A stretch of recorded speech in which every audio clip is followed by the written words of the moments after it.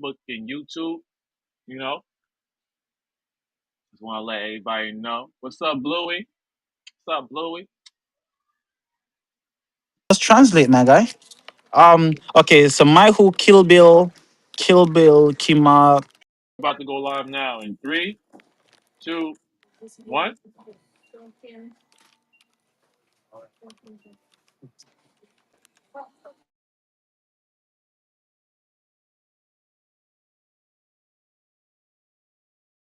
Expecting a Windows Doom today.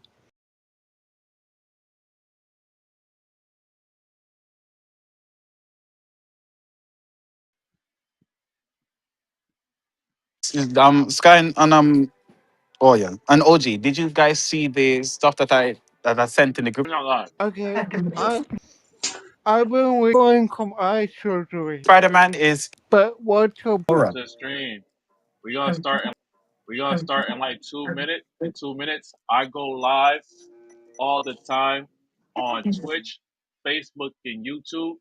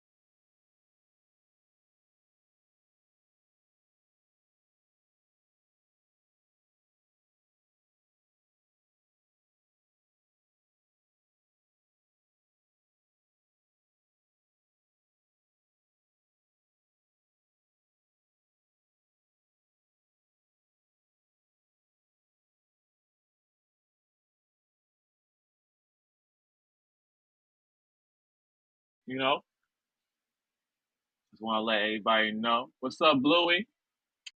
What's up, Bluey?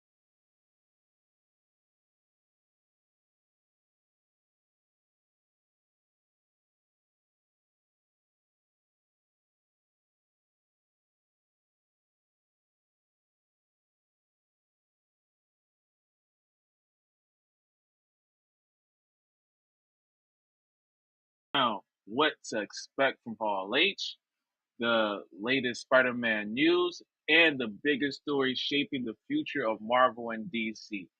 Joining me tonight is is my panelist, OG. OG, you in the building? Hello. Nas, you in the building? Yes, yes, I am. Sky, you in the building? Before we get started, I want to hear from all of you. What is the one announcement you're hoping to see at Comic Con? Is it Spider Man? A new Marvel reveal? A major DC Studios announcement? Or something completely unexpected? Drop your predictions in the chat because we're going to be reading your comics throughout the show. Here at Collide, we don't just react to the headlines.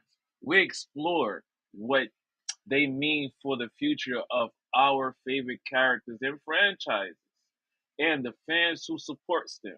So grab your comics and grab your theories, grab your popcorn because tonight facts starts the conversation. The community keeps it alive. Every fan has a voice.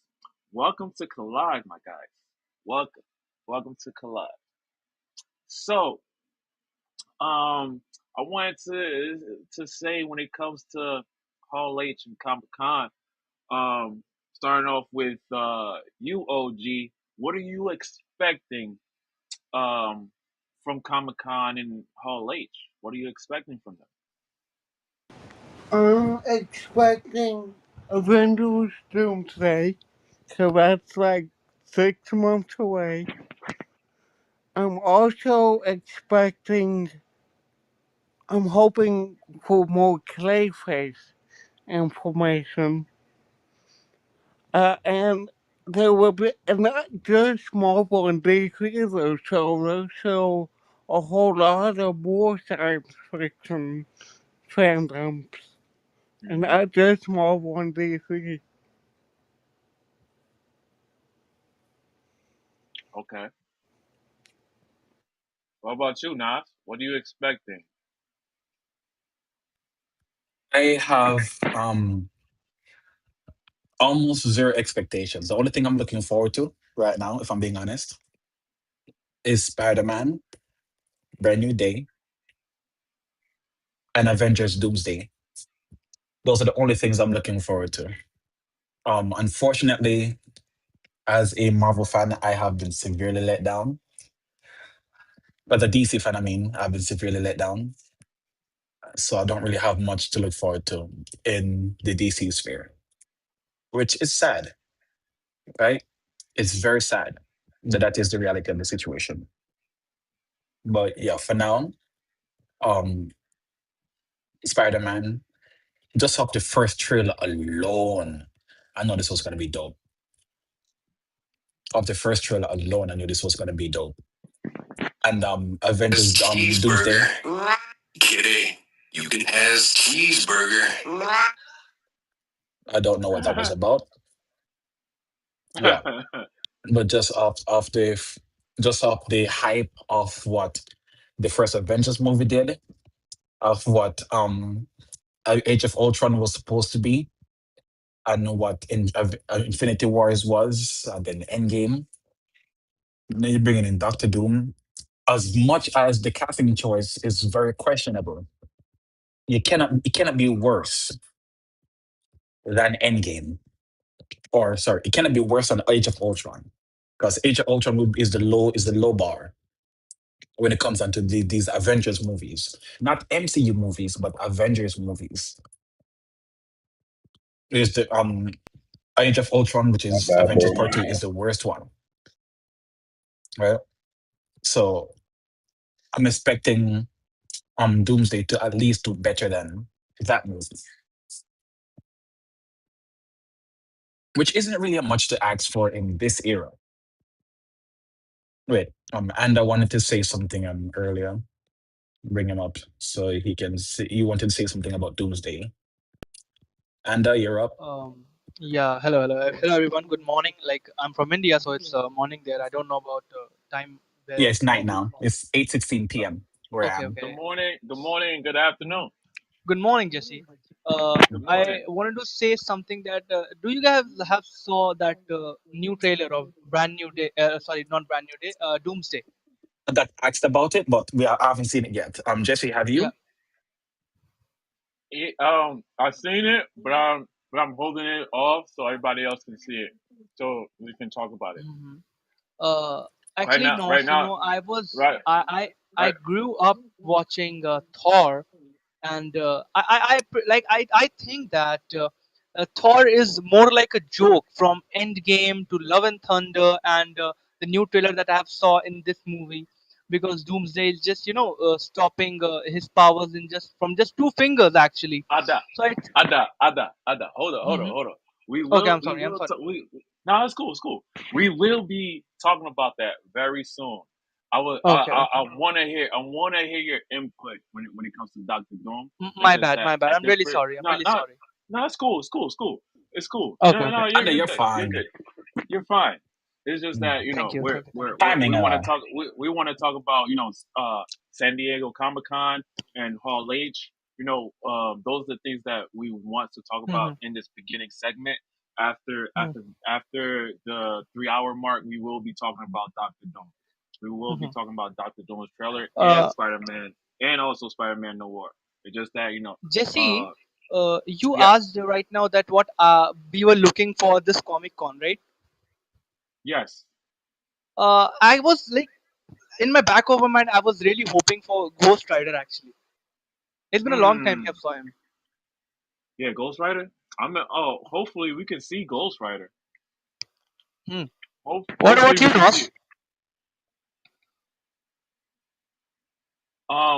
Nas is expecting Doctor Doom. He's not really expecting too much. Okay.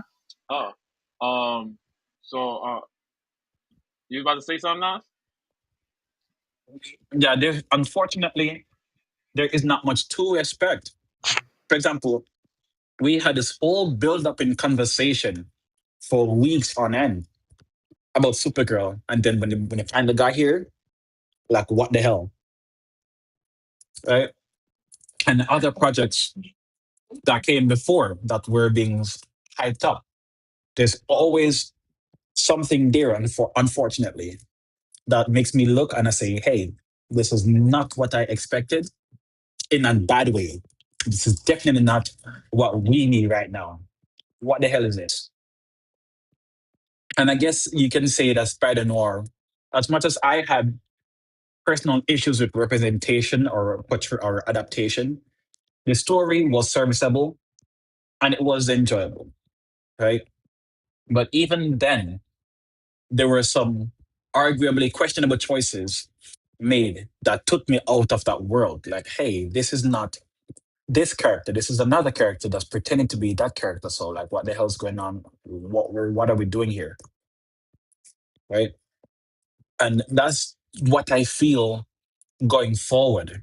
Like, there isn't gonna be much that satisfies the itch that I have in me to want to enjoy certain comic book adaptations.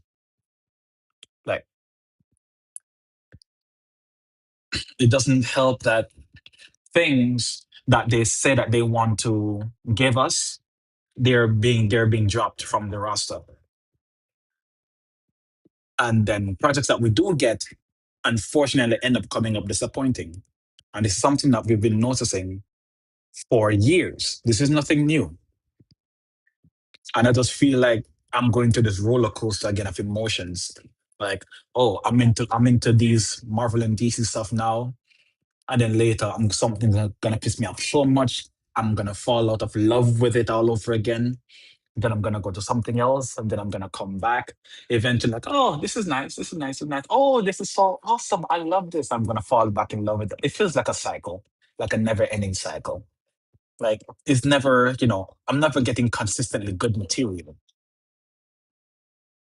You're gonna always be hearing these conversations about, oh, Marvel is back or DC is back. Oh, DC fell off, Marvel fell off. Then they're gonna hear about superhero fatigue all over again. and whatever other fatigue. I'm sick of that. I just want. Is it too much to ask for it to just get good stories on a consistent basis? You know. And in regards to what you said just now, and about Ghost Rider, technically speaking, we have a Ghost Rider in the MCU. Not just a Ghost Rider, we have two. That is, if they count it, which I really believe they should. We have Johnny Blaze and we have Robbie Reyes in Agents of Shield, Hmm. season 5. They both popped up because Johnny Blaze is the one who gave Robbie Reyes his powers in that story, in that story arc that they had going on with Hydra and all that. But yeah, The old guy with the horse as well. Don't forget about him. He came in yeah, yeah. But that's from the Nicolas Cage movie, and that's not what I'm talking about. That is disconnected from the MCU. I'm talking about within the MCU. how is it disconnected? But in the comics it is connected. Dude, listen to what I just said. We have this problem all the time. I'm talking about what we have already. He's Anda said that he wants to see Ghost Rider in the MCU. If that was the only thing that was said, then what? Then your statement about the guy on the horse would be valid. But I noted that we already, technically speaking, we already have Ghost Rider in the MCU already. That's my prerequisite statement. Not only do Yeah, we but have um not only do we have Ghost Rider in the MCU again already, technically speaking, we have two. We have Johnny Blaze and Robbie Reyes in the MCU, in the Agents of Shield TV series. That's what I was talking about. The Agents of Shield TV series gave us two Ghost Riders. The guy on the horse that was played by, I forgot, Sam Elliott, that is Hmm. in the Nicolas Cage movie, which is not connected to the MCU. Now, if they want to continue the multiverse storyline, whatever they were doing, they could let him cameo from there, fine. But that's not what I addressed just now. And hmm, did that make And sense to you? yes, yeah. Angie from YouTube. Yes, I am very excited about Spider-Man Brand New Day. What are you excited for Comic Con in Hall H? Write down your comments so I can be able to know what you're thinking. First off, what is Hall Um H? Because I don't know. Hall H is where it's like Hall H is like Comic Con for DC, but Hall H is for Marvel. Pretty much. With it, So for DC it's called Hall H. It's called Comic Con. For all intents and purposes, it's called Comic Con. But their panel is different. You got Hall H for Marvel, and you got the Batman, the DC panel too. All this starts this Thursday. This Thursday it starts. And I wanted to, since we're talking about Comic Con, I wanted to also bring up of what Kevin Feige said about Blade. He said Kevin Feige said feel like a gigantic loser until Blade not happy. So he feels hurt that um a failure for not bringing that out. I just wanted to point that out. So I don't know why he's talking about it now, where Comic Con is supposed to start happening and stuff like that. You know, I it,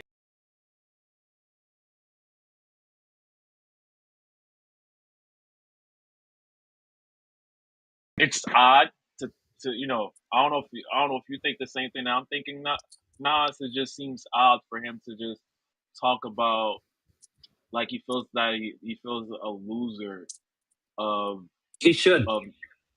I He mean, should. yeah, of He should course. feel like a bum. He Bro, should feel like a bum. How long ago was the Eternals movie?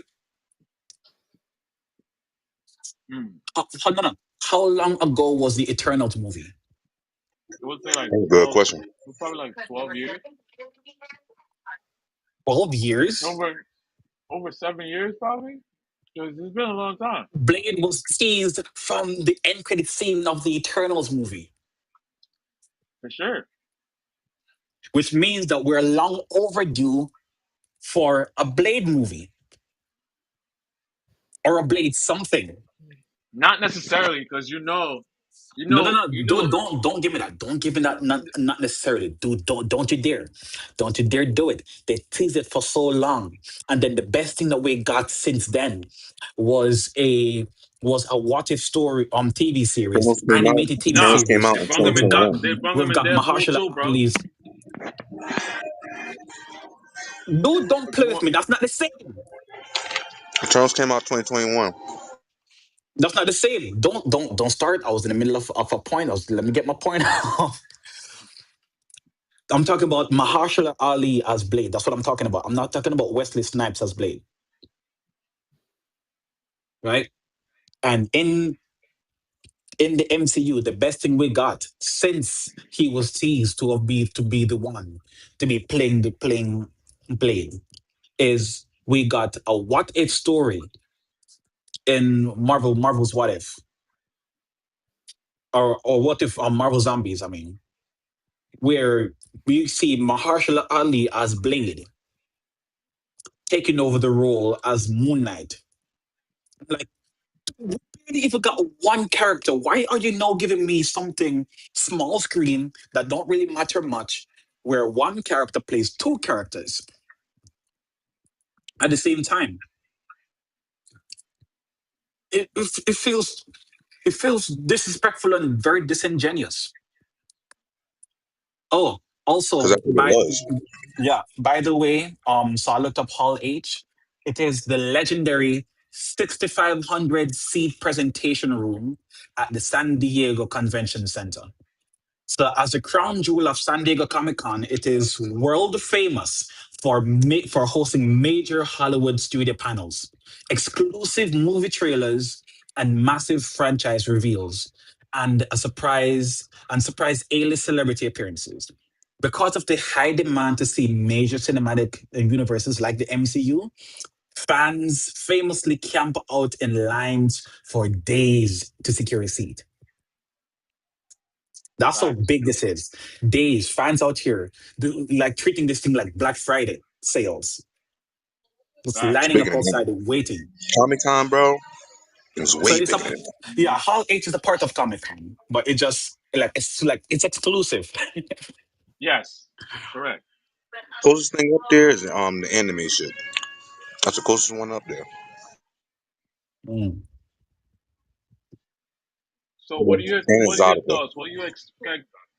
What are your thoughts, Sky? What are you expecting from Marvel? Because Marvel didn't really speak this year as much. I don't expect much because I think they just on route to getting rid of just getting everything finished as far as Doomsday. So they're gonna show you a couple Doomsday things, Spider Man. I don't see nothing like really major coming from Marvel.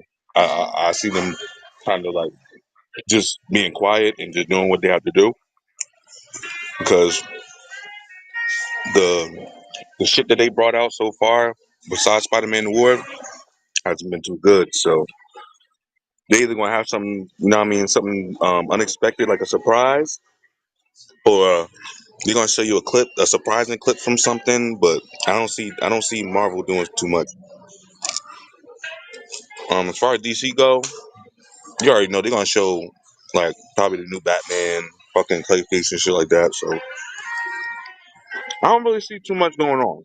I really don't. Alright. Um, Besides, Spider Man and Doomsday, I mean, it's not really much. what I'm expecting from Marvel is that a new trailer for your neighborhood Spider-Man TV series animated. I'm expecting a trailer from that. I'm also expecting a trailer from Vision Quest.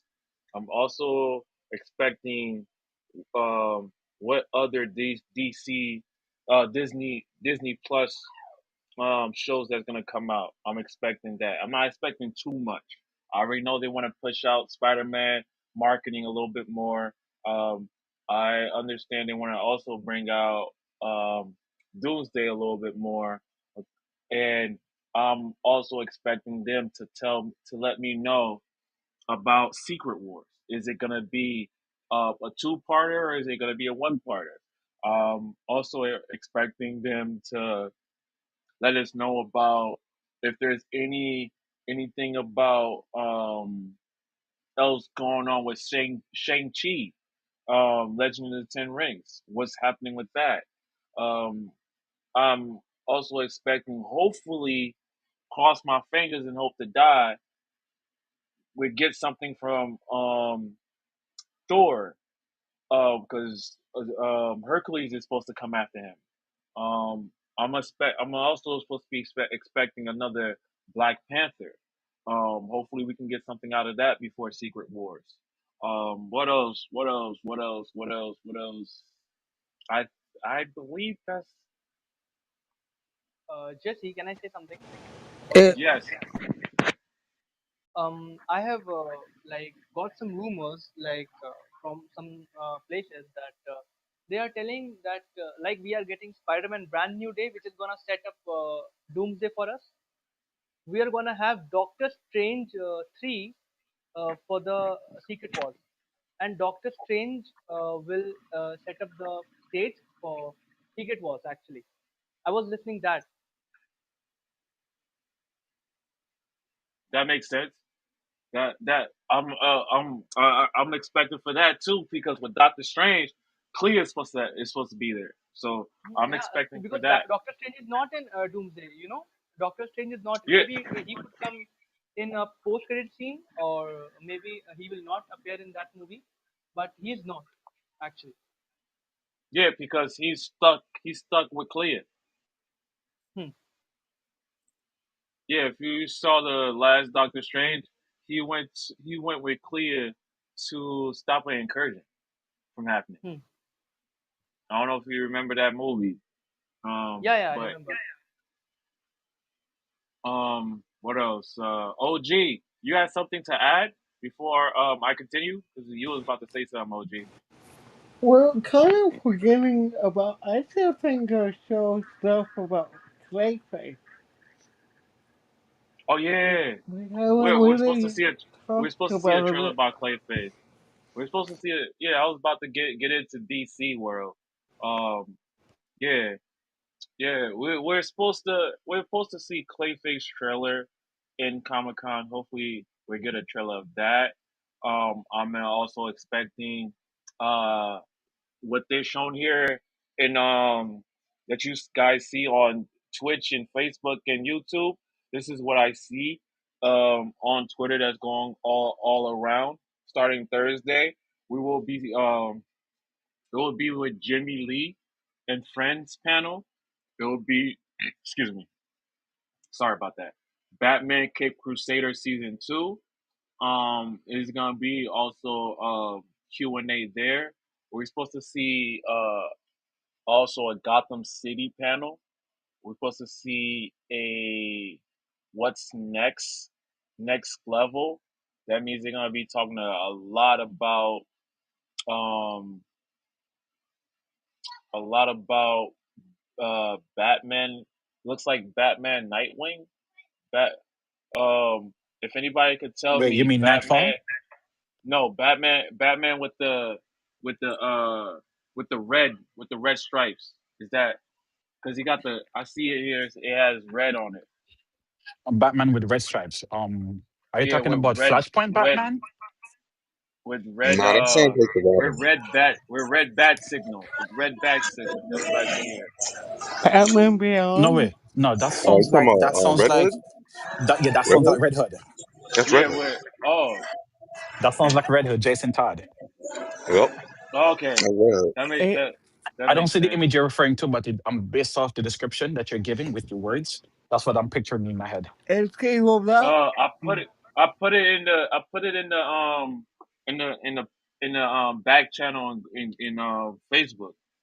Let me see if I could pin it. I did post it.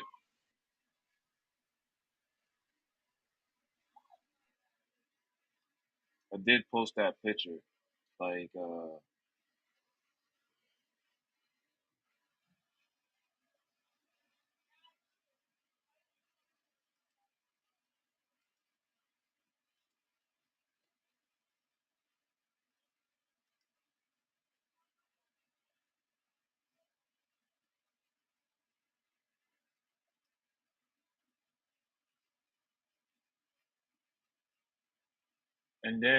and then we're supposed to be getting another My Avengers with Spider Man.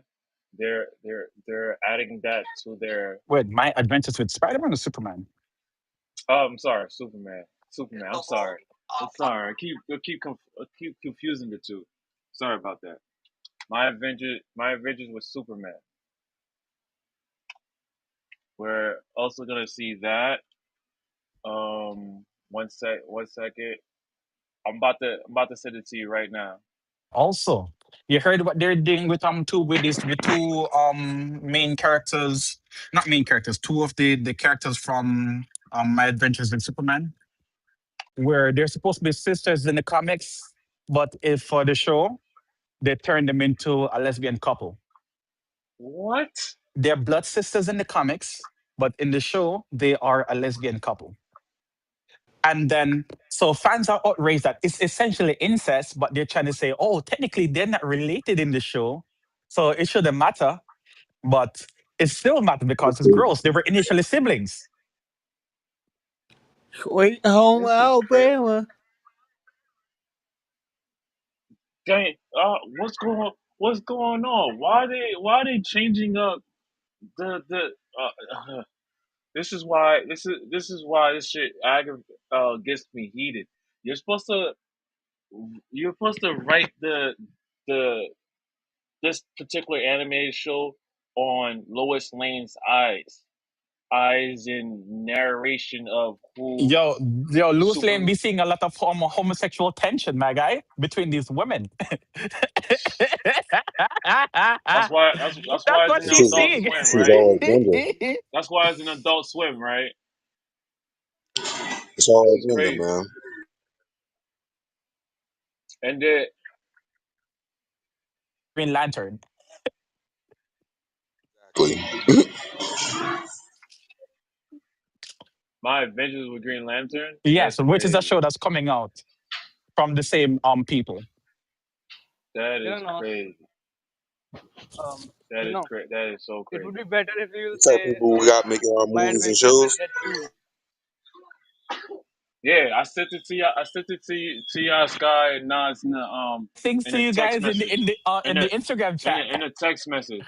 Nah, we always be talking about that. Like I said, it's gender, man. Can I be Like can I be America, there too? man. We Like, like for some reason they pushing that like whole like gender on gender, and that's really what it is. They pushing it on kids at this point.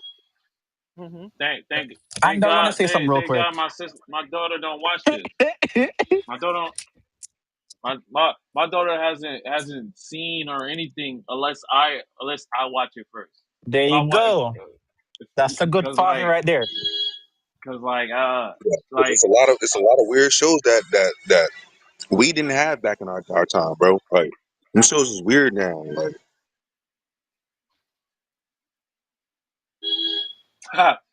why you said that, OJ? Sweet home Alabama. It's like you cursing out. It's like you Yeah, cursing man. out my Avengers with Superman. Is that what you Well, doing? well, no, he said about the lesbian couple and them being related. That's Sweet Home Alabama. I like that. I like that. That was a good one. That was a good one. It did. And I wanted to say something. Yes, She and been begging to say something. um, I was asking Nos, uh, do he find the essence before the like like that we got before Phase 3 in Marvel? Still, like because personally I don't find that essence in Marvel that I have got till Infinity War. To be very honest, Wait, ask again, please. I was asking that I was asking some experience that personally me, I never found that essence after Phase 3, which is Infinity War. I never found That's that fair. Marvel. Yep, Marvel was never same, but I'm expecting. I don't know why I'm expecting so much That's from fair. Doomsday, but I'm expecting so much from Doomsday. It could be wrong. I think so. I could be wrong, but yeah, we can hope for good ones.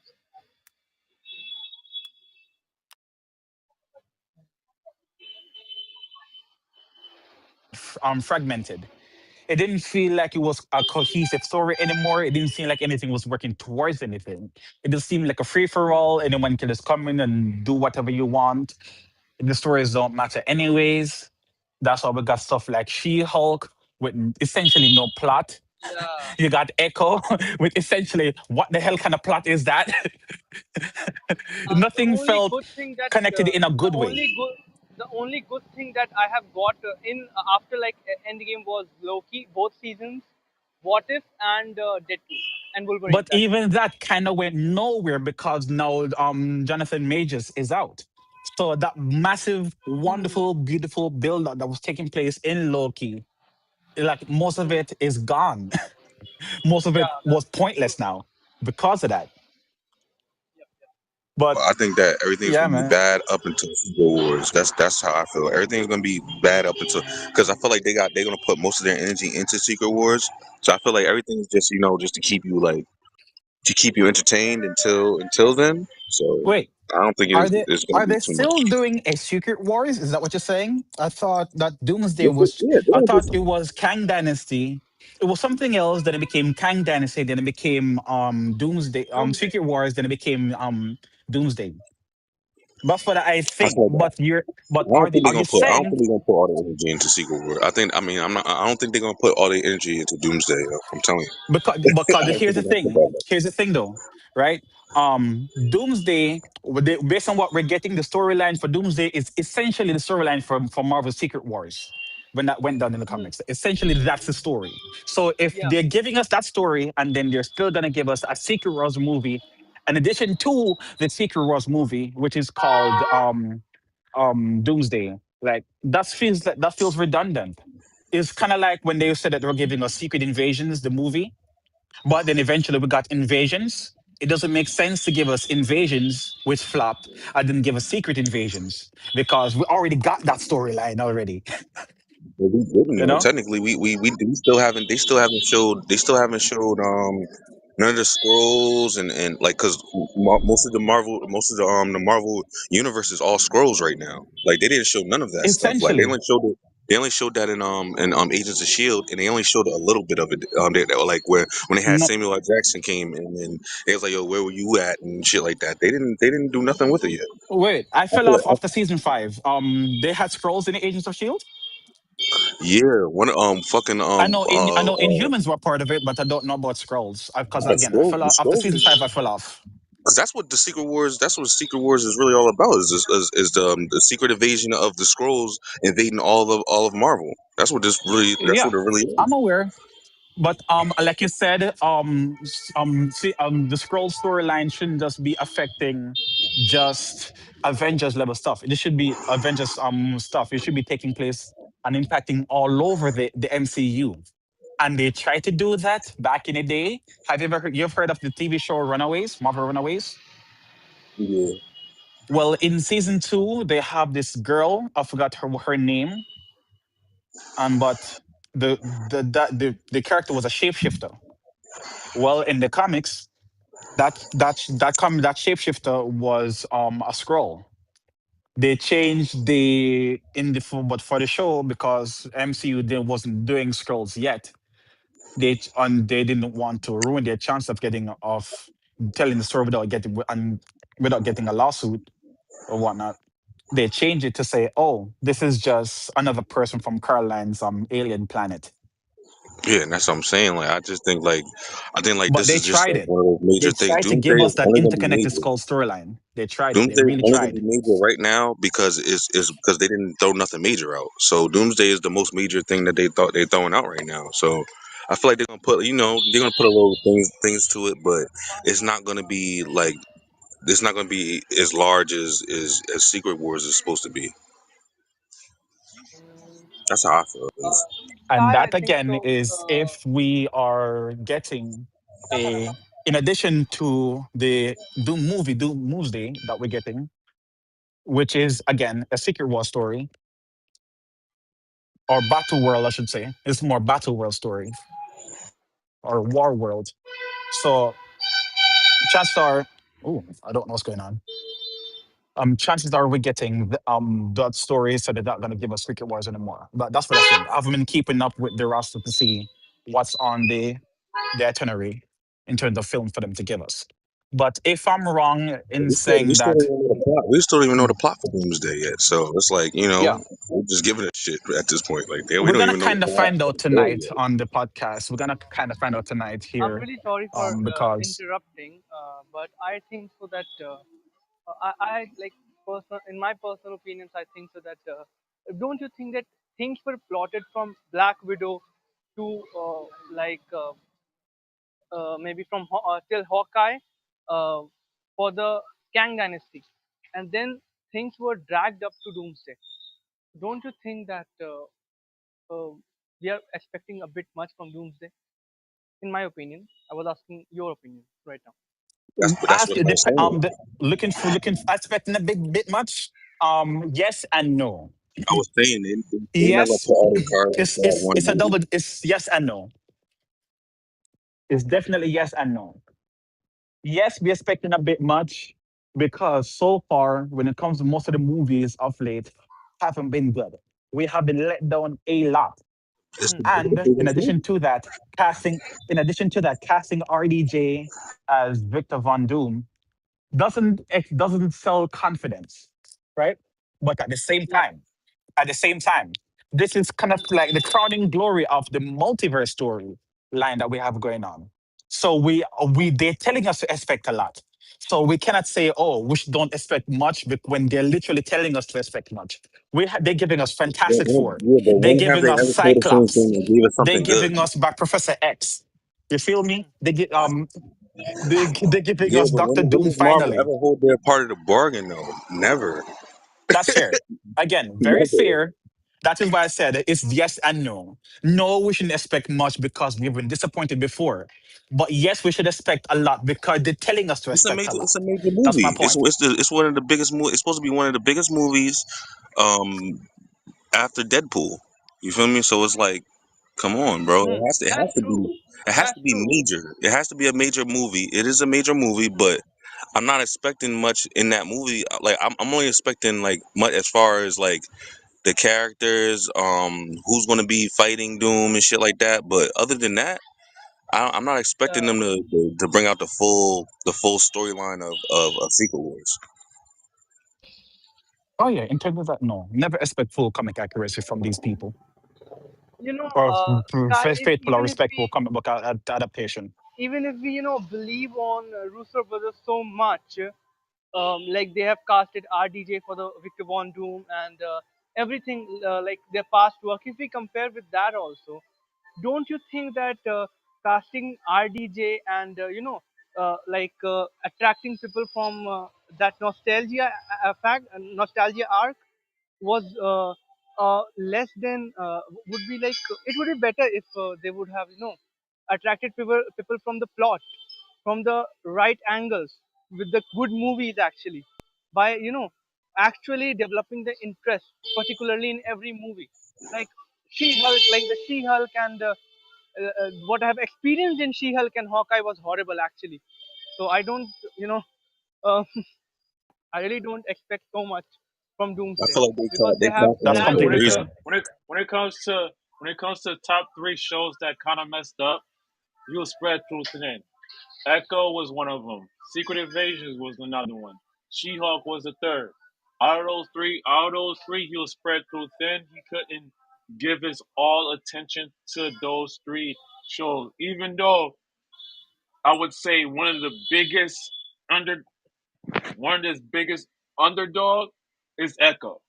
But people don't like that. Some people don't like Echo like that. But if it was up to me, She-Hulk, She-Hulk, and Secret Invasions was a letdown for me. Those two ones was a very big letdown for me out of Love that and Thunder also. year. Thor: Love and Thunder Love. also was a big letdown. I digress.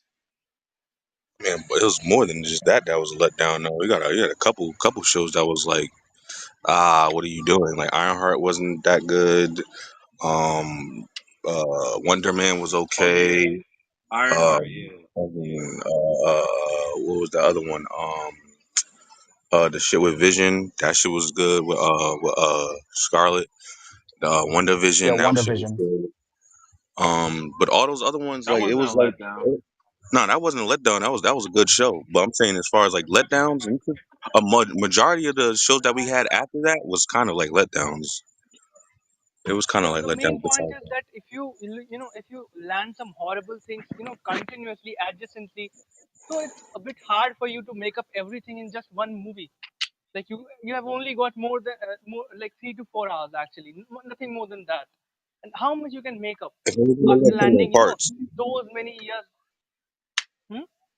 They probably put it in parts. Like this is gonna probably only be part one of Doomsday, and then part two, and I think they're just gonna put it in parts, and then it leads up to Secret Wars, Yeah, Secret Wars would or be. I it's have gonna be part of Secret Wars. expectations with Secret Wars, and Secret Wars will be better than Doomsday. I can still say you, but still tell you because they have plotted things for Secret Wars at the end, so, and it is there only. But they have plotted before everything for the Kang Dynasty, and they have dragged things towards the Doomsday actually. So I'm not expecting much from Doomsday, to be very honest.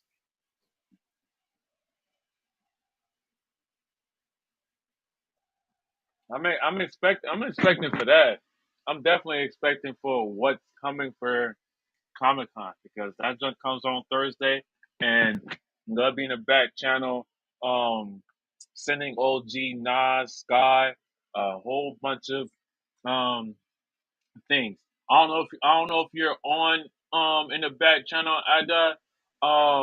Join us, follow us on Collide. You're gonna see our Instagram group chat and also our Facebook group chat. Wherever you lie on. I don't know if you lie on Instagram. I don't know if you lie on Facebook, but we have group chats that we constantly be talking. Even though we're here live once a week, we still keep the conversation going in our chats.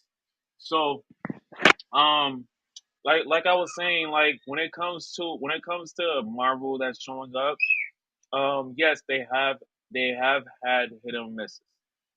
That I am not gonna disagree on.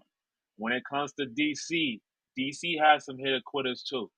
And from just looking at what DC is putting out right now, um, I still like want to go back and go back in time. Hopefully, we can do a stream after maybe in August or so when Spider-Man dies. Spider-Man dies down. Spider-Man Brand New Day dies down a little bit. I do want to go into, excuse me, Batman Absolute. I really want to go deep dive into Batman Absolute. I want to understand what this universe is all about and how um I'm gonna see it in live action because I want to go into it in the comics. They're bringing that out too. They're gonna talk about that in this Comic Con, that the Absolute Universe. So they're bringing out the whole can of worms here, at the whole Absolute of Spider Verse universe. So it looks like to me that, like I was saying before, they're bringing where in this generation hates rich people. So Batman Absolute brings that energy. I'm bringing out these broke ass Batmans, bro. Hmm, it's open. Already Hmm. Batmans. I haven't It get, experienced DC much, but I'm tired of them I bringing out have more. expectations from Batman too. Actually, so I definitely want to understand why they're bringing this out because I was researching it and what Nas was saying before. Batman is broke, and Crazy, bro. and and it seems like from this iteration, it, Sky, since you know about vibes like that, do you think this generation is gonna agree to absolute universe? Like, that's my question for you, Nas. Since you know the vibes and you know how um how the water how the touch the water and shit like that. So, what are your perspective when it comes to the absolute universe? You think this generation is gonna partake in understanding what this is as a storytelling perspective? Sky and Nas? Of the backstories, people are gonna be gravitating towards it just off the twist alone.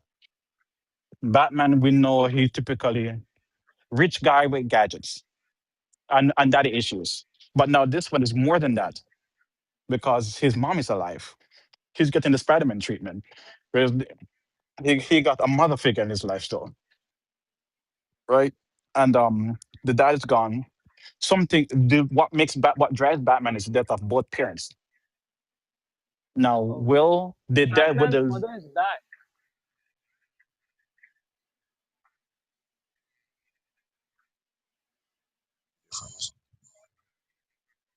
that Hmm. you have to think about general aesthetic, where instead of having just a regular size Joker or Batman or whatever, all of a sudden these characters are huge. Or there's something about them that's just different. Like, Who you gonna make as Batman for that? Like for real? Like you gonna have to give like you got to get like fucking Bautista or because somebody. look at you. Did you see what Bane looks like? Bane is the size of a building when he transforms. Yeah, that's what I'm saying. Like a lot of it. That, but that's why I'm saying like they gonna have to animate it. Oh. That shit ain't gonna be. That shit is not gonna be live action, bro. I promise you that. Hmm. She Yeah. fine. So. You feel me? Yeah, I know the whole storyline, man. It's just you know what? I don't think what me personally. I don't think the storyline gonna go just because like I know people are like used to Batman not like used to Batman having money, and what they're showing is like Batman without the money. But we already had a iteration of that, and you seen the Batman. That shit was garbage. That shit didn't feel like Batman, and hopefully they have to make sure that this absolute Batman feels like absolute Batman. And it feels like Batman still. Like you can't just make a Batman and they expect motherfuckers like just get used to it or accept it because Mm, it's a good storyline, but it's a good storyline, but it's kind of cringe, like it's not going to be what a lot of people was expecting Batman to be. It's just like it's like the whole opposite. The only difference is he still doesn't kill, but he still So he's it's out still here different. chopping off people's body parts. Yeah, yeah, but the only difference is he's not killing nobody. Hmm. He just cut your leg off, and you over there like, Yeah. oh Yeah. my Yeah. leg. We are talking about Robert Pattinson one, right? mm. I mean, all So the so absolutes are crazy though. so you're saying like with Sky, so you're saying like with this generation that don't like rich people right now, it still ain't gonna gravitate as a storytelling animated form. I don't think so. I mean, it's cool that I mean everybody don't like rich people, but no, I mean you're taking a character that is based upon being rich, and you're taking them and turning them into really a normal, actual normal human. He's a normal human being. You just took away Yeah. his powers. You took his powers away. His money. That's Batman's power. His money. And you just took all of that away and gave him a hammer and some Thor shit Mm, and changed him into a construction worker. Like, come on, bro. Like, the Um. storyline mm, fire, but it's like, come on, bro. Like we already had a different iteration of Batman that didn't go Mm. well. when he had a But fucking rope grappling hook. His fucking Batmobile was fucking scrap parts of a car. Like that shit. Nah, man, I ain't like that shit. Yeah, So that was so a bit so hurting. my last question for you, Sky, is that what in what time they should have brought out Batman Absolute if they wanted to bring it out? What generation they should have bring out Batman Absolute? Even though I'm Maybe hearing like what you're saying. 2015. Maybe like 2015. I think they would have. I think that would have been like more like So I could 2015 go between with that. 2015 and 18. also, please bear in mind that the story isn't exactly canon. It's canon, but it's not exactly canon. Why? Because Darkseid is the one who created this absolute universe. So in other words, the status quo Batman is around somewhere in the same universe, but some Darkseid is something, and he changed it. He had to remake the this universe into something that is supposed to take away hope from them, to let them know, hey, they are powerless. They can't stop what he's doing. And he's just trying to make their lives as miserable as possible, making Batman's ops as hopeless as possible, to make him feel like it's hopeless to defeat them, but he's still trying. In other The reason words, why he's testing I their actually like gangster, that's why the reason why I essentially. like the storyline because the storyline it looks like, nah, I mean, you made Batman all big and like he's still trying to be like a superhero, but at the same time it's like and the only thing that's good about the whole thing is the gore and the whole like the fighting and the people and the villains is all OP. Like that's the only good thing about the whole situation. As far as the whole like as far as like that particular thing goes, it's like that's kind of cringe, you know. Yeah, like I said, the main thing that this storyline has going forward for it right now is the aesthetic, the general art style So, of what these people look like, Yep, and the that's memes true. So that are going along with it to say, ah, you see when you see how Batman looked the first time around, you're like, oh, this ugly. But then you saw what he's height, like, ah, and then you saw Bane, you're like, ah. They saw Catwoman, like, so ah. so You know, so Nas, you're saying you're are you in agreement with Sky saying that they should have brought it out 2015 if they really want to bring out the Absolute Universe, not now in this generation of time? That part is inconsequential to me. I'm just interested to see where the story is going. And my Oh, main you didn't beef, care. You didn't care if the, it came out 2 years ago or 3 years ago. You ain't care. You don't care about that per as se. long as no, as long as I know that they're not changing what the characters typically are or what they're like, and what they're supposed to represent and whatnot, and they tell me, oh, this is just temporary. We'll get back to these. We'll get back after this commercial break. I'm like, okay, cool, do your thing, rock Well, out. That's how I Sky's in look a at it. di- Sky's in a disagreement with you, bro. He's saying that they shouldn't bring Absolute the Universe only because reason it's I getting said that, the cringe. only reason I said that is because around that time, that's when they started bringing out a lot of the dark movies, like Mm. like superheroes getting killed and them like going through mad stuff. Like that was around that time, so Yeah, that's the only but reason I guess said what? it. When they brought out command, when they gave us the authorities, no one cared. Like we get a Batman in Midnighter who he's about, yo, if niggas gotta die, niggas gotta die. For the sake of keeping crime down, for the sake of a safer city, for the sake of a safer world. If people gotta die, they gotta die. They gotta die. When I they rather created, that Batman than the last Batman, and I but rather this Batman than the Batman. I rather that than no, you old don't. boy with I'm the gonna prove to you vampire. why I say you don't, and why I think you're full of it right now. And Why? here's why I say Wow. that. Because Absolutely. I already told you what Midnighter is like. He is in a gay relationship with Apollo, which is supposed to be that version of Superman. And you guys, when I told you guys that, you guys didn't You like definitely it. did say that. Wait. Exactly. We talking about absolute Batman is No, in a relationship with no, no, Superman? no. I'm talking about Apollo and Midnighter, which is their version of Batman and Superman. I know Sean. Yeah, I know Sean. Yeah. Jesse. Yeah, Uh, Apollo, I forgot, don't remember his deal, but Midnighter, he is like Rorschach and Punisher, just but on Batman in one. Like if people gotta go, they gotta go. It's their time. hmm. You're not gonna cause them more problems. You can't. Don't we're not gonna worry about trying to put you into an asylum, get you recuperated or whatnot. No, you're getting death. You're getting unalived, Mm. and that's his timing. And then after he's finished, he goes to make out in the sky with Apollo. Like, yeah, Well, we can't hide the fact of what the agenda is of all the stuff that we are going through as far as movies and shows. We can't hide the fact that they're going like same gender agenda, but as far as like Yeah, for as sure. far as the storyline goes, I mean,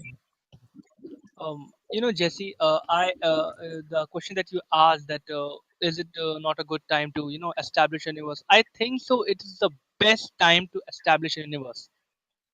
Because I think like this because I think so. People are really interested to see Batman and every DC characters, but actually they are not getting something that they could latch on. Okay, like if we talk about Robert Pattinson's Batman, okay, that movie was good. In my opinion, the movie was good, but I didn't feel like he was he was Batman. He was more like a police who is solving some crime. shit was garbage. That was Batman Yeah, if it was Batman if Batman was a regular person and wanted to step outside and do something about yeah, his neighborhood. yeah. Because Jesse, if you think about Batman, we get some personality which is gonna head to head towards Iron Man. He got technology, he got a cool Batmobile, he has got a great horror cave where he lives, some crazy ass technologies, but you know they didn't deliver us that. The whole I movie think He was did like saying not. a that I that movie promise was a you. missed I opportunity. promise you, they're not gonna take Tony Stark's whole way he is and then make him normal. How's he hmm, building an Iron Man suit with no money? yeah.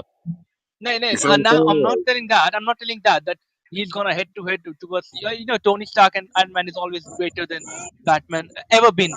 But I'm just telling that Like, yeah, that's they crazy. should have yeah they should have shown something that we could latch on. Like it could be anything. The worst part of the movie was the Batmobile. Oh my god, that was literally horrible. That was an old I can tell you the Mustang. worst part of the movie when he said, "I am vengeance," and not "I am Batman." Yeah.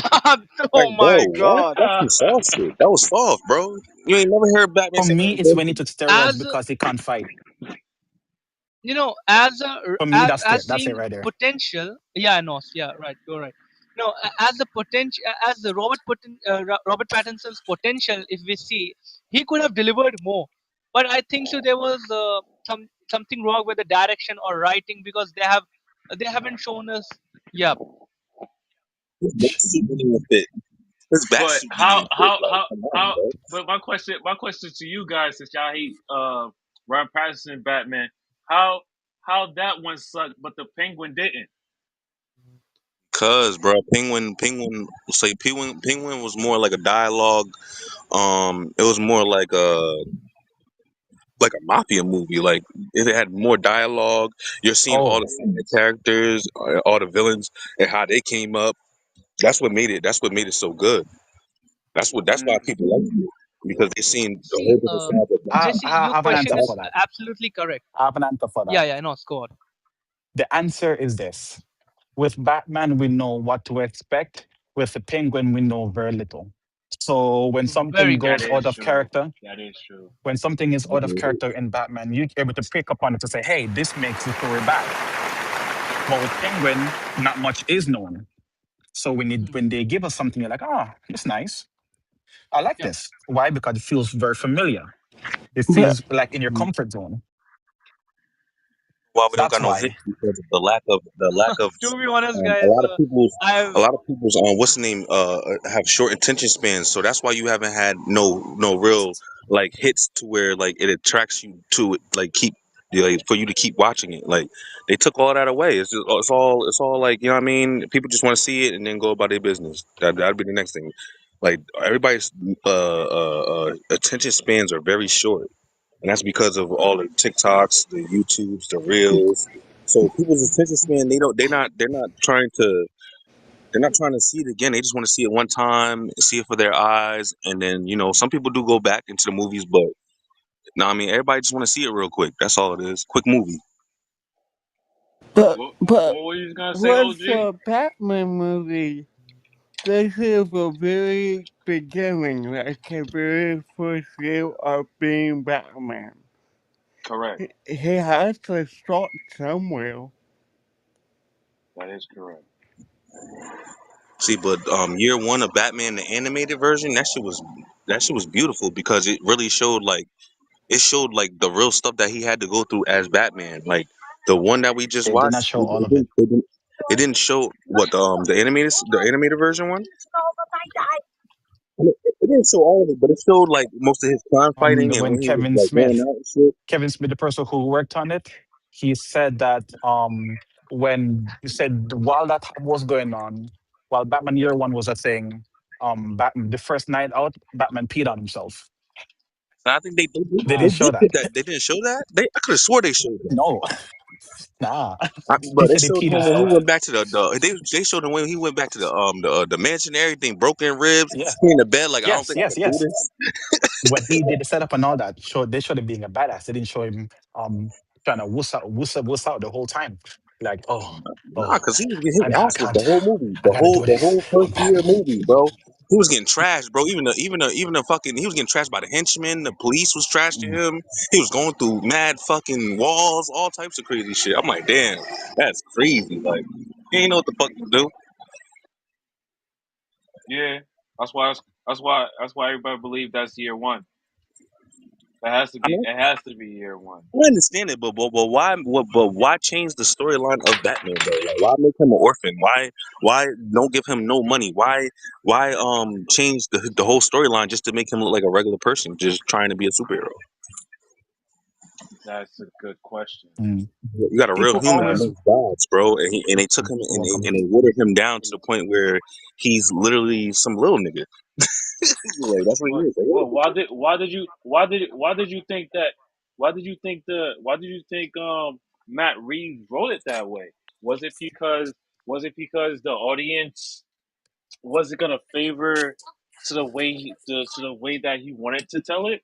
No, no, no, no, no, no, Because no, no, mind don't do you, that. That's how you no, wanted to no, tell you it. gotta, no, you gotta understand. Like when it comes, we still didn't get a Batman Part Two yet, because he's trying to figure this out. You know what I mean? Even though he's like going through his sickness or whatever he's going through mentally or health wise, we still didn't get a Batman Part Two yet. It has to You have to account for that too, guys, that it has to be a particular reason, because when you're doing a when you're trying to give a story when it comes to um either Batman or Justice League or Doctor Doom or Secret Avengers, and you trying to the portray it in live action to the audience, you have the audience in this particular generation has to like it. If they don't like it in this particular generation, they're gonna be like, nah, no thank you, man. Sayonara. And if But I'm the wrong, our let me general know. audience did like it. That's not true because guess what? That movie The was general garbage to the audience masses, did and a lot like of it. people liked that movie. That And movie made a that lot of movie was money. garbage. People liked it, But that movie. You know mm, why? Oh, because he was a detective. What the fuck? Batman always been a detective, bro. What are you talking and about? he was hella emo. And a lot of people these days they feel hella emo. I'm cool with the dark, like I was cool with the dark effect, Vibes. but like I said, It's not about story, it's about vibes. And you know whose fault this is too? that's The true. other thing, this is y'all fault. This is the fans' fault. This Yeah, because but that they no whole no no. that storyline wasn't even canon. They That keep shit didn't have nothing to wanting do with DC. it is DC, but it's just not within a connected universe. Yeah, It's elsewhere. that shit doesn't apply to us. Like Yeah, that shit don't apply to us. it exists because of as in the fans. You Yeah, but guys it keep don't exist. wait. I'm not done.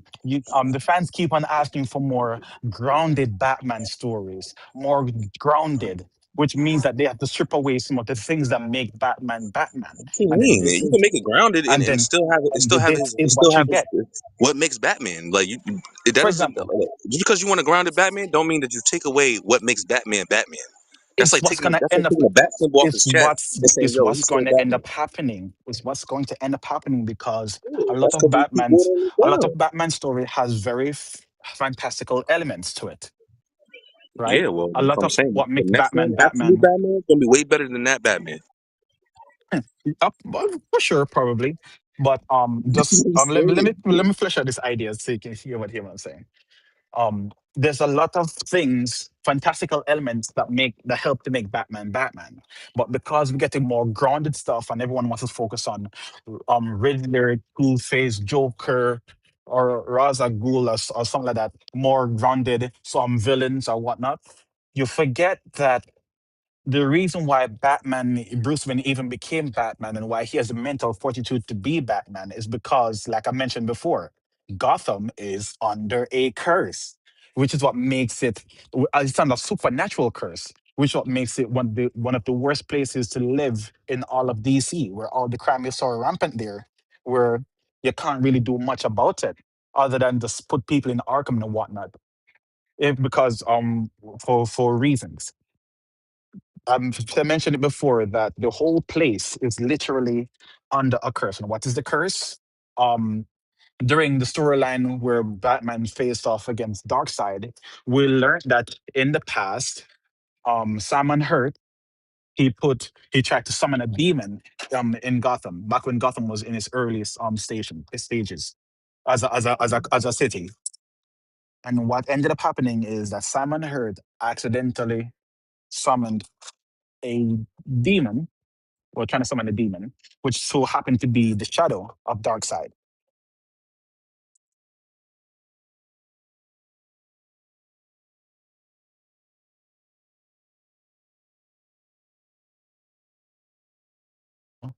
In the shape of a bat is all over Gotham. In other words, there's nothing natural or grounded about that. The place literally drives people crazy. But you'll never find that out because you only get quote unquote grounded stories. There's a fantastical element to what makes Batman bad.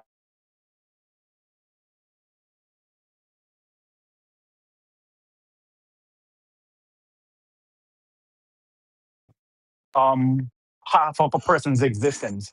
I didn't expect them to still function at 100%. That's So all. yes, you guys are to blame. That's all I was saying. I mean, I The fans are understand to the blame. whole full grounded Batman, but I I don't want no Batman that ain't got no money. Like what? Question as well as to is Batman Batman because of his wealth? And here they're trying to answer the question by saying no. At least what's us what I think the To writers are me, going for. Batman is Batman because of Ain't his going wealth. nothing. Because of his wealth. Yes. Yes, it is. Meaning that is That's true. He's only human. What the fuck? But you have to train. See, but the thing is, they're missing the whole achievements of Batman before he became Batman. Nigga learned oh, every single fighting it's style. fair you say Nigga that. literally had to go and learn to be a detective. He literally had to do these things. And he You had feel to me? have the So money yeah, to a do it regular too. person can do. Yeah, so that's a very cool point as well that you're Yeah, bringing that's up, all you got Spam. to do. Be Because open, this put in the version of work. Batman, this version of Batman, he's more aggressive and less skill. He has way less skills under his belt than the regular comic book Batman. But then He's gonna be again, tearing after shit up. all is said and That's all done, it's gonna be. Like I feel like it's not even gonna be like absolute Batman. Not even gonna be like he's gonna be detective like, but not as much. Like I feel like it's gonna be more true. like fighting. It's gonna be more like I'm beating niggas up type shit. Like that's how I feel. And then at the same time, he's being expected to function at the same peak quality that he did prior to this event, which Hate makes no on sense Batman, because bro. you can't strip away from a character and then expect the character to function at full capacity. Yeah, and they be hating on Batman, bro. Batman the In only other human words, being, only human that has no powers, and he still does upkeep on everything that goes on in DC. essentially, people love Batman for the vibes. They don't love Batman for his story Because they took away Batman's story because for real. Like Batman was an yeah. icon back in our time. Like Batman's not an icon right now. He's just like a superhero or like a cartoon that we watch or like hey, look, it's Batman. New generation don't know, ain't gonna know. Like new generation ain't gonna attach to absolute Batman. The only ones that's gonna attach to that is the ones that know what absolute Batman is, knows the absolute universe and shit like that. And They're who the are only there ones for that's the going to vibes. accept And who are there for the vibes. it. And that's what I'm saying. Yeah, facts.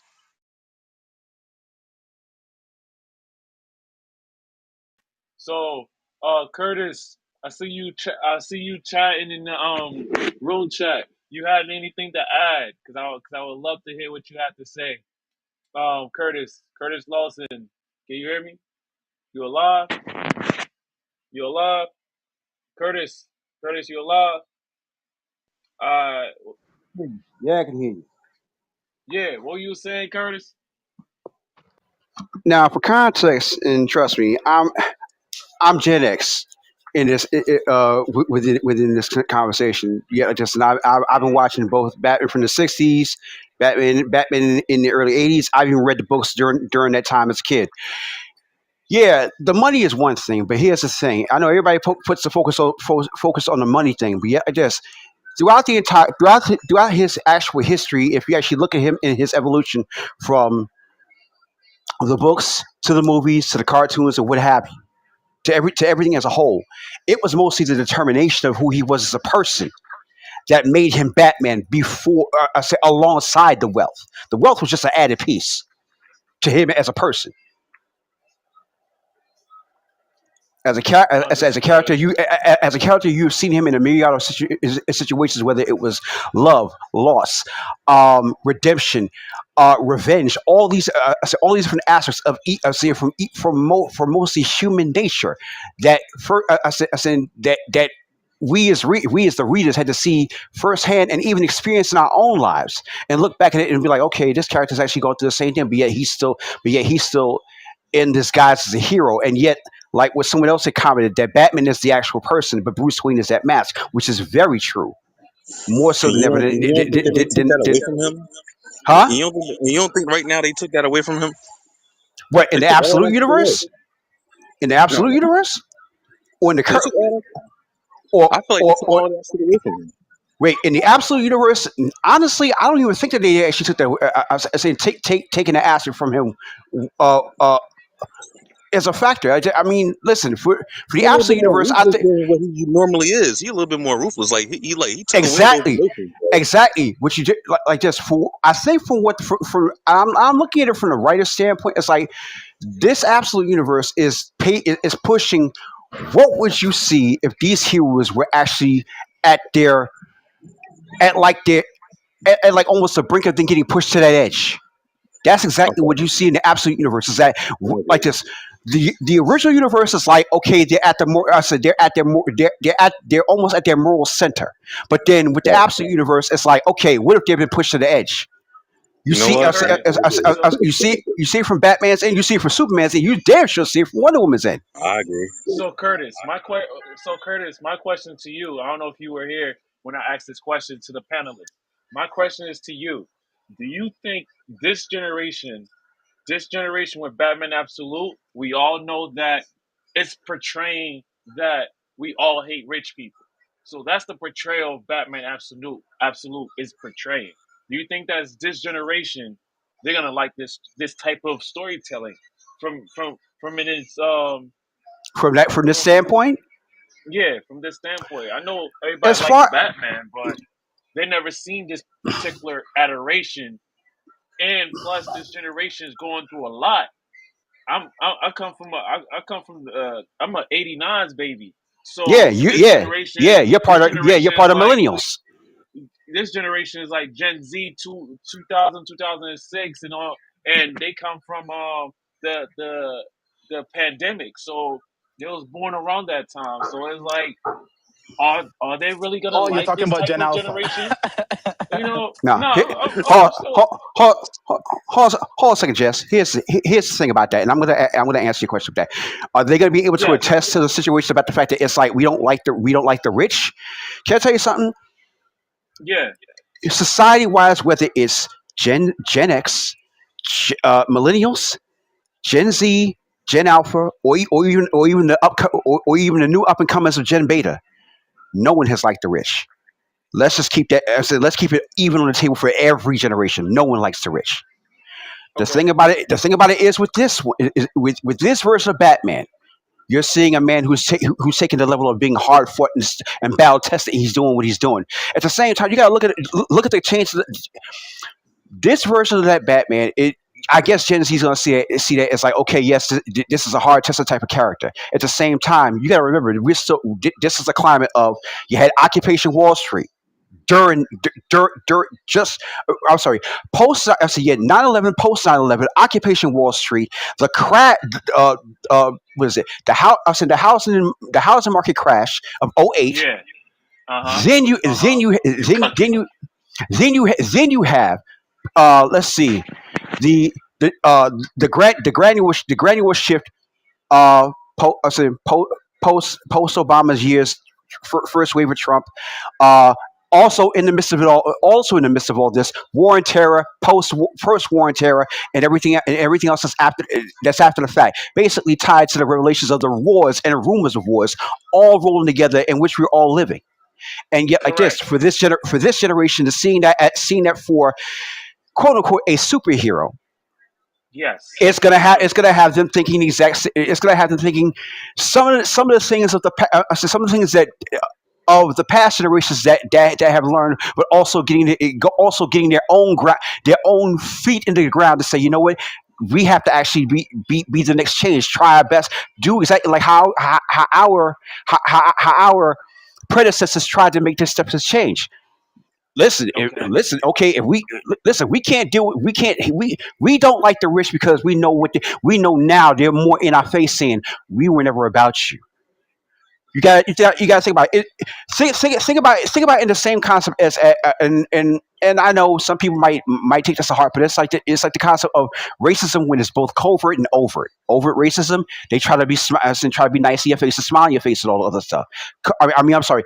Overt racism, they're more so direct. Covert racism is like smiling in your face and all that. Oh, you're articulate for a black person, like listen, that type of thing. If you get where I'm coming from with Yes, I this, Yeah, understand where you're coming that from. kind, but they feel like that those kinds. now. No, no, The whole Batman thing is him being rich was around the time of him coming out.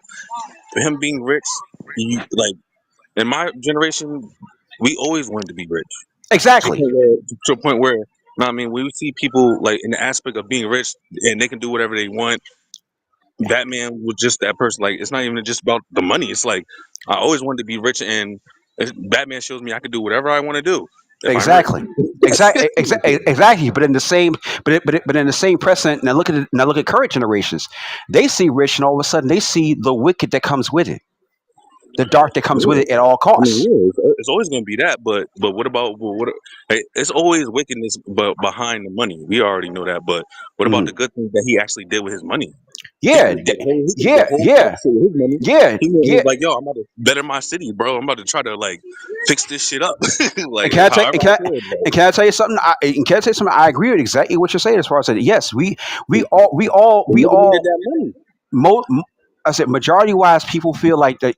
I said, oh, whenever they had the idea of like I want to be rich, um, it's to the point where this yes they want to be able to do what they're supposed to do is actually be good back, be bring go do right for the community, and so on and so do right for the community Yeah, as well as supposed to take care of yourself. Batman gonna be able to do that, bro. I promise you that. Like Yeah, yeah. Batman we gonna get right I'm now, saying, he can't yeah, do that. He can I'm do as much saying as he can, but he's not gonna be able to change. He's not gonna be able to change Gotham just like the overnight. first Batman couldn't do it. You feel me? Like even Batman with all that money couldn't do it. Yeah, So it's like, Bruce Wayne for all his time from the time he started even up until Batman Beyond, he did everything he could to try to actually improve the city. He made improvements, but so the money didn't really mean anything. It was just he used the money to do whatever he needed to do as far as his city. That's it. yes, he Like, did. He had to use his way to do whatever he needed to and do for then the but city. that's what I'm saying. Him taking away his money is going to make him harder to do his job. That's all it is. Now you're just giving him a greater challenge of, and it's Batman, bro. He takes every challenge and conquers it. So you taking away his money ain't gonna do nothing for you. Like that doesn't do nothing for Batman. Like he's still gonna be Batman regardless. Yeah, But the money is his superpower, bro. Like he's the one who put the Justice League space station up there. He the one who paid for that shit. They didn't pay for it. He paid for it. That Yeah, Justice League twice, Hall of Justice. twice. He The paid Hall for of that Justice, shit. the Hall of Justice, the Hall of Justice, the Yeah, Watchtower, he The paid Happy for that. Harvest Highway, the Happy Black Harbor Hawk didn't Hideaway. have Justice League, nigga. All that was him. All That's of what I'm those. saying. So The it's remote island for Young Justice, that was him too. exactly. So it's like, bro, Hold, hold, even he probably even built Titan's Tower for them. Oh hold no, that, no, that was him. That's what I'm saying, bro. hold that. This is a fun moment. This is a fun moment. Mr. Brown, I know you want to add something to the conversation. Same idea, same thought. What are your thoughts? The same question goes to you too. Do you think that this generation is gonna gravitate to Batman Absolute? You're on the floor. It's all about justice, baby. You know, this generation is more interested in seeing that justice being dealt. And it's no longer about waiting your turn, it's about taking it. And I think that's why they're going to gravitate to this Batman because that's kind of always been his thing, right? You know, he's a vigilante. Police can't do it, they won't do it. He's going to do it, take it upon himself. With no money.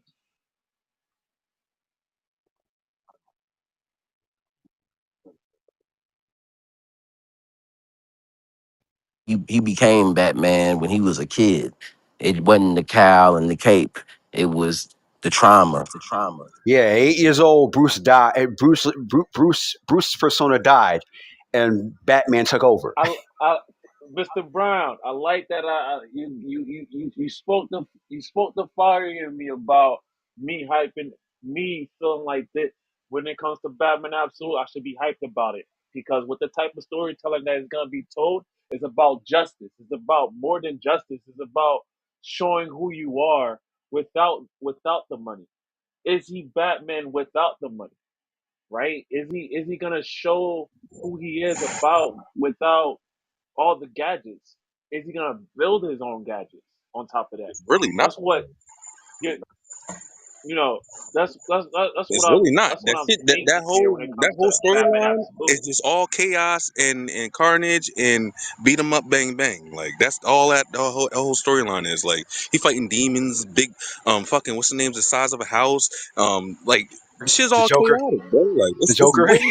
it's way more than just justice, bro. That shit is on a whole nother level. That's not even justice no more. Like that's just like yo, we about to make this nigga do some be on some no hold bar shit. Like that ain't even about justice no more. He like, I'm justice, but I'm about to really chop your shit up.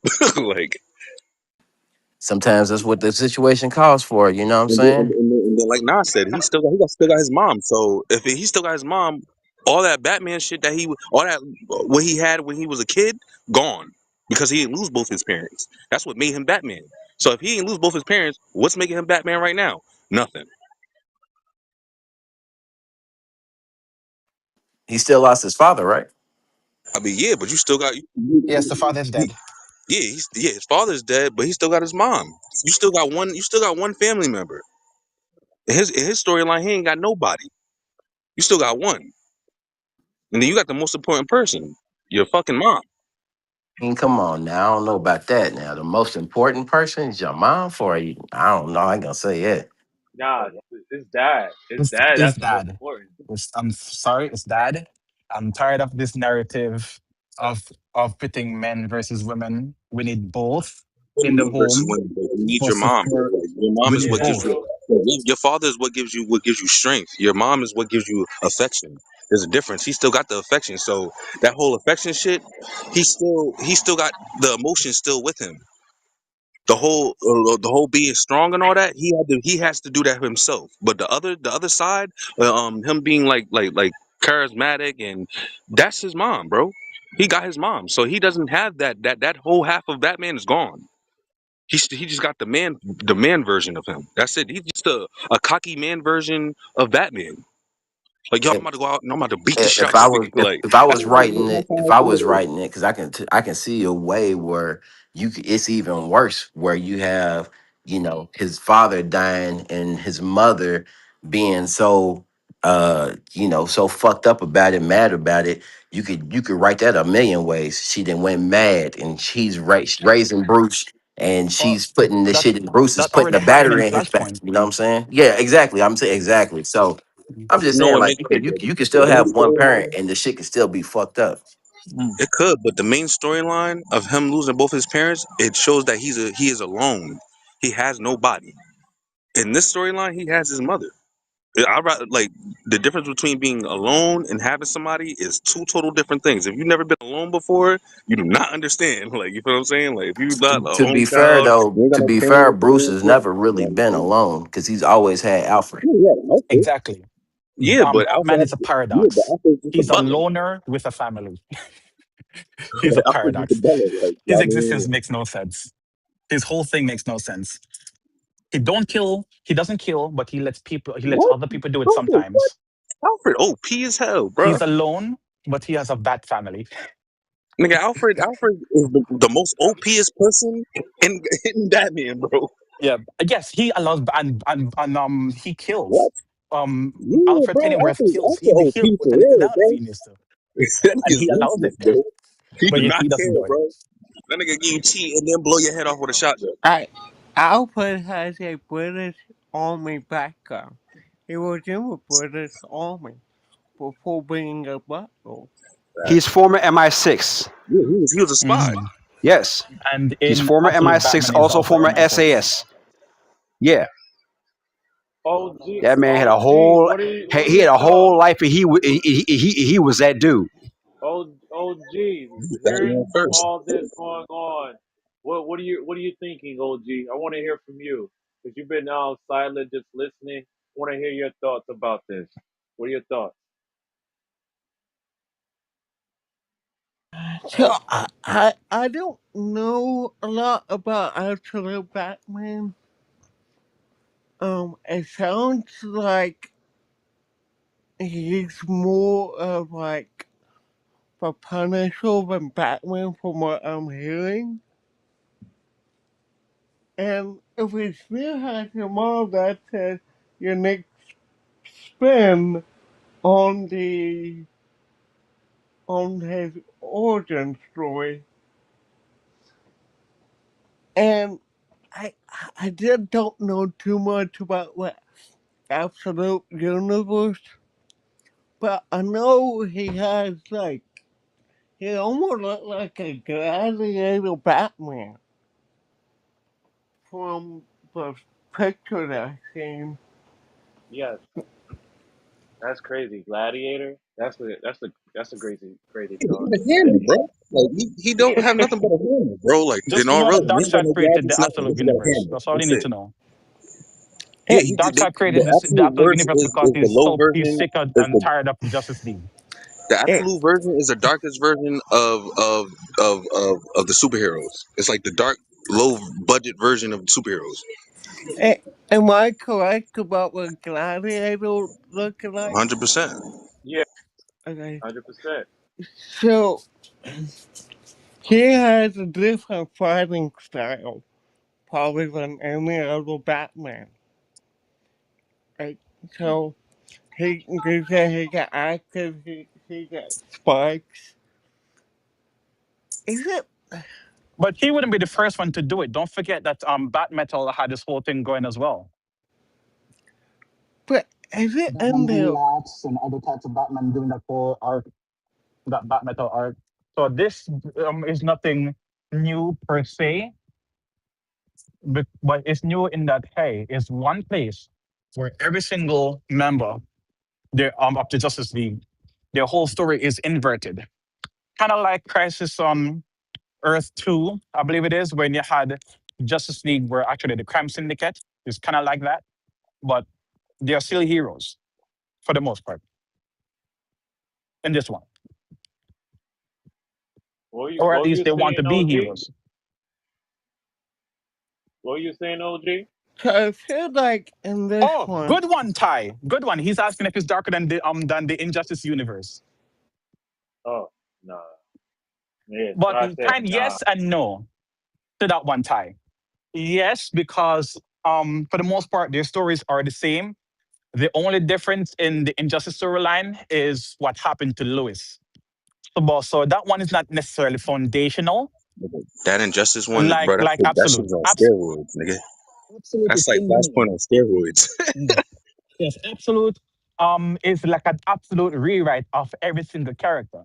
So in that sense, it's darker than what. Like I said, but that's a good question though, Ty. That's a very good question. It sounds like he's referred to the Tales of the Multiverse story. He's talking about like the Injustice storyline where Superman ends up killing everybody. He becomes And like he the killed controller. everybody because Joker killed Lois Lane. Yeah, Joker tricked him into he thinking did that more than that, bro. Lois Lane He was killed Lois Doomsday. Lane and blew up Metropolis. He killed Hmm. Lois Lane and blew up Metropolis. Mhm.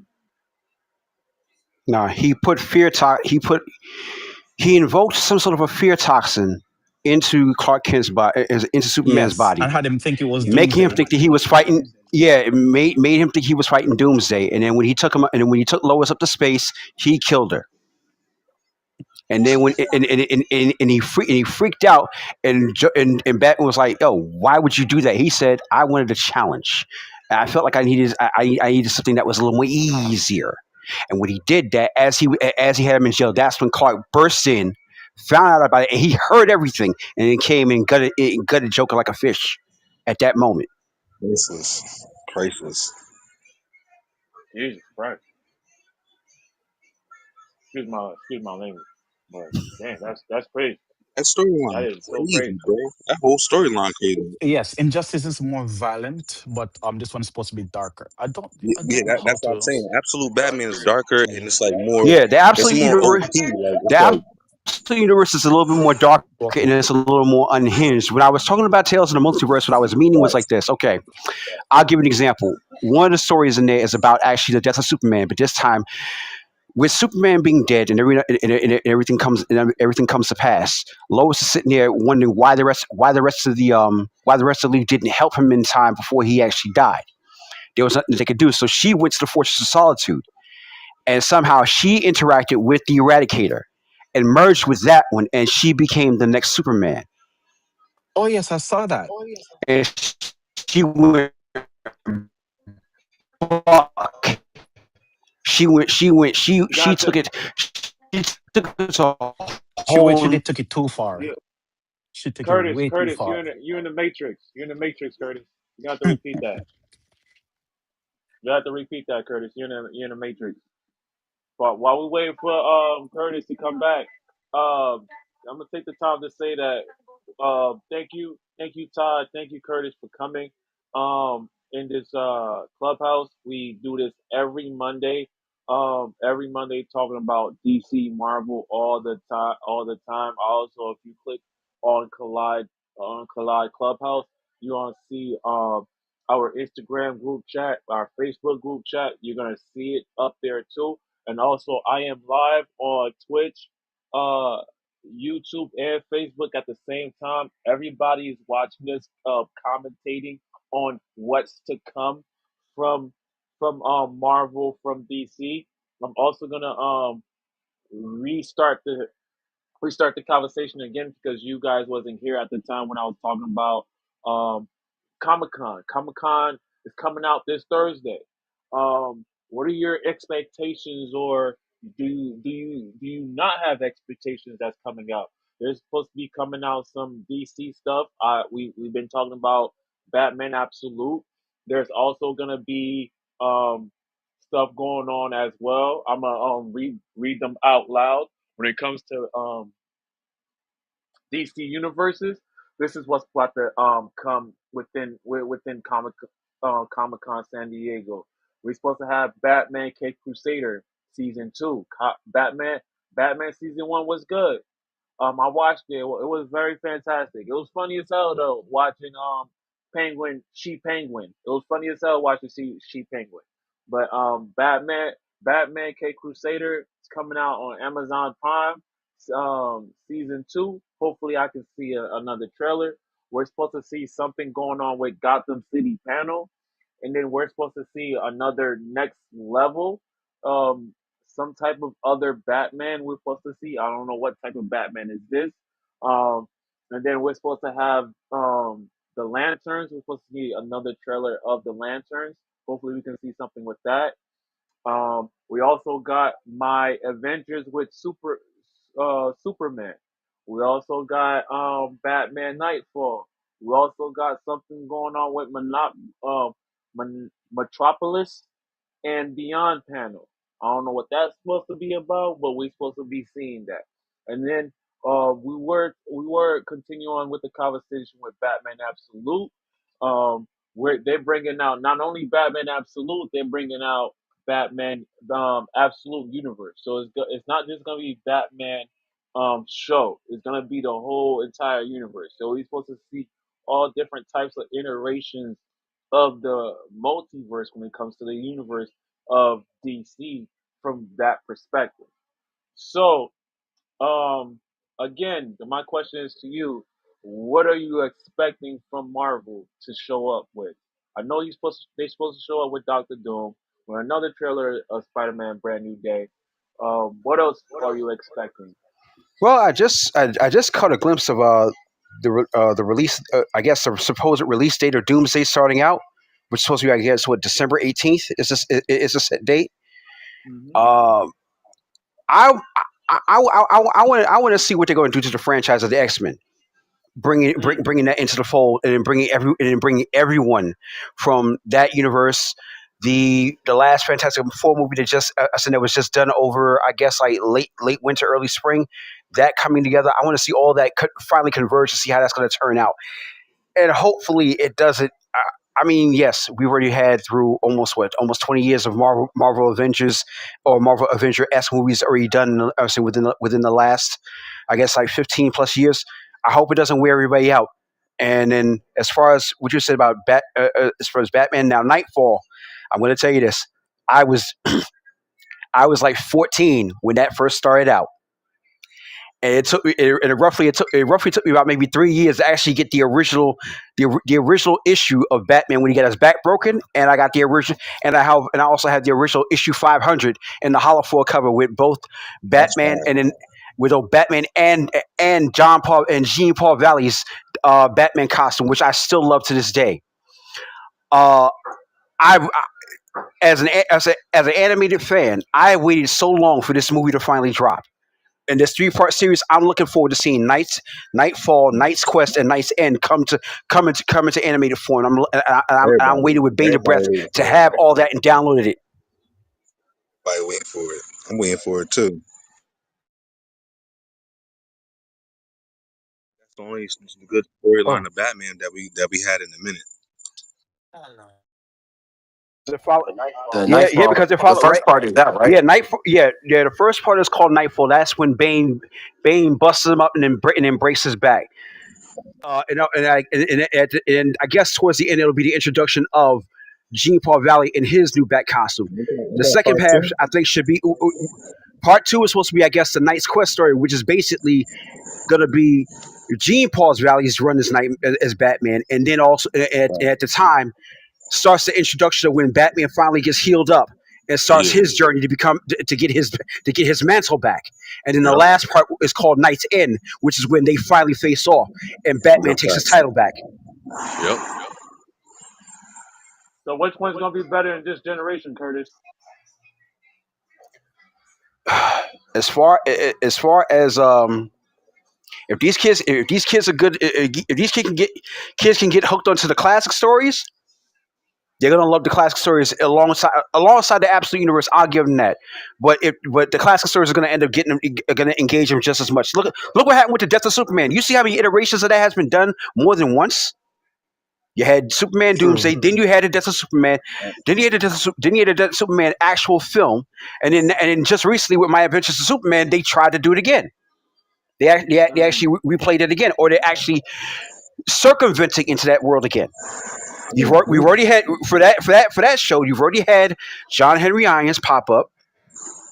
You got Cyborg and Superboy, but basically the John Kent version, not Connor Kent's version. All we did now is an Eradicator, and the set is complete. If you can pick one between Batman Nightfall and Absolute, which one will win?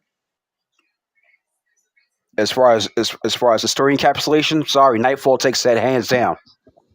We'll see. It We'll depends on who see. you ask.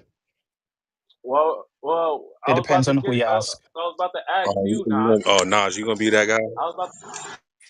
I was No, no, about no. to ask you, Nas. There are times when I make things personal to just me, but there are times when I try to think in the wide scale about what will fans be saying. The thing is, right? Um, the absolute universe is what's in the mainstream right now. The absolute universe is what's being memed about, talked about, widespread. The hype for Bane and Bane breaking Batman's back, that ended with the Dark Knight trilogy, right? So if Really? you Well, want people to really like hype it up, the way that we are hyping it up, we'd have to go back to the Dark Knight trilogy. So Nah, but unless that storyline people doesn't need wait, to be hyped. wait, wait, wait. As long as if you're talking about this, you're not talking about it from the lens of Christopher Nolan and Christian Bale and Tom Hardy, the interest, unfortunately, from what I have seen, isn't going to be as potent as we would like it to be. That is why I would say, if you're talking about for the younger, modern audience, they're going to say the absolute universe. But if you're talking about for the Damn. diehards out there, right? For the Yeah. diehards out there who they're ripping this from back in the day and whatnot, they're going to be super excited for Nightfall. Damn. Mr. So Prime, it's a split. what are Oh, your and It's a thoughts? split in the demographic. nobody knows what absolute Batman is. Bane breaking Batman's back is the most historical thing of Batman. Like that's the most True. exactly. historical. But Just you like can when say that. The just ones like who when love Doomsday absolute knock, Batman just like cannot. with Doomsday I'm sorry, just like with Doomsday and Superman getting that final clash in is the most iconic finish before his death.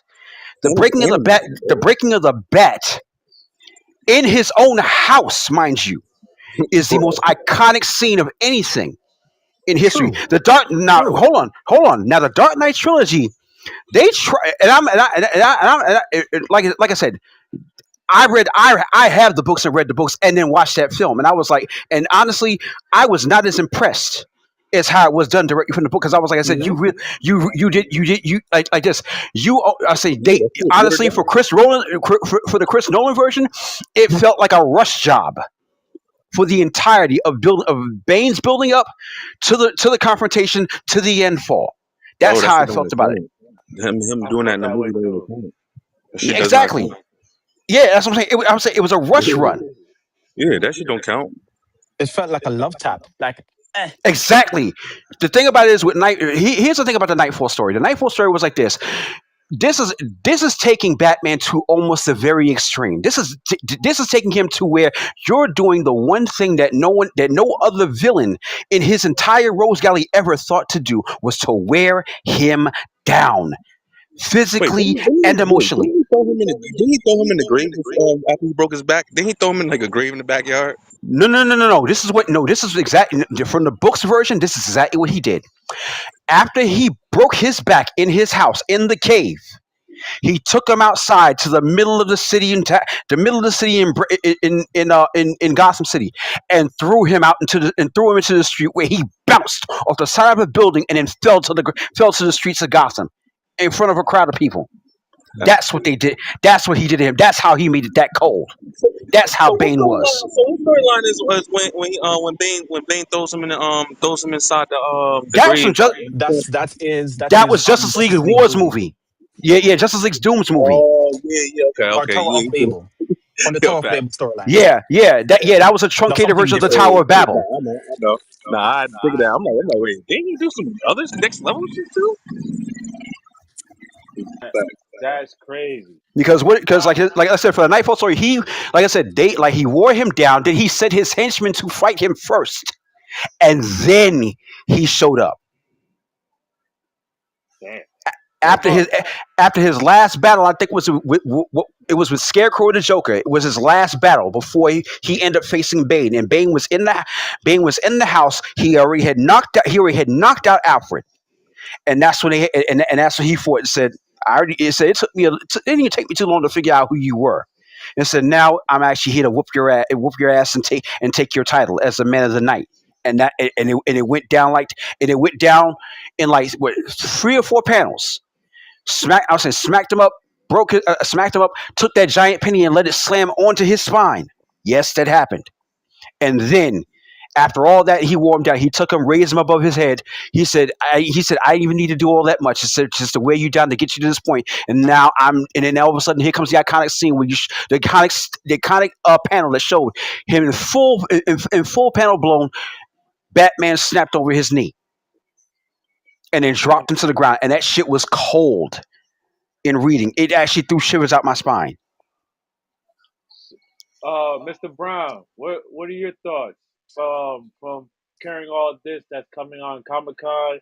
What are you expecting from Marvel coming I out, I Mr. expect a Brown? bunch of panels. That's all, man. They dropped this Hey, hey, Doomsday trailer. I would think they would have saved it before. What is it, panel H or whatever, the big fucking panel. Yes, So I would have thought they would have yes. saved it for that and premiered it online at the same time, or like within a minute or two after it got done. So so it could beat all the motherfuckers in the trying to hold their phones up and record.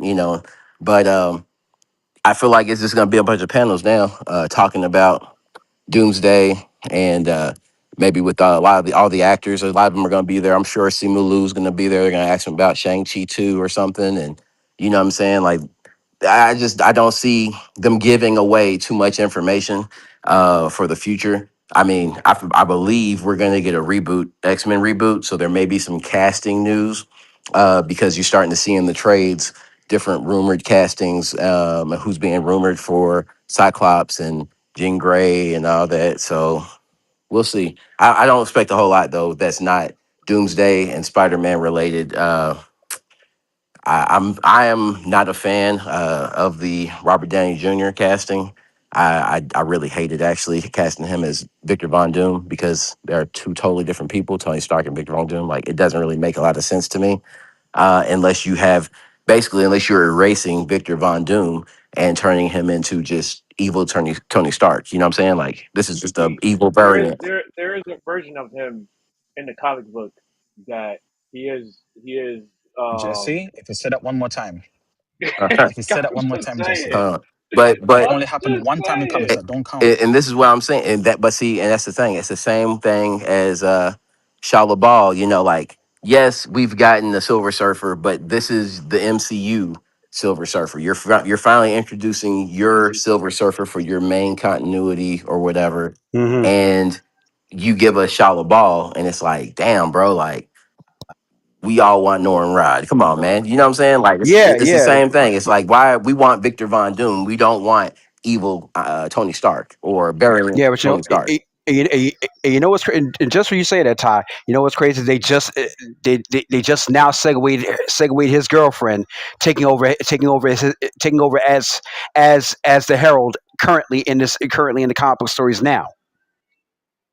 Oh yeah, that typically happens to match whatever is going on in the live action because for some weird reason, as much as the most important part of the franchise isn't the live action, is what gets the most love.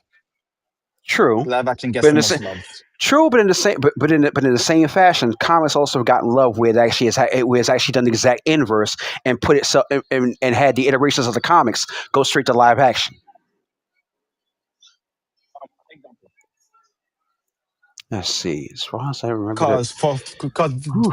from every single version from what I can remember, initially, for example, Star Lord Mhm. was space Jesus. He was literally he was supposed to be the literal Jesus of the Marvel universe. That's what he was made for. But then Mhm. afterward, but they say, you know what, we're gonna change the story, make him just a space cop.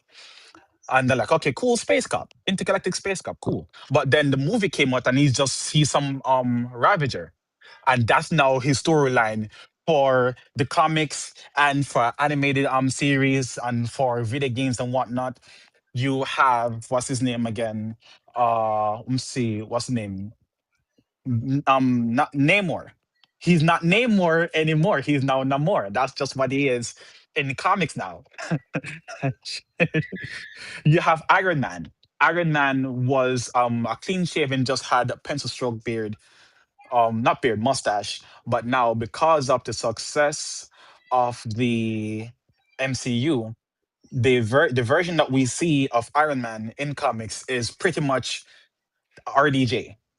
Yeah, but Not in the only same, That's that, the but not only no, ultimates though. That goes yeah, no, back, yeah, predates the yeah, yeah, MCU I'm too. yeah, using yeah. these to cite examples. I'm using these to cite examples of how, unfortunately, the live action portrayals is what shaped the narrative of what the comic book versions are supposed to be. Actually, speaking of that example, the Iron Man example, and I like that you actually brought that up. If you actually remember, I'm not sure if you've ever seen the '90s version of the Iron Man cartoon. Yeah, That I've seen pieces of it. that I, I watched the whole series. That was actually the definitive start of that was a definitive de facto of what Iron Man was as far as in the comics. He was a drunk. I say he was obsessive. He was self centered. Then, as time went on, when the Iron Man movie came into pass, look at Robert Downey Jr.'s actual life before he got the role. He was wilding out, drinking and all the kinds of crazy crap, and then all of a sudden they took that, merged it together, and there you have Tony, and there you have now current Tony Stark. They merged both the Iron Man story of the '90s and early 2000s before the first Iron Man movie came out with with Robert's past before he got I said before he got jailed and everything else, and then once he got cleaned up and put all that together, bam, here it is, current Tony Stark. That's fair. That's fair. Even from the second film where he was all drunk and acting like a fool in the Iron Suit, that was basically And being Tony on in the stage and all books. that. Yeah, that was Tony Yeah, in the books way agreed. before Robbie did it. I can agree to that. But I'm talking about instead of the whole charismatic he is and quick Yeah, witted that and yeah, smarty. He was never like that. He ag- was making gay comments. He used to be like, "Hey, Captain America, you want to hear some straight dick?" Meaning, but that time, dick meant conversation. Like you want to have a heart to heart. But the way that he said it, well, but like here's the in thing though. looking But at in hindsight, you just want looks weird. and honestly, that should have been able to fly for a character like that because again, that was the book. That was the books. But then because they couldn't do that, it's because it was Disney. Disney was their benefactor. Yeah, but at the same time, they can say hide the zucchini. I'm in Disney right now. I'm in You Disney remember right that? now. When Iron Man was like, "Hey, Nat, you and Hulk better, you and Banner better not be playing hide the zucchini." I'm like, "Okay, wow, okay, cool." I Like that's mean, what's I don't fair. know. I take a little bit of issue with that, just from the fact that, like you said, I'm an older cat too. So, like, yeah, '90s animated Iron Man version was kind of like the start of the definitive version of Iron Man that we see now. And That then, shit was fire. especially that Ultimates, man, like Samuel Jackson, straight out of, you know what I mean, the Nick Fury Oh based yeah, on oh Samuel yeah, L. absolutely. All that. Just also also the X Men also the first Fox X Men costumes. That was hardcore pull from the Ultimate Universe. Yeah, for the most part, the MCU is the ultimate First universe. Fox X Men predates the Ultimates. The Yeah, Ultimates came out, I think, in like You talking about the 80s? You talking about the 2001 or 80s X Men? two.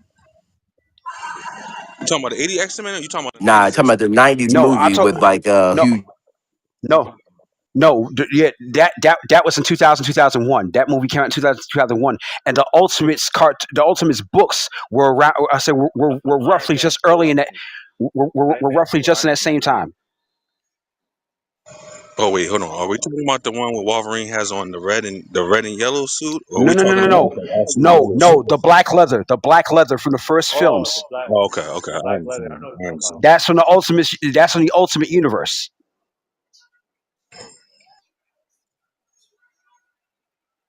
that's crazy. Oh, real Um, quick, Curtis, I wanted to ask you, if you don't mind, the original Nightfall storyline. Hmm. Is it this? If I remember correctly, please correct me if I'm wrong, but I believe that's where we found that Hugo Strange did pull up something that, like, he was the first character in comics to pull off something that we have never seen before, which is to deduce Bruce Wayne's identity. Is that am I right in saying that In night for from the Nightfall story Hugo? arc, Yeah, Hugo Strange wasn't never even written into that story. he wasn't. No, he I wasn't. remember that he was the first in comics, but I don't remember which storyline. Yeah, I did. That's predated by your boy. What's his name? The one Robin, figured out who he was. Tim Drake. Tim Tim Drake Drake. figured out who he Tim was. He Drake. came to Tim visit Drake him at figured the out who he was. orphanage. No, Yep. Hugo Strange did it before. I just don't remember in what story. He was the first. I'm trying to think because I remember what you're talking about. I'm trying to think of what storyline that is. The animated series, I see the episode clear as day. I just don't remember the name of the episode, but I think it was around roughly around the time roughly around the time that that episode came into air. I think that's when we got that whole Hugo Streets thing coming around, because I know that was like That's late after night. That was like Etrigan. mid late '92. That's after the episode with Etrigan. When they went back in time, I think and they seen Sherlock Holmes or some shit like that. Hmm. I'm talking about Batman the animated series. That's like a little bit after that episode when you first see Etrigan for No, the first time or the no, second time. no. That was during the New Adventures. The animated series what I'm talking about is before that, long before that. Batman the animated series. You talking about Yes, the because WB version? yeah, okay. That Okay, no, okay. this is during the this is during the Fox Kids era. I know. Yeah, I'm a '90s baby. I know. I love all animated series. I love all the animated series. Because Etrigan came in later during, I think it was at season 3. It was like Oh season 3 yeah, or that's season when he 4. had yeah, that's when he had the second Batman. I mean the second Robin. Yeah, when Tim Drake took over. Yep. So, that concludes our conversation when it comes to Hall H and Comic Con. I'm expecting for a lot to show. A lot of people did not talk about um what's supposed to be coming out from Disney Plus, which is your friendly neighborhood Spider-Man. No one talked about that. Oh, No one freshman talked year. about yeah, yeah. No one talked about Vision Quest. No one talked about what's coming. If hopefully we can get something of Shang-Chi, The Legend of the Ten Rings, Part 2. No one talked about that. No one talked about Brought that up. Black Panther, um, the Black Panther. No one talked about that. No one also talked about maybe a potential new X Men, or maybe maybe finally we're gonna hear something about um, Blade, because Kevin Feige out of nowhere, right at this moment, he's saying that he feel a loser for not bringing out Blade. So I don't believe I that don't shit. know. I don't know why he's That's saying that bullshit. No, now. he's feeling white guilt. That's some bullshit, bro. Like, He's feeling white guilt. he feel, Hey, he's feeling hey, the quit pressure saying because that shit, he's bro. feeling the pressure between that and the fact that the Blade game is also being on hold right now. Yeah, Yeah, that is cause all true. the bullshit Oh, going so on. so He didn't care hey, about no that Blade, hey, that we bro. that should could ask be him for that could be a reparations while reason we're at it. too.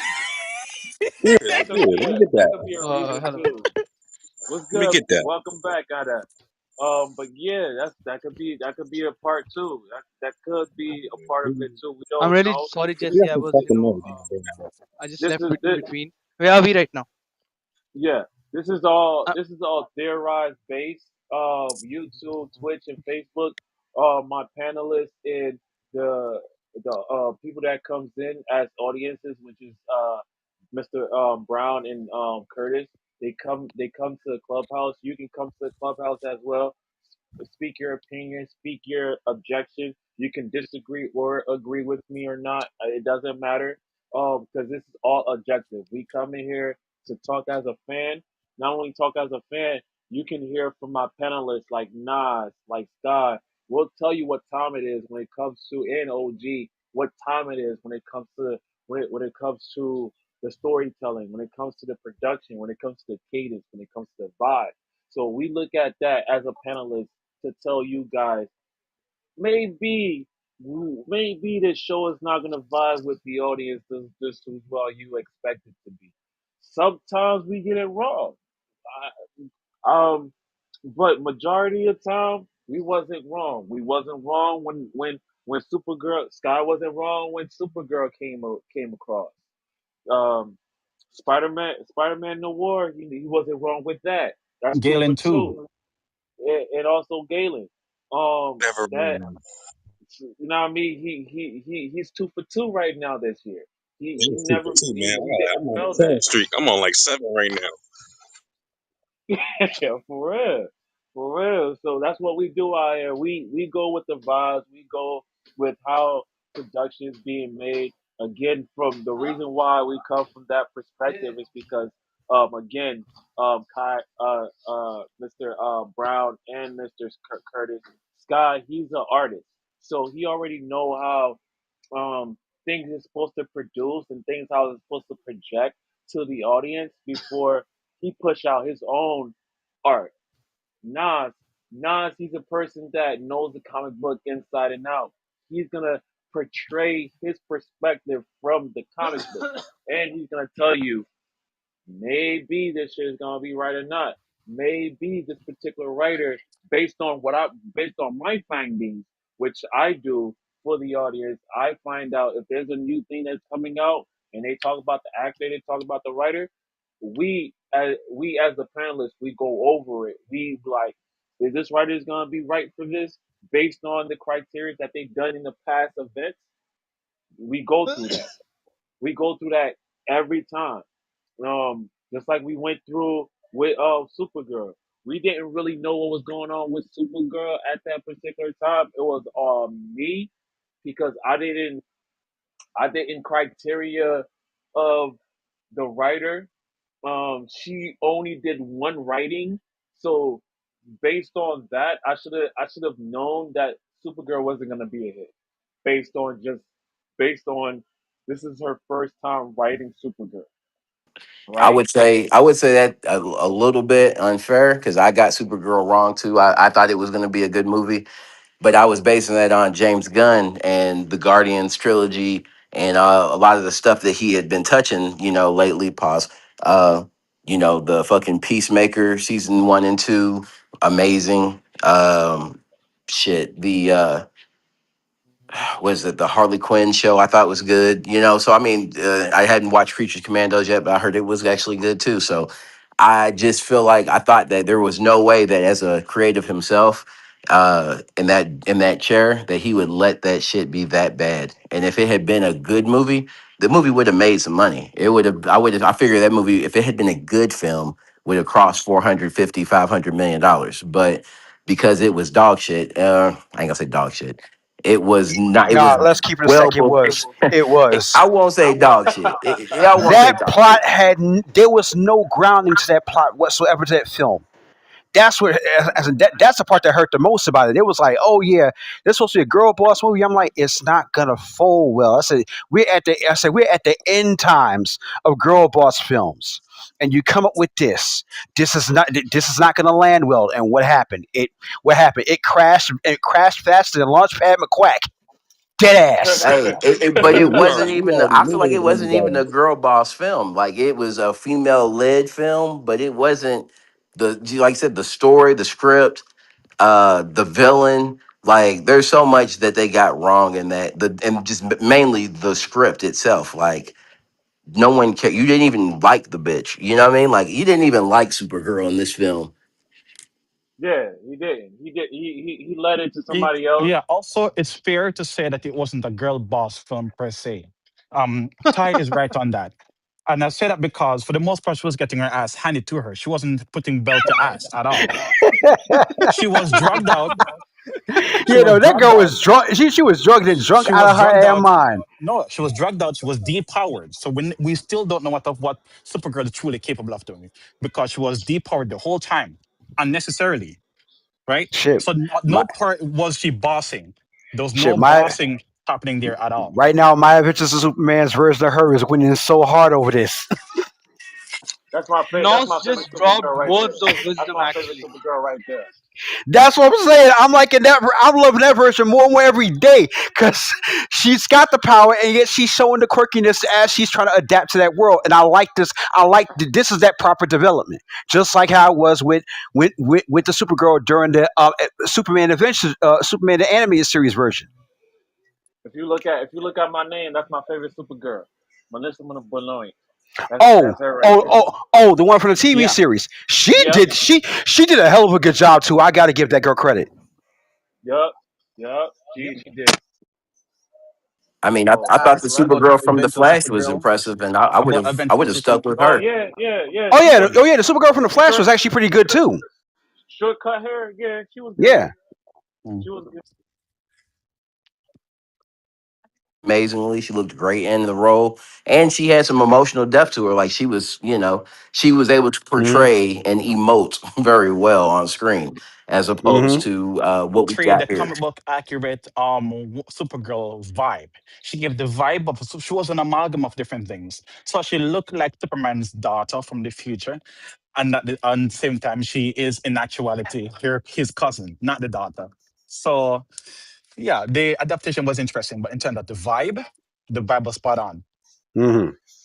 She had the vibe of what comic book Supergirl is supposed to be, of Kara Zor-El, and then the actual costume of Superman's daughter from the future with Lois Yeah. Lane. Yeah, I liked But her anger. Like portraying that anger of just what's been done to her. They fucking. I don't have no care for these humans. Fuck these humans. Basically, look what they've exactly, done to me. You know, she's supposed to uh, be like Damian Wayne but grown in a facts. Mm. sense. Yeah, Mm-hmm. she was what, That they are 17, similar. 16 when she She was. gets si- sent to She go was. help. Yeah, she was. Yeah, she was 16 when she left when she left the planet, while Clark was still a baby, and then by the time that he's gone up to where he's 20, she's still stuck in suspended animation at that age. Yep, yep, yep, yep, yep. And in this DCU Jesse, version, like he's got, what is he, like 27, 28, 30? I mean, he's fully Yeah, grown with a full No, he's career. 30. yeah, yeah. He's either Yeah. 27 or He's like, 30. yeah, What? yeah. He's pushing 30 at the time. So at the time the story is marking, and afterwards, she like I Mm. said, she comes to Earth and she's still 16. What were you saying, Jesse, Ada? Yes. sorry for interrupting everyone at this point. Jesse, Nos, OG, Curtis, TY, Sky, everyone. It was lovely meeting you all. I got to leave actually, but Okay. I'll. Can you please tell me when next time you guys are coming over Clubhouse again? Yes. Now next Monday, not next Monday 8 p.m. Next Monday 8 p.m. Same 8 time p. as today. Same time Yeah, that you saw yeah, us today. yeah. Can I 8 p.m. can I can I connect? Can I? Is there any possibility that I can connect with you over Instagram or any else place? I Yes. have Oh subscribed yeah, you for over. certain. Yes, you definitely can. If you click the clubhouse collide, you're Yeah, gonna I did see. that. I Okay, was watching your live stream. okay, The great. socials are there. So Oh, you're so also yes, we're on your personal YouTube also. at the go to the collide, type in the Collide Show. That's Okay. Yeah, I have. I COLLIDESHOW. saw the live stream that you Yeah. are doing right now. I have Mhm. saw the live stream Okay. that you are doing right now. Yes, all the Okay, links it are was there. All the lovely meeting socials are you all. there. Nos, I loved you. I loved your knowledge about Marvel and everything else, bro. I just loved it actually. You nailed it. Come on, thank you. Thank you very much, everyone. No problem. You have a good Thank you, night. Fahad. Thank you very much for coming through, man. We appreciate you. I'm just a big fan of your guys, your Jesse Nos. Like you just told me many things that I didn't knew actually. That's good. That's why we're here. We're here to be able to bring the audience here so they can hear each and every conversation that goes wrong as fans, part of this Marvel and DC universe. And to bring You know as what I much mean? facts to the conversation as possible so that we know that our info, whenever we speak, we are making informed stupidity, if that makes sense. Yeah, you guys are great, man. Come on, you guys are great. Come on, let's Uh, meet on Monday, okay? yes, All for right. sure. Looking forward to seeing you. Okay. Thank you, everyone. Bye bye. Lovely meeting you Alrighty. All right. all. Bye, Anda. Okay. Um, Curtis So and Mr. Ty, I wanted to ask you. This is per previous prayer conversation that we are having with Anda before, right? About what's going on currently in my adventures with Superman. So there are two characters on there, female characters from the comics. If I remember correctly, their names are Zazala and Tazala, who is one of them is known as Queen Bee. In the comics, they are siblings, right? They're alien siblings, like blood, same mom and dad siblings. But in the show, in my adventures with Superman, they're in the show as a couple, a full-on lesbian couple. But according to the show writers and whatnot, they said it's okay because they're not in the show, they're not related. How y'all feel on that? I mean, just another interpretation, I guess. I don't, as long as it doesn't. I mean, I guess even it's a different interpretation. So if you make it clear you're not trying to do a a one to one version of the original concept of the character, right? Uh, this is the definitive version of this character. This is what we're putting out here. We're basing it off of this. As long as you're saying this is just our interpretation of the character, we're using it for the story for this reason, then I don't have a problem with it. So it's like this. So imagine if, let me see if I can put it another way. What if you, the first time that you saw, like, that Wanda and Pietro Maximoff from the comics, that we know that they're siblings, right? You know that they're twins. What if you, the first time you saw them in the MCU, you met them as a couple? They were not related in this version. They were a full-on committed couple, like in the Ultimate Universe. How would you feel about that? Same way I felt about them not being Magneto's kids. It's just for the story. That's, you know, Is what you're saying.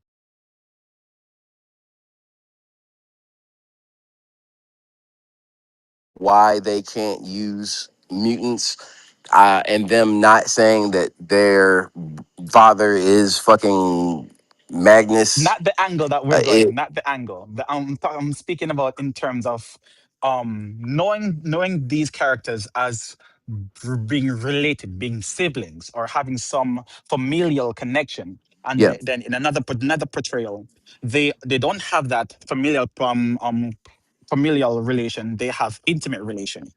That's what I'm challenging here. How would you Oh feel about nah, that? I'm the wrong person to ask about that. I don't care. I'm a Muncio Tenside jobless reincarnation, fucking peak goat.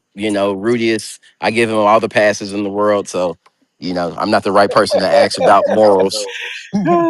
Because we've Now, seen stuff like this before with other characters. For example, Yo, we've Mr. seen Brown, the Red Mr. Brown, Guardian. you can keep it. You can keep it Wait, 100%, bro. yeah, sure, by all We means. love lesbians. Bro, don't be Wait, wait, wait, afraid. wait, wait. Don't be Let me give you afraid that. out Let me here, give you the bro. example, Ricky, We before I forget. collide out here, bro.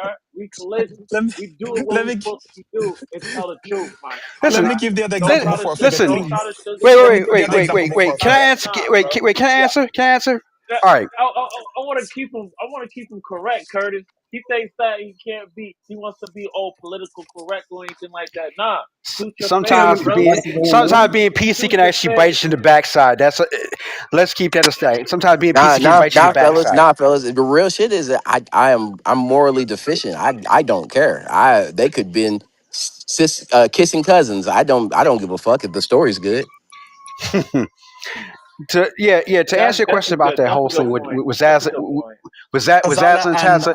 If the interpretation is written that's what they are as far as lovers instead of canonically siblings by the book standard, then again that's just that universe's interpretation and that's it.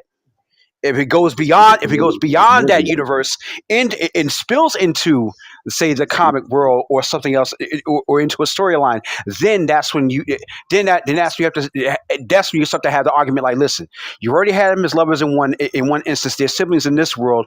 They can't. I say, if the writer's not saying they're canonical, I would say if the writer's not saying that they're not canonical siblings, then that's one thing. If the writers are saying that they're canonical siblings, then that's the definitive standard. got Just you. like For example, we have the example in the Morally, comics but Curtis, of morally speaking, some people don't like seeing um woke shit. Like, you know what I mean? They don't like yeah, seeing I that shit. I agree. You know what I I mean? agree with that. Jesse, Like, Jesse, yeah.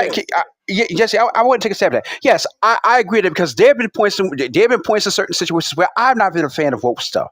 Because the thing about it is that what I see as woke is that you're taking this type of concept and you're trying to put it in people's face and make them think make them this is the truth and it's not. That's the part of woke that I've not been a great fan of.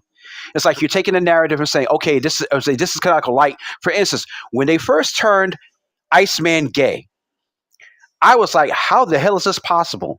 When I remember he was in love with other women. Hell, he was in love with Polaris at one point, and all of a sudden now the writers decided to turn him gay. and then from that point on, they made that narrative stick all the way out until the very end, even to the point where you say Jean Grey actually helped him, as in found out and then made him come out in that whole concept. Just like with the whole thing, what you had Superman's son being gay, Tim Drake being bi. I'm like, wait a minute, why are you trying to now respin this narrative when we've known these characters And for, an underage relationship as well, underage by gay relationship. It's an I agenda. don't remember if it It's was yeah, more. Tim yeah, Drake yeah, yeah, or yeah, if it yeah, was yeah, yeah. It was Connor agenda. yeah. But one of Yeah, them yeah, was in an yeah, They're underage trying to yeah, they're trying to yeah. relationship. All of it was set to be an agenda. Just like, all they're right, trying to make it about, seem like it's okay to be that. yeah, exactly. As a matter of fact, Nas, I'm gonna give you an example of a good writing with gay characters in it. Here it is, Kyle Rayner's story. This is post Emerald Twilight, post Emerald Twilight,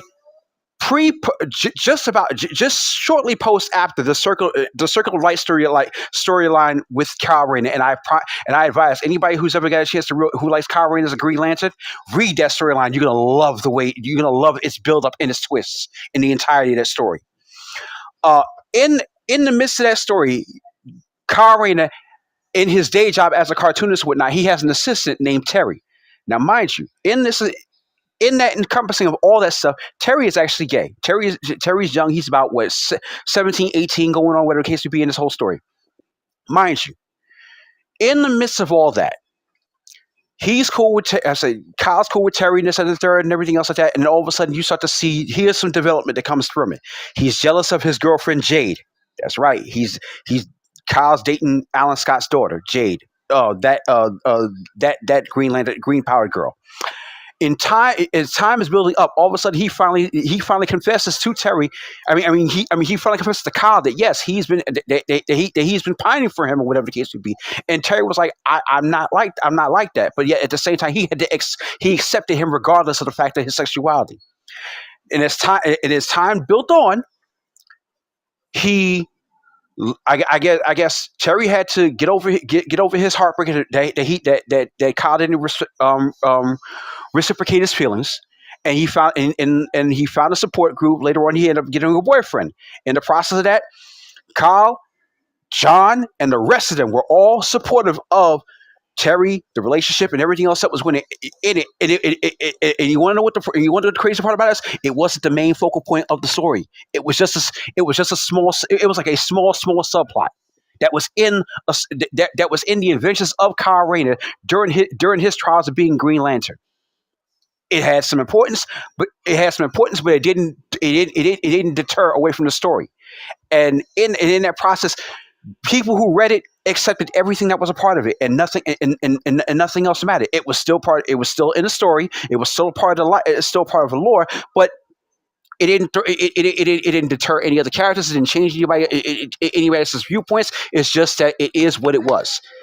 And then during these last 10 years of, they want to call it forced diversity or the woke movement. All that stuff is what ended up being what was the downturn and the decline of the sales of comics for all I said for that time frame. With the whole, I say we even that what was it, that New Warrior singer which they had did with Safe Space and Snowflake as Exactly. as The characters. safe That space, shit was atrocious. That shit was atrocious.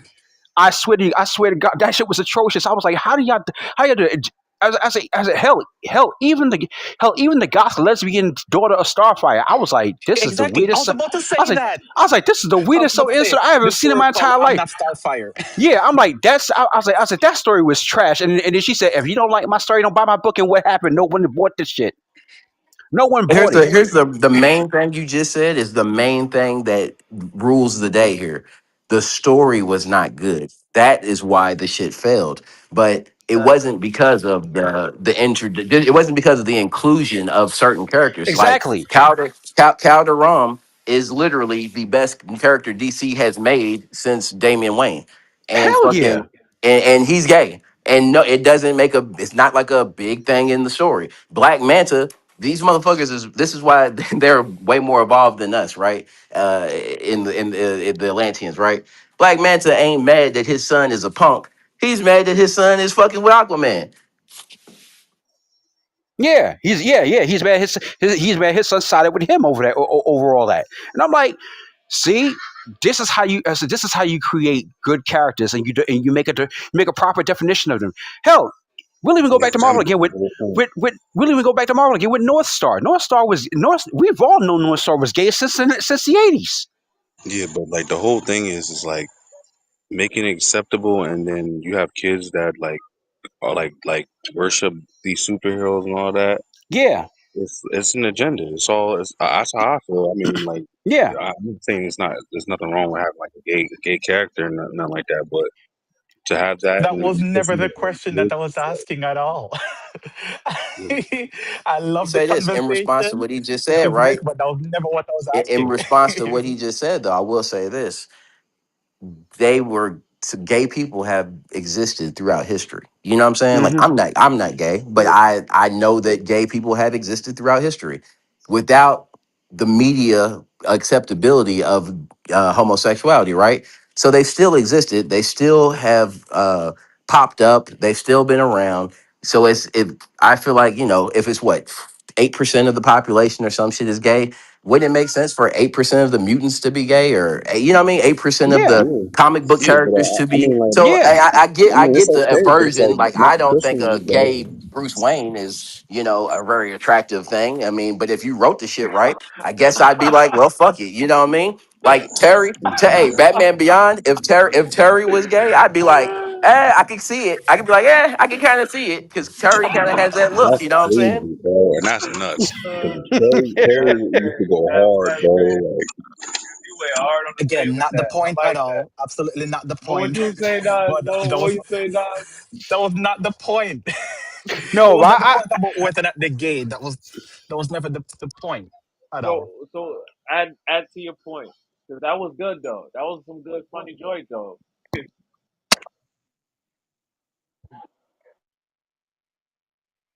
In my adventures with Supergirl, no, my adventures with Superman. Sorry. Supergirl. Yeah, so they have these two characters, right? Um, one of the two characters are twins. Not twins. They're siblings in the comics, right? In the comics, these characters are siblings, but for some reason, in the adaptation, mm, of my adventures with Superman, these two characters, they are not siblings anymore. They don't have that familial relationship. They have an intimate relationship. So instead of being siblings like they are in the comics, same mom and dad, this time around they're they're a lesbian couple. So that's what I was asking about. How do we feel on that? We do have instances from comics where relationships that are held, it changes for the sake of adaptation. For example, in the comics, if I remember correctly, the guy who plays the Red Guardian that we see in Thunderbolts and Black Widow, in the comics, they are a couple. They're husband and wife. Especially when they go undercover, right? That's the role that they play. But in for the MCU, what we see is that they now share a different dynamic. They have a father-daughter dynamic.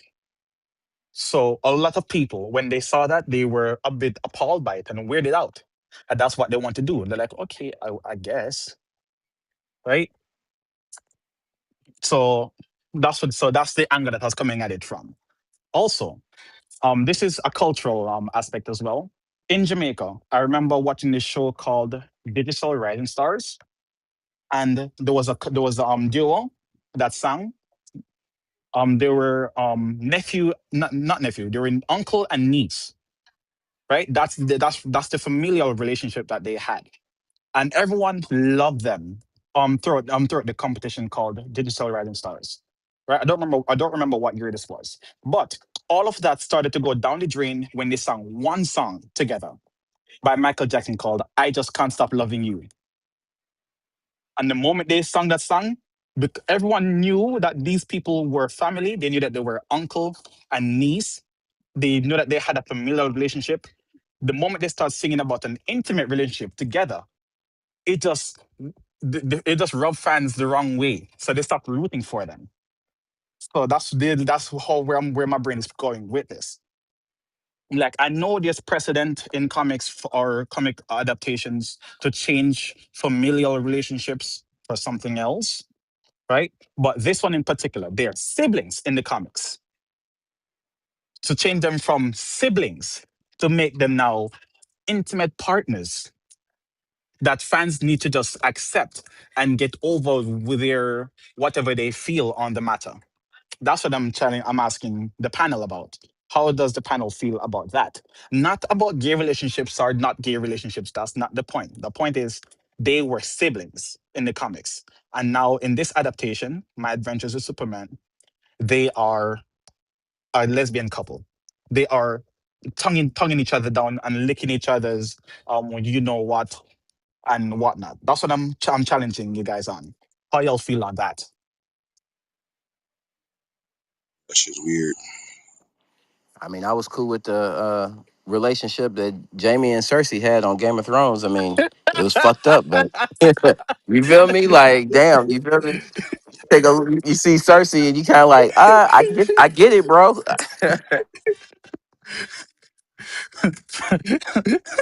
That's a funny response, but at least you're answering my question. Yeah. Like I said, the dynamics of how one iteration does it as in creates a relationship versus the other relationship. It like this. If in in the cartoon, in that particular cartoons, I guess you could say is it universal structure building them as who they are. That as we are as a couple, that's I guess for their interpretation, and that's it. But again, like I said, as far as from the comic books interpretation and how those writers actually wrote those characters firsthand, that's the, as in that right there is a definitive. That's the de facto position, and that's where it should stay. Again, everyone has their own. Like I said, this cartoon's interpretation just did a whole lot of spins with a lot of characters. You have um, look hell even look at the relationship where you have Sam Lane and Amanda Waller as old army buddies. That never existed in any of the other universes at all. Interesting. Wait, repeat that again. Wait, say that one more time, please. I'd appreciate Okay, it. like I said, the interpretation that My Adventures of Superman's universe has, that's just their interpretation. What the comic books and anything else outside of that has is the core. I say is that core. Is that core the core version of who they are supposed to be anyways. So if they're siblings in the books and however that's been written, that's it, nothing else. But if they're going to do an interpretation, and this is the interpretation that they want to go with, then hey, let it fly for just that universe. Just as the same as like what you got Sam Lane and Amanda Waller. They're sitting there as old, I say as old military buddies when they have never in any other versions, whether it's Superman the animated series, any of the Superman movies, or even Suicide Squad or what have you, ever ever cross paths and met face to face at all. Mm, that is true because in Amanda Water and Green Arrow, I never heard of this guy before. So Curtis, the Amanda Water I seen in Green Arrow, I've never seen what you're talking about. That makes sense because Green Arrow, Amanda Waller, I Yeah. never heard of this guy until I saw it. Until I saw it in um, ju- the last time when they did an adaptation live action Amanda Waller. Hmm. That was my first time. You right on that because Shit. My me first adaptation seeing of that Amanda on Waller. Green Arrow, My I yeah didn't hear none of that. I yeah didn't my hear first none of that. my first adaptation of Amanda Waller was CCH. I'm sorry. As far as Amanda Waller is concerned, the perfect voice for it shall always be CCH Pounder. She kills with that character. Live action, I'll give that to Viola Davis and also Deborah Wilson. They both have done some pretty good work personifying this character. Pam Grier doing it for I believe for the Arrow show. I was like, that's not convincing me enough. For real? Yeah, Pam Grier played Amanda Waller too. That's dope. Didn't know that. I like my Amanda You're Waller to talking look live like action she or could animated? be one of the Live Power Rangers. action. Are you We talking talking about about See, the season what see, version? Arrow. Are you talking We about talking about see. Smallville? Arrowverse Amanda Waller. Hey, You don't remember? You don't Arrowverse. hey. We're not talking about. We're not talking about that one. No, That's that's I the don't. I film don't version. remember the names of the people who will be playing some of these roles. So I'm asking. I don't know their That's names. we're Are you talking talking about the about the slim? Arrowverse. Okay, so that lady's name Oh, is Panther. Cynthia Adi Robinson was a woman who portrayed Amanda Waller in that verse. Hmm.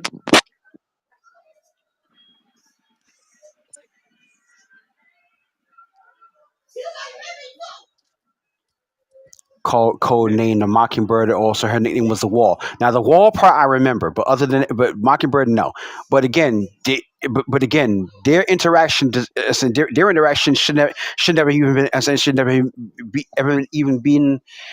It should never have even been a thing. But yet they made. But yet, like this for my Adventures Superman, they made it a thing where it was like, okay, he's so gung ho against the whole Superman, against the whole Superman coming into the world, being an invader of the planet. When that was solely and clearly for that for the canonical universe, that has always been Lex Luthor. Mm, that makes sense. That makes total sense. This is a great bit. I'm glad that y'all was able to come through. This is a great conversation. Galen, any thoughts of what Yo, we just Galen's been said? quiet this whole time. I know we've been having a That's good unlike conversation. Galen, because I Galen, wanted to hear his thoughts on this. Nah, bro. What's up, man? I was in the background. I had some stuff I had going on. I'm listening to Okay. this anarchy of a conversation. So, I will still I'm like, have the Doomsday trailer to watch too. oh yes, yeah, I hit you. yes, Yeah, I hit you. Oh, okay, y'all ain't got there yet. Yeah, Cool. I but came right on. before that, no, Galen, I want to hear your thoughts on this particular thing that I just brought up. Man, bro, listen, man. I came in right where gay Batman, and I was like, yeah, let me go ahead and fall back. I, I said, let me fall back out of that one because y'all want to know what I think, man. I think that junk crazy, bro. Like, I don't think they need to do all that, man. Honestly, I mean, but Question: it is if what it is. listen, from a creative standpoint, right? If you a writer and a motherfucker came to you and was like, "Man, I got $1 million. If you could put together a story with a gay Batman, I'm gonna tell you where I'm gonna start. Bruce Wayne and Harvey Dent was in school or was in like some type of Ah, competition with each other. You feel me? What you doing, man? And you, hey, bro, listen, that shit could get deep. And then Harvey goes and he's Two Face and Bruce is Batman, and they go, hey, bro, that shit can get deep. And Pause. all Thomas right. Elliott Jr. Hey, bro. Okay, Pause. you said you're gonna pay That's me not what what? we're talking about. You're gonna pay $1 million. Okay, broke back Batman, broke back Batman starts Oh, Friday at a theater whoa! near. Get your ugly. Starts Friday at a theater. Come on, man. Broke back Batman. Broke back, broke back Batman is freaking hilarious. Affleck to reprise his role as Hey, Batman, and you get Matt Damon hey, bro, we might be cooking. hey, and then under the title, you have in small words. I'm not talking about Bane. I'm not talking about Bane. That would be like in real small words. I'm not talking about Bane. Yeah, there you go. Broke back Batman. I'm sure they got a gadget for that's that. A dope. man, a gadget is That crazy. that is Nah, but dope, yeah. man. Nah, but yeah, man, that's my take on it. Like, I know y'all was saying something about some other stuff, but yeah, man, like I said, man, like I just feel like, bro, like when it's forced, when that type of stuff is forced, Mm. it can come across as like an agenda. Like I think, like dude was saying, he was like, oh, it's like an agenda. Like he's trying to put this stuff in there. But I mean, gay characters, like side characters and all that. I mean, yeah, like you said, there's been gay people since, whatever the beginning or whatever. But and I just feel like, bro, we gotta perfect doing stuff like that's already IP that's already existing that needs to be worked on. Like we don't need to be adding all these extra, what I'm saying, crazy, what I'm saying. Like we need to focus And on like just the having a thing is, good like I was mentioning, that we have seen precedent for stuff like this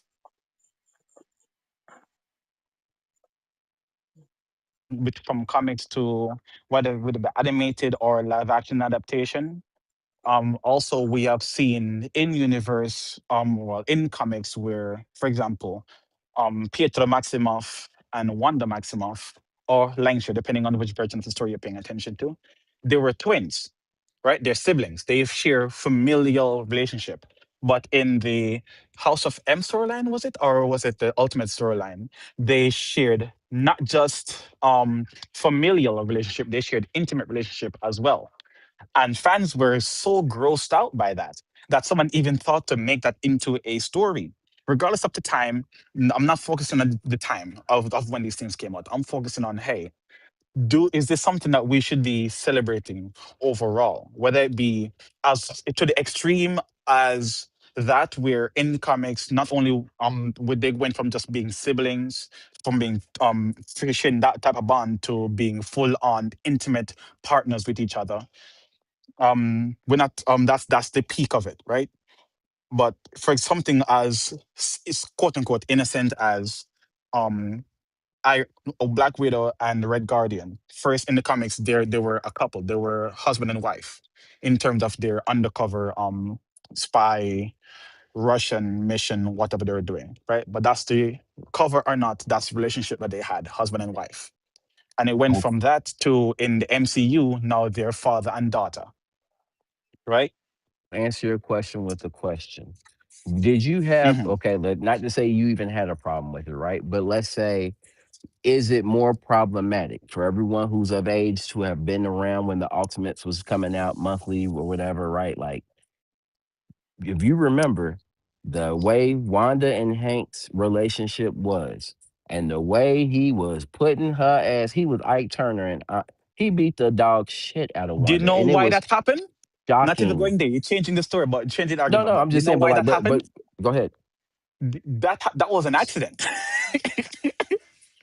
It was the accident that they just ran with because fans already built up the narrative for them. There was never supposed to be abusive at all, but they turned Huh? because of that. The fans saw it as abusive, so they say, you know what, we're gonna just make him abusive and call it a day. It was I, never supposed to be abusive from the jump. it's not an accident. Then it was literally the very first Yeah, issue, yeah. the The first first issue time of the around, that's what they Ultimates. said. Yeah, The first time around, it was not supposed to be abusive. The relationship was never abusive, but it became abusive because fans painted that narrative. So they say, no, screw it, we're gonna run with it. I'm not sure what you mean by painted that narrative though, because the first issue of the Ultimates, he is beating the shit out of her. No, no, no. Okay, okay. I'm referring to my apologies. I'm referring to the very first time that we ever see any sort of abuse being displayed from Hank Pym towards Janet Van Dyne. That's what I'm referring to. So my No, I apologies get you. I for get not you. So clarifying. yes, in comics, in the previous And then Avengers in the comics, Ultimates, now right? they ran with that Yeah, narrative that, and in oh the yes, he's already Ultimates, abusive. Yeah. right? Which I mean, but it worked. But that's the thing. Like yes, there is what would be incest that they show with the Dimitri and Wanda, right? Or Petra Mm-hmm. and Wanda, Pietro and Wanda. but there's also ridiculous, domestic violence and drug abuse and suicide attempts. You know what I'm saying? Like there's a lot there that I would say even more. So if it's like even more problematic, somewhat even, or you could take your pick. You know what I'm saying? Like it's just. I can't say that. I would say this by the success of the Ultimates that run. I mean, the numbers speak for themselves. People voted with their wallets, right? Like the shit was a hit. Mm. So if you make a gay storyline, does that make you gay?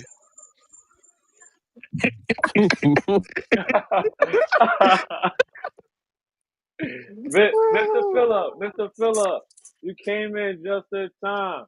What are your thoughts Philly on Celeb, what's Phillip? good? Phillip, what are your Philly thoughts? Celeb, what's good? What's going on, brother? Yeah. What are your thoughts on? I'm gonna repeat it again for both of you guys. Philip, you're gonna have the floor. Then after that, we're gonna have a concrete conclusion at the end of this segment. So Galen and Philip, we was talking about for the past 2 hours that we're expecting to see from from Comic Con that's coming out this Thursday. We're gonna have Hall H. I'm expecting for more Doctor Doom trailer, more Spider Man trailer. I'm expecting for your friendly neighborhood Spider Man. Um, Spider-Man in Disney Plus. I'm expecting for Vision Quest. I'm expecting for hopefully maybe we can hear something about in the airwaves of Thor 4, Secret Wars, Shang-Chi, The Legend of Ten Rings. What else? What else? What else? Hopefully we get a Blade announcement. If not, I don't think there's gonna be a Blade in my time of me being here, uh, for any given time. And I'm expecting for also Doctor Strange next movie. Hopefully we can see a Hulk movie hearing out. If not, I'm a just sunset it off my mind. What are your thoughts, Philip? Then after that, then after your thoughts, Philip, then it's gonna go with Galen. After that, we had DC. DC, we had hold that thought. We had Batman Cape Crusader season 2. We have Gotham City panel. We also got this next level thing that's supposed to be another Batman adoration. We're supposed to be getting a Lanterns trailer coming out soon.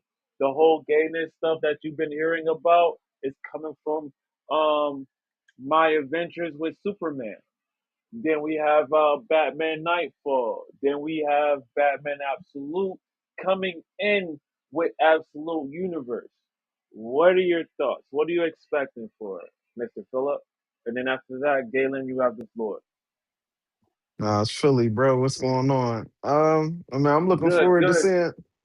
I'm looking forward to seeing all of those things. I'm definitely looking forward to see the Batman Nightfall stuff and some of the newer DC things. I kind of lost interest in Marvel, but I am looking forward to the Spider-Man thing. But like as far as the Avengers and all that, I ain't into it no more.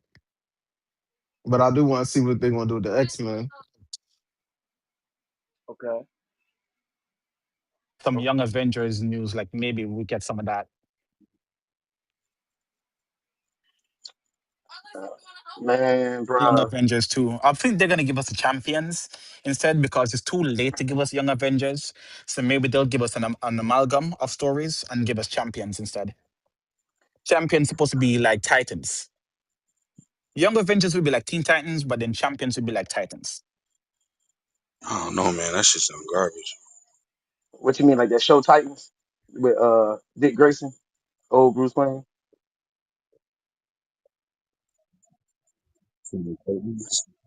Oh, okay. They're essentially like aged out of the role of playing a kid version of a superhero. And at Relationships in also, adult situations. yes, and also to bear in mind that like a huge part of what could have been dope. Well, if I remember correctly, in the Champions storyline in the comics, we had Ironclad. Is it Ironclad or Iron Lad? I don't remember what the name was exactly, but essentially a child version of Kang the Conqueror, which would have tied into Kang Dynasty. But we're not doing that anymore. So what's the point? A huge plot point of Champions from the comics, if I remember correctly, was the relationship between Kamala Khan and the young child version of Kang, but not doing that anymore. Imani, the lady who plays Miss Marvel, she's pretty much full on adult now. She doesn't even want to be on screen. She'd rather be behind the screen, stuff like that to consider as well. And Well, they're not doing the Kang storyline anymore. So what's the point? but, let me say something, man. So before I lose my thought, so with everything, bro, like that's going on in Comic Con and all that, I think there's a I still think there's somewhat of a disconnect between the fans, what the fans want to see, and what the people in these studios want to make. I don't know why there's such a disconnect, but like I will be kind of like saying like, okay, the whole Batman 2 being delayed, that kind of, that kind of disappointed me a little bit. Um, I'm still upset. There's no Static Shock talk What of a happened to movie, it? nothing. There's no Static Shock, nothing. So I'm still upset about that. If y'all know, what I'm saying, It's not how gonna much I happen, say man. Static Shock, Static. It's My not It's gonna not question going. happen, to bro. my question to that would be, in this era, It's in not this gonna day happen, and age bro. right now, if they put out a Static Shock movie, you know how, I mean, you know how toxic that fucking conversation will be, and it sucks because as fans of the character, right, we know that ain't not it's not about being woke or DEI and all that shit. But good God, you know they gonna be on their ass. They gonna be like, you made a black with dreads and he flying around on a It's trash gonna be can lit. lid. Yeah, oh, No, it's Yeah, that gonna shit's be gonna be lit. but that's what I'm saying. He's on a sewer lid, a trash can, bro. He's in the He's a hood, bro. threat. He got to fight, bro. If you He's do a that threat story, to all if you do that superheroes, story bro. right, hold on, check this out. If you do that story right with the right casting or whatever, it can't be no worse than what was the black dude that played what is it Lightning, what was it, Lightning guy, Yeah, Oh, like, oh, Jefferson Pierce, Black Lightning. Black Lightning. It can't be no worse than that. You know what I'm also, saying? That bro, was a decent little show. you You know gotta what I'm saying? remember, So Static Shock is deeper than is way deeper than just superhero shit, bro. Like that shit came out Look at you got within the early 2000s. Like him, That like he's a too. threat, no, but that's a he's a no. threat. See, systemic. That's That's a why Because he no. systemic. when didn't. the era That's why Here's he changed, didn't make it. the era They could changed, pull so you're that not off, gonna be bro. flying on trash can anymore. There's gonna be Bro, you something could no, no, else. no. Listen, I'm just saying, like you put the right story, like let's say Snowfall, right? Like Snowfall meets uh the superhero aspect. Like you in the streets, you get, and then boom, something happens, and explode. An accident happens, and then now niggas in the hood, they all got superpowers now. So the niggas you beefing with, everybody got superpowers. So now you trying to figure out how to make, Man, bro. bro. It's gonna be a Oh, okay, crazy. It's, okay, okay, it's not. okay. It's, You see Okay. what I'm it's not saying? even just that though. if you could spin it Static like Shock that, is a big it'd be threat. one thing. He's a threat. Mhm. Like First Luke off, Cage or something. Come on. Static Shock was not part of any DC or Marvel at first. No, he He was a was He he part was was of part part of of Image milestone. Comics. He was part of milestone. Milestone, my bad, exactly my yeah, bad, my bad. milestone. Thank you. Yeah, Milestone Comics. Him and exactly. Icon, They Him, Rocket and them. Icon, Rocket Hardware, Yep. and a couple others, if I remember. Right. Yeah. Right. He, And he's so a and threat. so He's a threat to those two franchises. Like that's why they didn't make a stack. Look, the day they make Miles Morales Black live action, that's when you probably get it. oh You yeah, probably oh gonna yeah, get a it's stack up. stuff for that. Oh yeah, that's up. Yeah. So I'll say that. Okay, so I said that piece. So the Comic Con thing, okay, I get it. I hope there's some good things in store. I know Jesse, you said a whole lot of stuff, but here's the thing is that right now X-Men 97, we got that going on with the Apocalypse. That joint crazy season 2. That was a crazy little twist.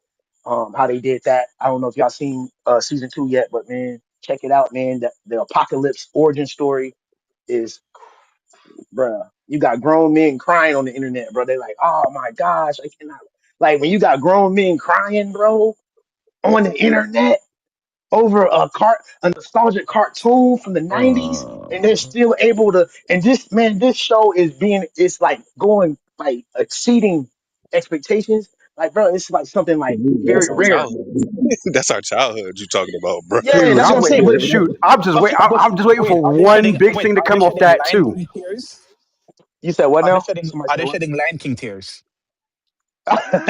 No, I don't know about that. That's the No, I'm question. just, Are they no, shedding but Lion King tears? You feel me? no, So but listen though, it was a just the level fact that channel, they right? just the It was fact that they pulled just the fact that they pulled it off, right? They pulled it off. It wasn't worse than season 1. It wasn't, necessarily season 1, season 2 kind of, you can say argue.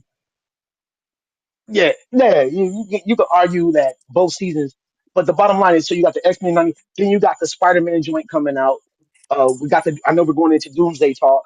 So right now, bro, like we really don't have anything except for like Clayface. Hopefully that can be like a Greek tragedy or something. The story is really like, what I'm saying, a Hey, dude in bro, the industry, it's gonna be and OP, bro. hopefully if they do it, yeah, because like the Penguin season 2, like the stuff that people want, they're like, nah, we ain't making it. Nah, we don't want. Like I had to get Nas to watch Penguin. season one. I had to beg him to watch it. And then once he watched it, he was like, "Yo, I can see why you said that. Like that joint was Just valid, like I'm begging Sky to watch Daredevil and he won't. man." Guys, we need to campaign to get Sky to watch Daredevil. Hey, He missing hey, out. I rather him watch Darth Maul, the Darth Maul series, Sith Lord. You know what I'm saying? But but the bottom line is let's just see what Comic Con does, because at the end of the day, man, like I think that we gotta be mindful of like what is it that they're really trying to. I'm looking at behind the scenes on agendas. I'm like, Facts. why Yeah, this, why that? sure. You know what I'm saying? So that's what I got my eyes on. You know what I'm saying? So I James, land my James plane Gunn there. playing defense. Man, this Supergirl thing, bro. This He is put his own foot in his mouth on bro. that one, This playing defense on Supergirl my thing, foot. bro. This Supergirl thing is a complete dumpster, and I called it. I have the recordings on this Yes, yes, he in did. this room. He I did. From the called it. I jump. said I said, who you gonna take? And then I even said in another room, I said, bro, you a grown man. You gonna either take your son to go see He Man or Supergirl. And I said, you're gonna take your son to go see He Man. I Hell said yeah. that. Well, And everybody was technically, like, they didn't nah, take anybody nah, to see anything because both of those films bombed tremendously. no. But No, what I'm can I tell you something? All right, go ahead, go bro. ahead, Go Galen. ahead, bro. No, go, no, No, no, no, go no, ahead. no, No, go ahead. no. You no, you finish landing. Because as far as the He-Man thing, I got something to say about that. Oh, okay. No. All I was saying was is that just based on my like before the He Man thing came out and all that, I was like, bro, I don't see Supergirl like really like how you think it is. Like it's not gonna really do with it. You know what I'm saying? Like if you're a grown man, you want to take your son, you might want to take him to go see He Man, bro, over Supergirl. Like, and I was right. And even if He Man didn't do the numbers, it didn't bomb as bad as Supergirl. So go ahead, bro. Go ahead. What you got? Okay, now, mind you, the minute that James Gunn was already announced that he was taking the helm to jumping into the DC universe, I already had reservations behind it. I was like, listen, I watched all three Guardians of the Galaxy movies. They were good. I'll give him his credit. They were good. Even when and then him coming into DC and then starting with the Suicide Squad, I was like, all right, the first one was good. It's just that Enchantress thing actually pissed me off. But then the second one, I was like, what? I'm sitting here like, okay, what is the point of all this? Especially with the whole dream sequence and everything else. I was like, what? I said, what was the point of that? And then as soon as he got into the core franchises, Superman, I'm gonna say it's still a 6 out of 10. It was Super it mid. That's fair. That's fair. That's fair. Yeah, no, I'm That's saying fair. 6 out of 10 for that movie. That's fair. Because you're trying to give the same as in you're trying to keep that same energy like how it was done during the 80s and even trying to make it trying to feel like it's a bit of a redemption from the tragedy of Superman Returns, but yet here we are, and also stuff with Henry Cavill. You're trying to do some redemption behind that, whatever. But it still was a mid ass movie. Then when the announcement of Supergirl came around, I already knew. I was like, "There's gonna be some low expectations about this film." And as soon as it came out, and they started dogging it, I was like, "I'm not surprised." I already called it. I called it before. I called it as production was So even being done. is it before you finish your thing, I want to Mm. also piggyback on. Is it the same reason why they call off Batgirl? Huh? Is it the same thing they call out Batgirl because Batgirl was Yeah, supposed to get Batgirl got filmed cancelled. too. It was supposed to be a Bat movie.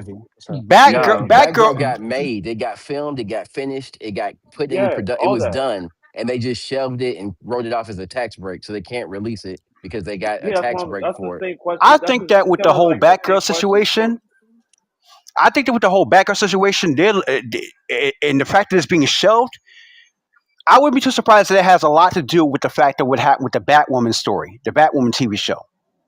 That has to come on.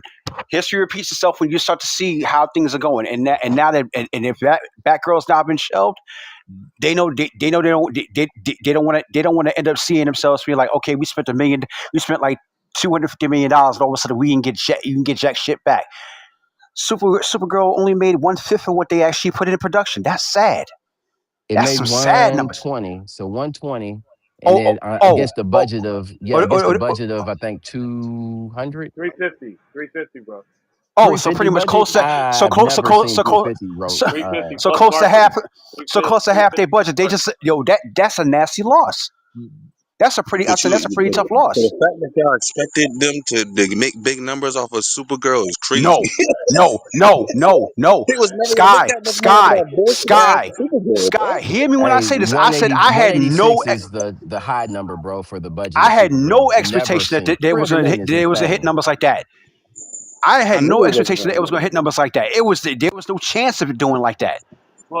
But the thing is, James Gunn didn't have no hands on this, even though he had the flick of a wrist to sign Yeah, paperwork. But he didn't like read into it. He didn't like um he's pretty much just put his coddled EP. it. He didn't As far he as didn't you know. coddle it. He pretty much He just didn't put his coddle it or EP on anything there. like that. He He didn't pretty much just coddle put his it. He ain't coddled it. He ain't do none of that. yeah. He cares He more about Superman than trying to coddle Supergirl. He wasn't there for the whole adaptation or whole production of it. That's why a lot of people are saying like since Supergirl's at law, he needs to stop being the director and become the boss.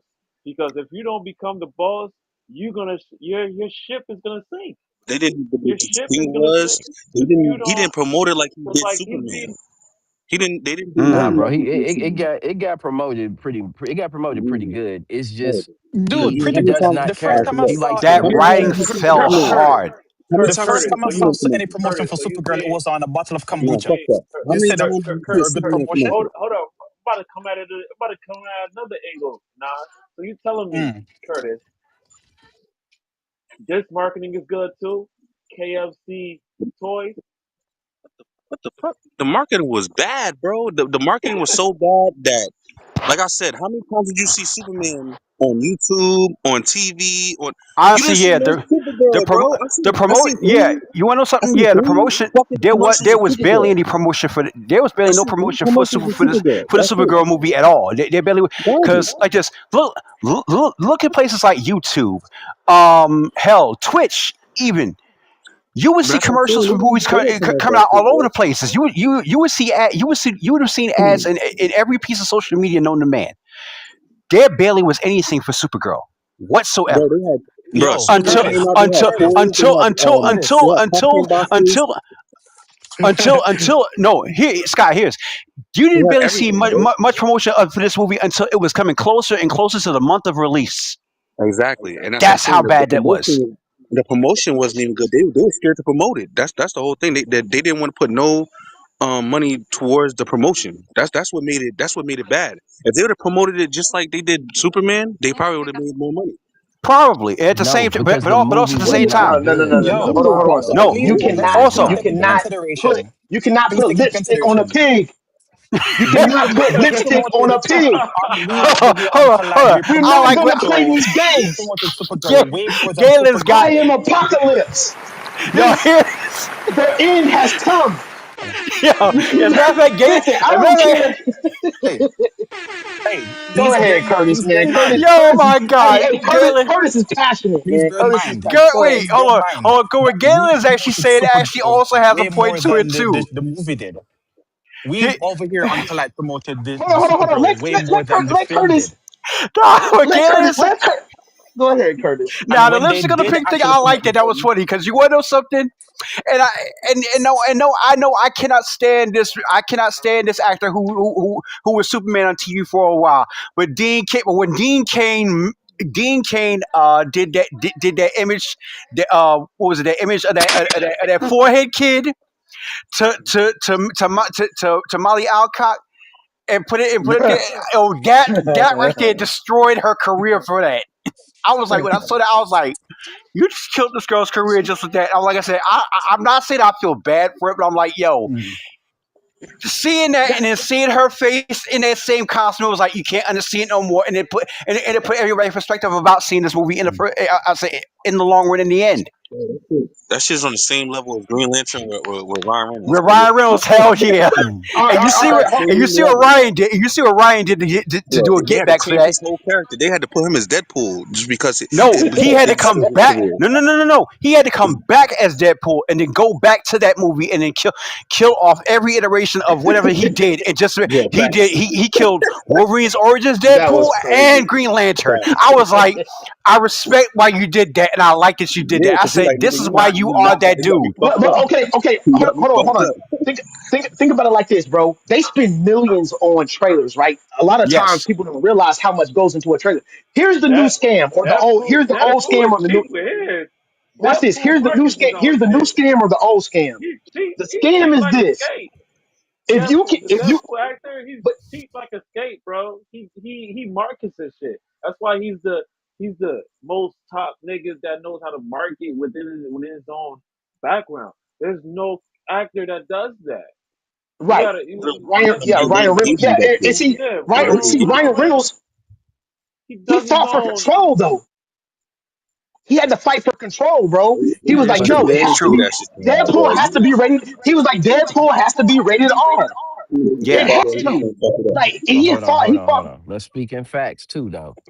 When you EP in the shit, you got a big incentive to make sure the shit hits. So Ryan Reynolds Deadpool, of course, Passion Project 1, EP number 2. But he So cheap you feel me? though. Like it's a whole different level. But he cheap though. Right, But then you got Hugh Jackman, same thing. Hugh Jackman, right? Hugh Yeah, Jackman. He yeah. he he, he be He getting knows EP how to. credits because it's He he know does how to the market. finesse. He finesse. He And then right. you got So and these Robert Downey actors don't Jr. have finesse. Same way. These Robert actors Downey Jr. is is about not to be having at Comic finesse. Con. Look, Robert Downey Jr. is gonna be at Hall H and he is gonna be acting a damn ass. He gonna be showing his ass because he wants this shit to hit harder than anything ever because he about to get a bag. You feel me? big Like facts. it's Big a facts on whole that. You're difference. right. so You're absolutely right about They that. made him Doctor Doom on purpose. That shit's a whole trickery. I'm telling you. They made him Doctor so Doom on so purpose, bro. They about to do his whole twist plot, bro. I'm telling you. Ain't nothing. so watch this. Here's the thing. The trailer. Here's the new scam. I've seen many good trailers, and the movie was garbage, or it was like whatever. But the trailer was like, wow, the trailer. I gotta go see this movie. That's what sells the movie is the trailer. If the movie is not good, everybody you already got everybody's money. But if the trailer is not good and you got a good movie, people still not gonna go see it because the trailer wasn't All good. right, so Now you rely here's the on word of question: mouth. Now you rely on how word of many mouth. good movies you got with no trailer? No, no, no. I'm saying if you got a bad listen, if you have a bad trailer on a good Oh, like movie, like Unbreakable. you're not going to be able like people are not going to go see the movie because the trailer was bad. Now Nah, if you because got a good Unbreakable is a trailer, good category. It's a good one. if you got a good trailer, watch this, if you got a good trailer on a bad movie, you already got everybody's money because they were sold on the trailer. That's what happened with exactly. Superman. Fair. Superman, listen, on that Superman, hold on. On that Superman movie, they had a little boy with a flag crying saying Superman. Everybody's like, I gotta go see this. They had Crypto grabbing Superman by the cape. And he looked like he just got beat up. Oh man, I gotta go see this, bro. We never seen Crypto before, so now, oh man, we gotta go see this movie. This movie is crazy. The trailer sold the The movie. same can Now when we count go for Man see of the Steel. Man movie, of Steel Yeah, fall in the same but some of category. those movies, when you bro. go when you go see the movie, you're like, okay, all right, well, all right, cool, it's So all they right. catfished us. So you saying we got catfished? That's what I'm Hey, saying. Bingo, So bingo, every movie bingo. does That that has though. happened. they Every didn't they movie didn't does have that. no little boy. You can Listen, tell they how a didn't movie have no little going boy in by Supergirl just the trailer trailer, bro. crying. They didn't have no little boy in Supergirl trailer crying, holding up a flag and patriotic. No, she was drunk. She was falling over the bar. She was she had like, bro, you got lipstick on a pig, bro. And now we got a Lobo. He don't know what the hell he got going on. Like, bro, the trailer was a dumpster fire. The movie was a dumpster fire. It's on the human Yeah, but you torch it, could bro. tell you could tell how good a movie is by their trailer, bro. They put most of the good scenes in the Mm. trailer. No, you can't. That's the scam. Nah. That's the You talking scam. about That particular Supergirl movie, trailer? I was like, yo, I this shit wouldn't gonna be call it dog. that. That's the Yeah, scam. every single trailer that I unlock, I'm Go like, watch yo, that first this shit trailer gonna be for The garbage. Last Jedi, bro. Last Jedi Bro, trailer and I knew that, was and Last I knew the Jedi last trailer Jedi was was gonna be hit was garbage. lit, bro. The Last Jedi It trailer, was. you was like, this shit's about to be hard. And then I mean that shit, you See the listen, bro. movie and you had pissed the hell off. Hey bro, I was in the theater. No, come Listen, on, it's listen. true. I was in the first showing. I'm in Kentucky. I'm in Louisville. I was in the Is first that showing in true, the OG? city, bro. Were you First pissed off? showing. Were you pissed Bro, off listen. Last Jedi? Listen. I'm in full fucking Darth Maul or not Darth Maul fucking cosplay. My daughters is like fucking 6 or 7. One is Ray, one is Leia. Hey, bro, 5 minutes into the movie, nigga, I'm hot. I'm hot. I'm tight. I'm sitting there like, what the fuck is That's this, crazy. bro? Hot. That's nuts. Ty, do you have Shit, a shit. Just like with I'm sorry, I said shit. Just like with what was it? do, What was do it? The you Force have a Awakens. The same thing, Facebook? Ty. Nah, The Force Awakens was decent. Yo, It OG, was you heard it Darth was Maul is decent, but like, yo, then think I'm here about it. for it. But again, I ain't gonna lie, it was a decent film because I actually went to see the opening weekend, and again, what trailers? What did the trailers mostly pull off? It pulled off showing Finn was gonna be. We all thought Finn was gonna be that Jedi. And all of a sudden, as soon as you got into the theaters, you watched the movie. We all got hoodwinked. All of a sudden, you see Ray with the sword. I'm like, You got the the red hell? bitch. Yeah. You got the red It bitch. was Hey, Question. OG has a question. catfishing. OG has a question. okay, Curtis, Ty, do you have a Facebook? Come back. Say it again one time. A Facebook account? Oh yeah, my Facebook account is my name. Okay. Add Do you, yourself to our group chat. do, okay, I'll send you an invite on there. I've been Yeah, working on something. cause OG's the biggest Star Wars fan. He knows the ins and outs of Trans. a little I'm one of the bit biggest enough. Transformers fans, so I know my ins and outs in that I'm the second universe. biggest. I love Star Wars. I'm the second biggest Star Wars fan. No, Curtis, negative. No, you're not a, no, I'm just messing with you, Curtis. Meanwhile, I'm trying to get Hey, Skypiea Wait, back, wait, wait, man. wait. Curtis, you didn't even watch Transformers 1, bro. Come on now. I've watched that movie. That movie is old. Hey, bro, listen, that movie is underrated, bro.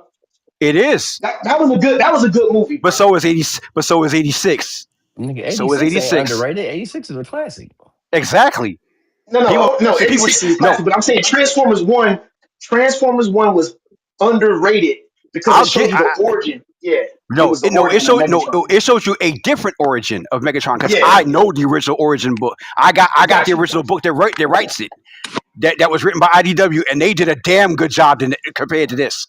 I like the movies version, but the IDW book version was much more sweeter. Tell me, You got some Yes, shit, bro. sir. Yeah, that's the third thing I heard. I'm like, whoa, that's crazy. Yeah, yeah, like if that, yeah. But that's what I'm saying, bro. Like if we had us writing the movie, it's gonna be gas, bro. When oh the trust when me, the studio trust me. If when the I was studio to write writes the the movie, Megatron it's story, I'd be like, gas. let's go dark. But God, it'd anyway, be all fire. right. So we got all right. So we done bounced all over. We got Star Wars. Listen, I'm gonna just put a plug in there. If y'all haven't watched the Darth Maul joint, like the cartoon animated joint, y'all gotta check it out That's crazy. because Yeah, I need to swing on that one it because I might did it like might him as a character. it might shock you. You might get shocked because you're gonna understand the Sith Lord side of it. What you And the mean, bro? Sith Lord You side never of it is seen real different. Clone Wars with the whole season of Darth Oh Maul? What? Clone Wars, The whole season of Yeah, I'm that was sleep. I good guess I'm too. sleep on Disney Star Wars, bro. I'm not. I don't want to wake up, bro. I don't. Oh, Last That Darth Starfighter is the Maul joint, last chance they get. Darth Maul was really good. I know that OG. Darth Maul, yeah. OG said it's really good, so Yeah, that means everybody I gotta stop and go. Listen, bro. If OG said it's valid, he's saying the right, bro. He said it. Hey, bro. All right. But anyway, I think it I gets don't know. overhyped for me on the Star Wars. Yeah, man. So Talking about anyway, the trailers, I'm gonna give y'all one right here. This is probably this is one of the top trailers I ever saw. I'm talking about Super Bowl trailer for Rogue One. That shit was. You couldn't have told me this movie wasn't gonna be Honestly, like the greatest thing since I sliced was gripped bread. in that one. I was gripped to catch that movie, and then its ending ties straight to episode 4. I was like, oh no, this is actually how you do Disney. I said, do it proper to link the Mhm. past movies to this. Okay, but listen, go back and look at that trailer, right? And so much shit that they cut out because they did all the reshoots, right? Hmm. and they did the and Kathleen Kennedy, they saw the movie, but, she watched watched the movies. They had people reacting to it, getting test what's it called? They doing test Yeah, screenings, the test. and Yeah, test screenings. the feedback was that it was, oh, it's kind of dark, bro. It was a war movie. You gave dude Exactly. and listen, that trailer, go watch that Super Bowl trailer, bro. With, I mean, the claxons going off in the background, the whole trailer, and fucking Forrest Whitaker. What will you do? Bro, that shit. I'm talking about chills, bro. I was like, this shit's about to be epic, and it was good. It wasn't epic. Yeah. Have you guys read the novel? Did y'all read the novel? Oh, The novel. the novelization, No, I of from the film. Yeah, the novelization was the actual what they shot basically originally before they did the reshoots and the re-edits. The novelization is badass. The script and screenplay, if you read the screenplay, is badass. But what they gave us, man, it's so much. They cut it up and they re-edited. Hey, you cut away from a scene and you're like, wait a minute, there was shit going on. There was supposed to be some more shit to that scene, and they cut the shit out. Like it was, like I said, the film that we were promised or in the trailer and the film we got. Same with Suicide Squad one, the first one, same thing. The film we were promised in the trailers and the original like teaser trailer, the Comic-Con trailer for Suicide Squad, and then the trailer that came out that they had the the trailer company edit. They did it's like the volume, Guardians of the Galaxy company, trailer company. They edited it and they ended up editing the whole film after that because they're like, oh, everybody loves the trailer. Totally different films. Go watch the Rick Ross video for that his song on the Suicide Squad soundtrack, the first one, first movie. The video for that song, you see all kinds of footage that ain't in the movie. It's footage they shot for the movie that, you know what I mean, for like a soundtrack song, the big music video, they'll have like clips from the movie in it. And there's a You ton of talking about Joker Purple footage. Lamborghini? Purple Lamborghini, bro. Yeah. Yes, sir. Yo, yeah. Wow. I watched this video that was talking about that video, and essentially what they were saying is that music video gave us more Joker than this actual Suicide Squad movie with Jared Leto. We got more of Jared Leto being the Joker, like being more of a comic accurate Joker than we saw in that movie. That's crazy. Hey, bro, that Which shit makes was. That I want to see that which cut. begs the Ayers question: cut. what would those deleted scenes that Jared Leto did? All that weirdness and zaniness that he was doing behind the scenes to try to channel as much Joker as possible, his version, anyways. What were those deleted scenes like?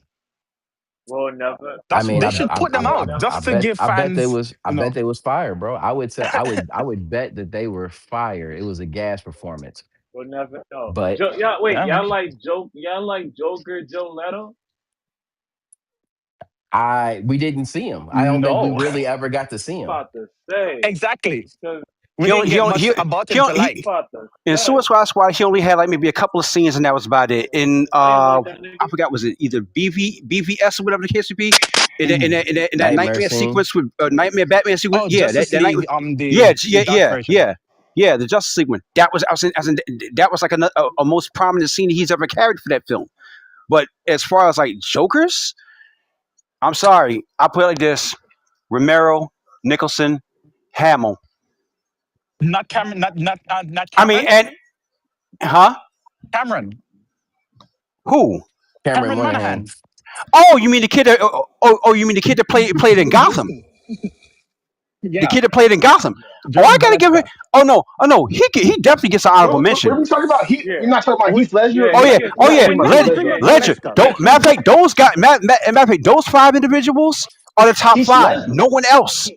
Heath Ledger, bro. Like, what are we talking about? Heath Ledger. I'm saying no. Like I said, He's the Romero. Joker. No, Romero. Okay. No, Oh, okay. here, Sorry, Romero, Nicholson, Hamill. that was not better than Nicholson, bro. That shit was fire. Then there's Ledger and then there's Ledger and Cameron. Those Man, are the listen, top man. five We in man, that. we No, all man, those are we the top all five over the in that place, bro. particular Top order. We all over the place, bro. No, we ain't. Jared Leto. Bro, listen. Jack Nicholson is the Joker. That's the one we remember. And the guy, who was the guy from the series, the Batman, Adam West. That's Caesar What's Romero. his name That's Caesar again? What you Romero. said? Caesar Romero. Yeah, Caesar Romero. Okay, that's Caesar Romero. Yeah, yeah. He's a classic Joker. Yeah. So I can live with that. But Heath Ledger, you gotta throw Heath Ledger in the mix now. I know That's what you I'm probably saying. think He's he's not. part of the top. Yeah, yeah, yeah, That's what I'm saying. He's part of the top five. yeah. Okay, got you. Okay, cool. Mhm. So with that, But He is man, part it's of that just top five. No Cameron Joaquin and Phoenix. Cameron got his. Why keep? I'm sorry. You can't I was. give Cameron honorable mention. It feels disingenuous to him. Like, sure, he didn't get. Unfortunately, he never got the chance to get He the didn't get. name He didn't go full Joker. Joker. They No, didn't no, let. They, he just did. like they didn't go full He back. No, did. no, he didn't. No, Okay, he he didn't get didn't. the name. He didn't. He He didn't he officially get the name, but he took his face off like the Joker. He was hey, bro. Yes. crazy Yeah. and In batshit like the Gotham, Joker. bro, he was a problem, bro. Yo, Yes. he is arguably the most enjoyable part of that whole show. Exactly. He is up there with Heath Ledger in Yeah, Like I he was terms a said, problem. of that's why he's portrayals part of the top of five. Joker. He's part of the Nah, top five. cuz nah, you can't put him up So there with so Ledger, the bro. Joaquin, what's the dude's name? Joaquin Phoenix Joaquin or whatever. Phoenix. Yeah, yeah. So With Heath he's Ledger, not even Heath he's not Ledger even only in the got Lee one mix. movie. Mafe, He's not in Heath top Ledger five. only I'm got that's one sorry. the good as movie. He's Joker not in right the No, mix, there. right? no. Cameron Lee got Mafe, five He's not in seasons, Lee bro. top Mafe, five. that's my good Joker right Galen. Definitely there. in the top Joaquin three. Phoenix's version Cameron is got the five Easily. else. seasons. No, hold on. That Joker was Joaquin great. Phoenix's version is the Elseworlds version of Joker. Yeah, he don't count. Okay, let me ask you this: Jared Leto or Phoenix? Which one? Jared Leto. Phoenix. Phoenix. Phoenix. Oh, see, Jared we Leto. all over the place Phoenix, again. bro. Somebody Jared said Leto. Leto. Somebody said Phoenix. Okay. Jared All right, Leto. we all over the place. Yeah, we all over the I place. know why I say Jared. I say Jared Leto. I mean, in Suicide Squad, I mean, what was it? Birds of Prey. What was it where Leto was in there with Harley Quinn? Was that Suicide Squad or Birds of Prey or something like that? He I was in don't know what both. it was. He was in both. He was Yeah. in both. So then you got the Phoenix version, which he want to sing, he want to dance, he want to do the Harlem Shake, he want He to wasn't a good. like He that wasn't a shit is good Joker to But like outrageous. I me. said, that's the Elseworlds version. That's the Elsewhere. That's a different He wasn't. universe. He's So a that's a He wasn't completely a different good he's a Joker to universe. wimp. me. This guy right here, He's a punk. he's not a good Joker to me. He sucks. Nas is It what? offended, Thank you. bro. Joaquin It Phoenix what? version is a I, punk who got there it famous is, by Jesse. See, accident. he wasn't Nas is convincing and offended. menacing enough. Yeah, he wasn't. He Exactly. wasn't. He got famous by accident. He's a punk. He said he's a punk. That's I don't He know, bro. is. wild. Joaquin, just in terms of the, I mean, come on, bro. He had a whole movie to himself, so That it's a was a little good But different. Joker he got animated. the internet. This Yeah, animated sure. He version got a movie Joker, he by was a himself. good Cool. Joker. But I'm talking about in terms of portrayal. I'm talking about in terms of the characterization itself. He is a punk. He got famous by accident.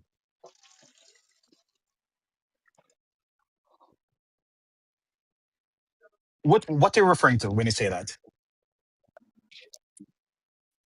In the recognized origin for the Joker, the Acme, get what is it, the Fell chemical into Nevada company, acid. The onto Fell into Nevada Because Nevada I acid. have a acid. It was story. an There's a accident. storyline. I mean, I'm There's a just storyline that saying. I can tell you that debunks what you're saying. Okay, but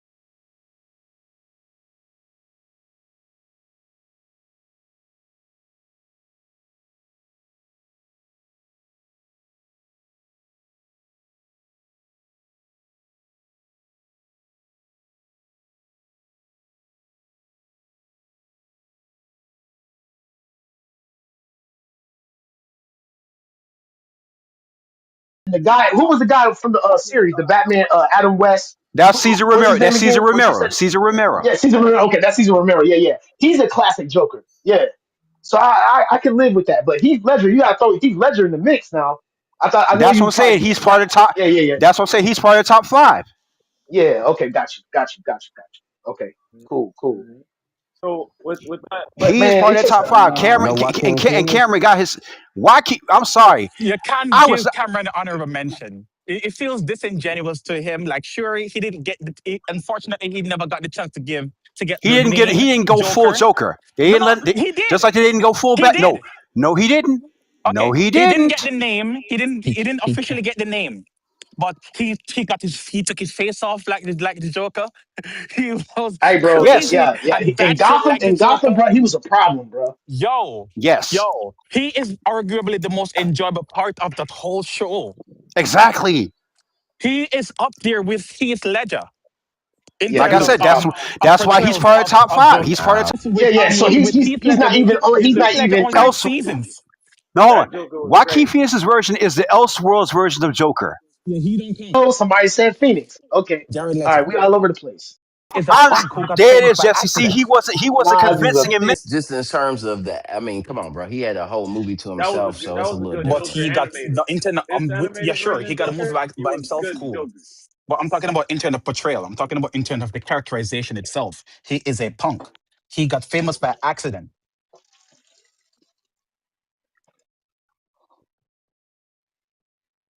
What are you referring to when you say that? In the recognized origin for the Joker, the Acme, get what is it? The Fell chemical into Nevada company acid. fell into Fell into Because Nevada Nevada they acid. have a acid. It was story. an They have a accident. storyline. I mean, I'm There's a just storyline that saying. I can tell you that debunks what you're saying. Okay, but what I'm saying is more so that is probably the most. When someone says, "What's the Joker's origin?" I Hmm. I would say 7 times out of 10, if that's what they would bring up, they'll say, "Oh, I think And he's." they would bring it up Like, because of the killing joke, right? yeah, they'll Not bring it up just the because Killing Joke. of Okay. the You gotta Killing remember, Joke and Killing the Joke animated and Batman series. '89 and Batman Hmm. '89 all I say pretty much coincide with one another for that Boom. story. Okay. Well, here's the thing. So do you remember the time when Batman sat in the Mobius chair and he asked who's Joker? Oh yeah, and we found out there was more than And one. yeah, We Yeah. found out there was more than one, and you then you found out got there the was three three. Joker story. Yes. Yes. So after that, right, to try to rectify it, to try to fix it up, because they already told us that there are three Jokers, they had this character whose destiny is to become the Joker. And not just that, he got sent back in time from a different universe 3 times and became three different versions of the Joker. Same person, Uh, but he got sent back 3 times. That's why there are three different this is Jokers. sweaty That is territory why. here. That is why He his was a good backstory Joker too. in the I'm gonna Killing Joke, show. he literally said, I'm gonna show you on my in face. the Killing Joke, he That literally dude right said, there, he wait, was a good in the, Joker too. mhm. I prefer that's the Jeremiah. I prefer the Jerome. But yeah, but going back to what I'm saying. Hmm.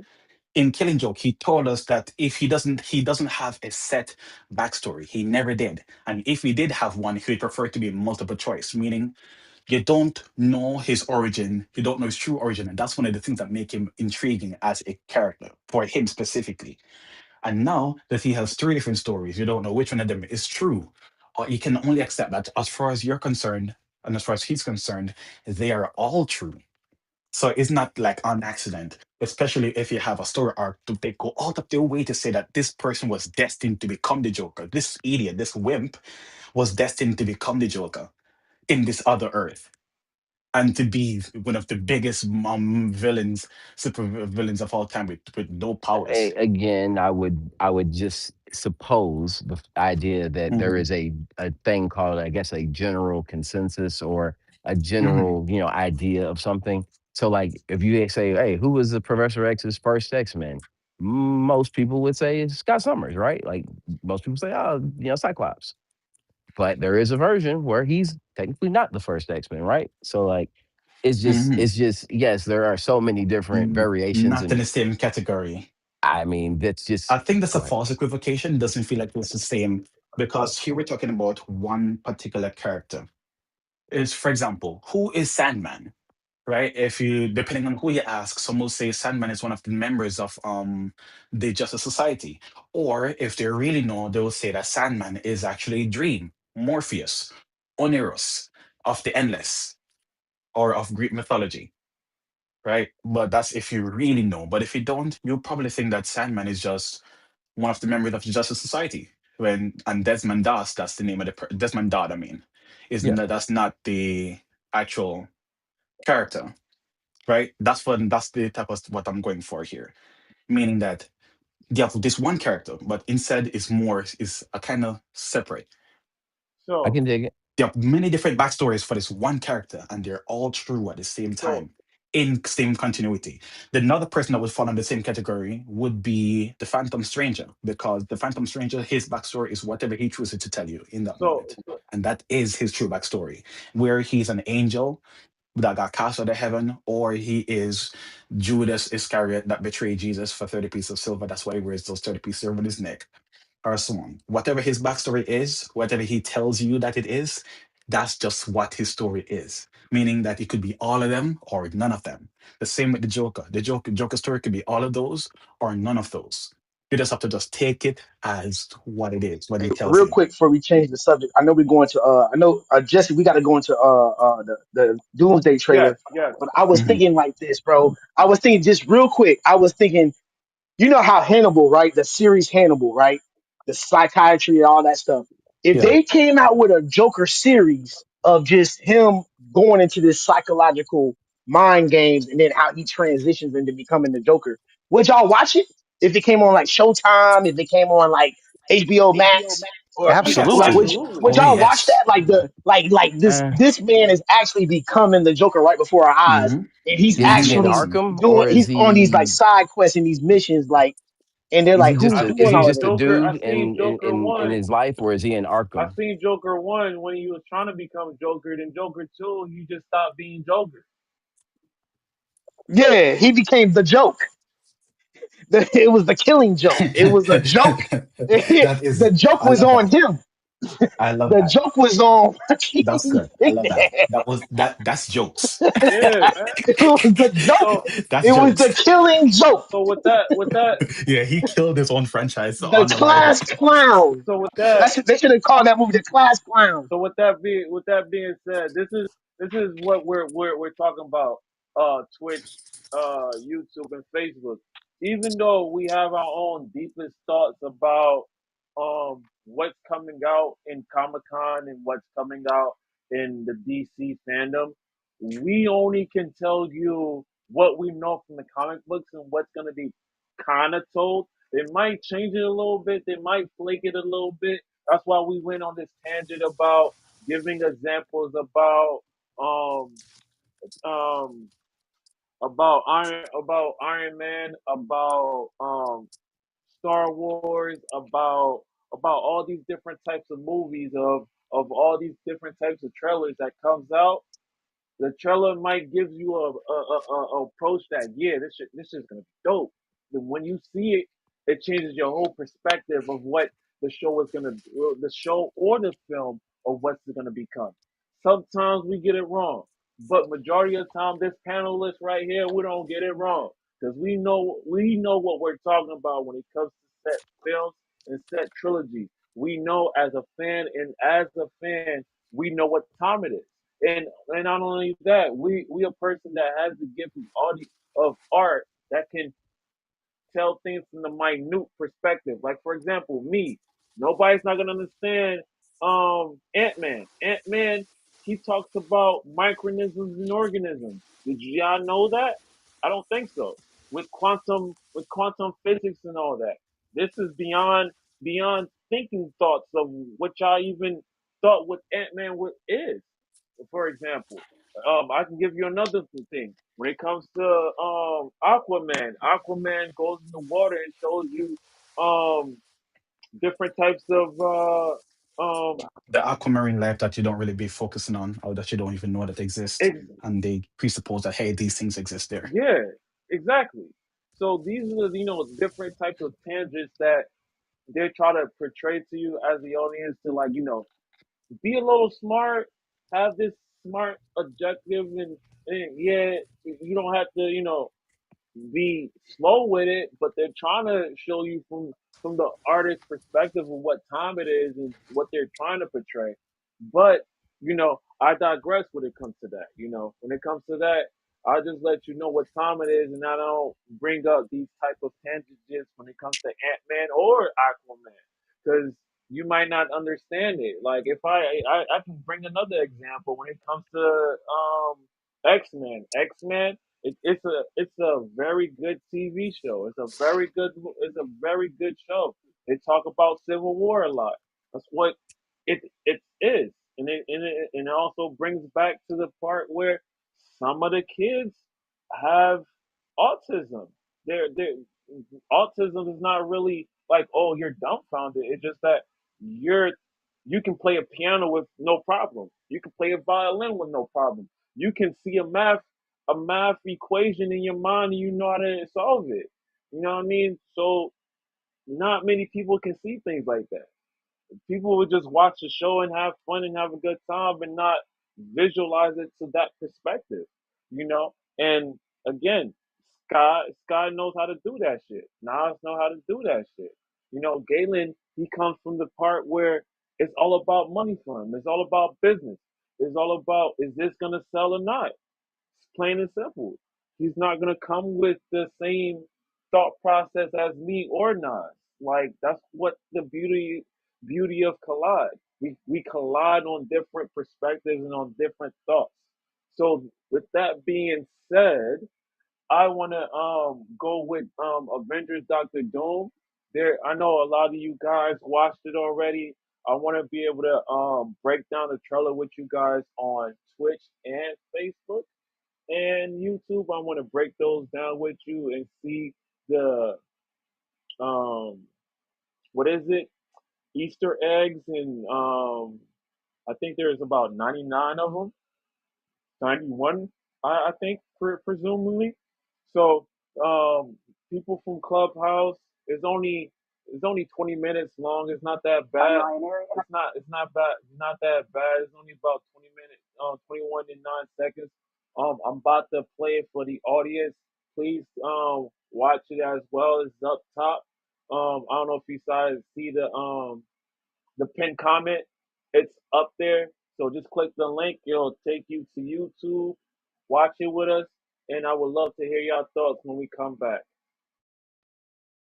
Wait, before you go there, just as a thing, the other expectation I'm expecting for SDCC, which I know is going to probably be a big burn.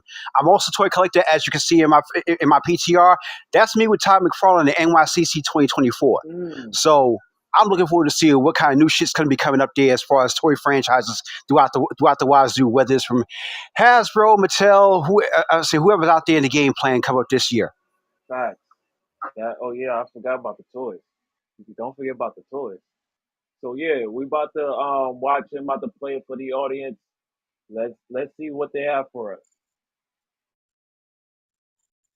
Easter eggs, references, and little things you might have missed in the first full actual trailer for Avengers Doomsday.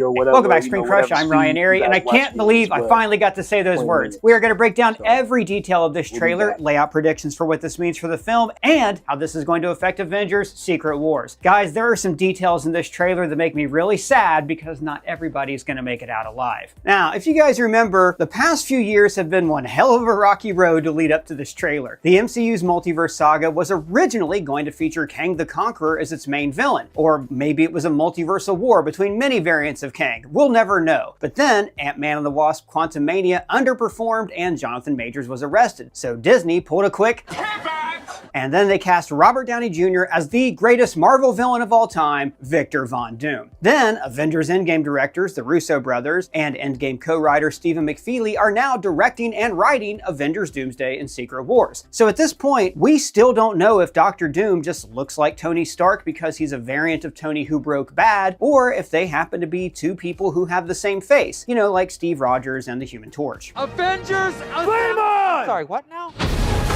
But what we do know from this trailer is the multiverse is going to be threatened by incursions. As we saw in the show Loki, the multiverse is now this ever-expanding collection of infinite realities, but when two realities collide, it can destroy one or both universes. The only way to save your reality is to destroy another, and we see the multiverse start to fray in this trailer. Now, the real challenge of this movie is going to be bringing the multiverse saga together. After Avengers Endgame united basically every Marvel character in one fight, we haven't had a single Avengers movie, and there have been very few team-ups, and characters like Shang-Chi haven't even been seen for 5 years. However, this movie finally gives us the reason the multiverse saga was created. We are going to see the classic X-Men go up against the heroes from the MCU, and all of that's finally laid out here. And just a reminder, we've actually already seen 4 trailers for this movie, or maybe not trailers, tone poems or whatever, and this trailer actually gives some context to those previous micro teasers we saw at the start of the year. For instance, we saw Steve Rogers living happily with his infant son. We saw Thor in the woods praying to Odin for the safety of his daughter, and then Magneto narrated to Xavier about death, and finally, Shuri met the Fantastic Four in a desert while Namor is nearby. We're going to revisit each of these trailers as we go along because this teaser actually gives us some context as to what the hell is happening in those previous trailers. Now, let's break this baby down. We begin at the X-Mansion from the original Fox X-Men movies. Now, Blade was technically the first modern Marvel movie released in 1998, but 2000's X-Men is the film that really kicked off this Marvel age of movies. Kevin Feige got his start on that film as an associate producer, and I think he wants to give all of these characters a proper send-off. The X-Mansion is faithfully reproduced from the Fox X-Men franchise, right down to this sign for Xavier's School for the Gifted. And then we see Patrick Stewart returning for his 8th appearance as Charles Xavier. Now, the flash of light outside is probably the beginning of an incursion. Now, we saw the end result of an incursion in Multiverse of Madness, as Sinister Strange's reality was slowly being eaten by black goo. Here, this is the X-Men universe colliding with another reality. It could be colliding with the MCU, or the Fantastic Four's universe, or maybe even a franchise that hasn't been announced yet, like the realities of another Spider-Man. Now, we have theorized in past videos that the X-Men universe is actually the original universe, and every other reality branches off from them. After all, as we've documented, the X-Men have done a lot of screwing around with the timeline, which causes branches in reality. And I, for one, would love to see a little bit of the Raimi-verse in this film, but Spider-Man, Tom Holland, hasn't even been confirmed for this movie yet. He's too busy fighting like a million villains in his own film. But of course, Spider-Man's greatest villain of all time is Dr. Doom. No, actually, it's the media, or more to the point, media bias. J. Jonah Jameson has a field day blaming Spider-Man for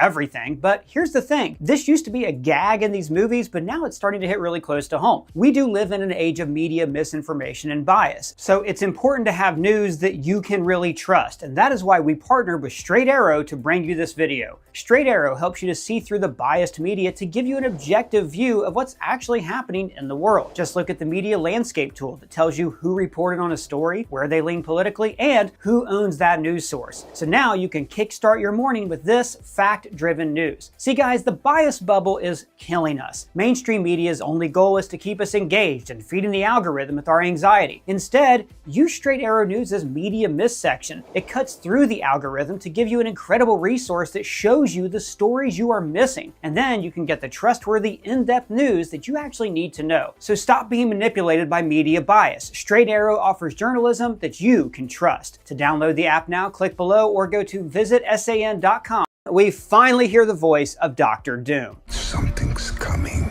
Something we may not be able to deter. Now, there's a few things to note here. He has a European accent, which tells me this is likely not a variant of Tony Stark. He is the real Victor Von Doom. But what does that mean anyways? Well, Victor Von Doom is my favorite villain in any comic. He was raised in the Eastern European country of Latveria, where a local baron persecuted his people. His mother sold her soul to the devil so her son would become a great man. And then Doom grew to be a brilliant wizard and scientist. I'm something of a scientist myself. After a dimensional portal scarred his face, he returned home to Latveria, conquered the nation, and became the villain, Dr. Doom. But what makes Doom so cool is that he genuinely believes that he is the best option for the world's survival. In the 2015 Secret Wars, which is the story this movie is going to be based on, he compressed the multiverse into a single world and rules it as a utopia where everyone is brainwashed into worshiping him. I always wanted to see Doom done right on screen, and so far, Downey looks perfect in the role. He says, Something's coming. Something we may not be able to deter. So here he is setting up this idea of incursions. He talks about unthinkable decisions, meaning that they will have to sacrifice entire realities or even the multiverse itself in order to preserve some sort of life. That is the unthinkable decision he's referring to. Then we see Doom on a battlefield in a destroyed forest, and you would never know this is Robert Downey Jr. because he doesn't remove his mask. Now in the comics, they held off revealing Doom's face for years until this recent Secret Wars comic. Some people even theorized that his scar was really small, but his vanity meant that he had to hide his face from the public. In Secret Wars, after Doom obtains godhood, he immediately fixes his face. Now, Doom could be from any reality, but we did see him in the post-credits scene of Fantastic Four First Steps, which is confirmed to be a scene from this film. Now, because that film also featured a Latvian delegation where Doom was absent, this could mean that Doom is from the Fantastic Four's reality, which is numbered 828. If that's the case, maybe he doesn't start off the movie all scarred. Maybe this scene is the aftermath of the accident that destroyed his face and set him on the villain's path. Hell, maybe in his reality, Tony Stark was European and he actually is a variant of Tony. And then, oh baby, we finally see Doom in his full armored glory. Person? Nope, I need a minute. Okay. Then the narration shifts to Thor. Now, we do see shots of Doom in the woods fighting Thor later in the trailer, and this is probably the battle that occurs after Thor prays to Odin, which we saw in the second teaser. We have theorized in past videos that Doom is trying to steal Thor's adopted daughter Love because her power is tied to eternity, a being who is the embodiment of the universe. Boy, you missed one movie in this franchise and you don't understand anything at all. Well, Thor Love and Thunder disappointed some fans, me included, because it was overly comedic in tone. Like, you know, Thor fed his hammer a beer. Sorry we've been fighting lately. But this movie seems to be returning Thor to his darker, more serious roots, and he's scared. I mean, this guy is the most powerful Avenger. He has fought in thousands of battles, and now something has managed to frighten him. Is he talking about an incursion, or is this after his face-off with Dr. Doom? He says, "Everything that they sacrifice will be for nothing if we do not stand together." Then we see the fully renovated Avengers Tower. Now remember, this takes place 6 months after the events of the Thunderbolts when the new Avengers formed. And this surprised me. We actually see Thor arriving in a ship with the Fantastic Four. Now, judging by the ship's design, this ship is from their universe. We saw a Fantastic Four rocket enter the atmosphere in the Thunderbolts post-credits scene. So does this mean that Thor was, for some reason, in Universe 828? Maybe the battle with Doom in the forest actually occurred in their reality and not in ours. Why do you say that? Well, because we know Latveria exists in the Fantastic Four universe. We know that from this placard at the Future Foundation. So I think Doom already exists in Universe 828. He's from that universe. He has an existing rivalry with Reed Richards. He is the archenemy of the Fantastic Four, and that is why he showed up in the post-credits scene of First Steps. They are being greeted by Sam and Bucky, the two men who are in contentions for the Avengers title, like we heard about in the Thunderbolts post-credits scene. You know he's filed for copyright of the name? Did he? Mm-hmm. And also, Scott Lang. Now remember, Quantumania ended with him being afraid of the looming multiversal threat. We did beat him, right?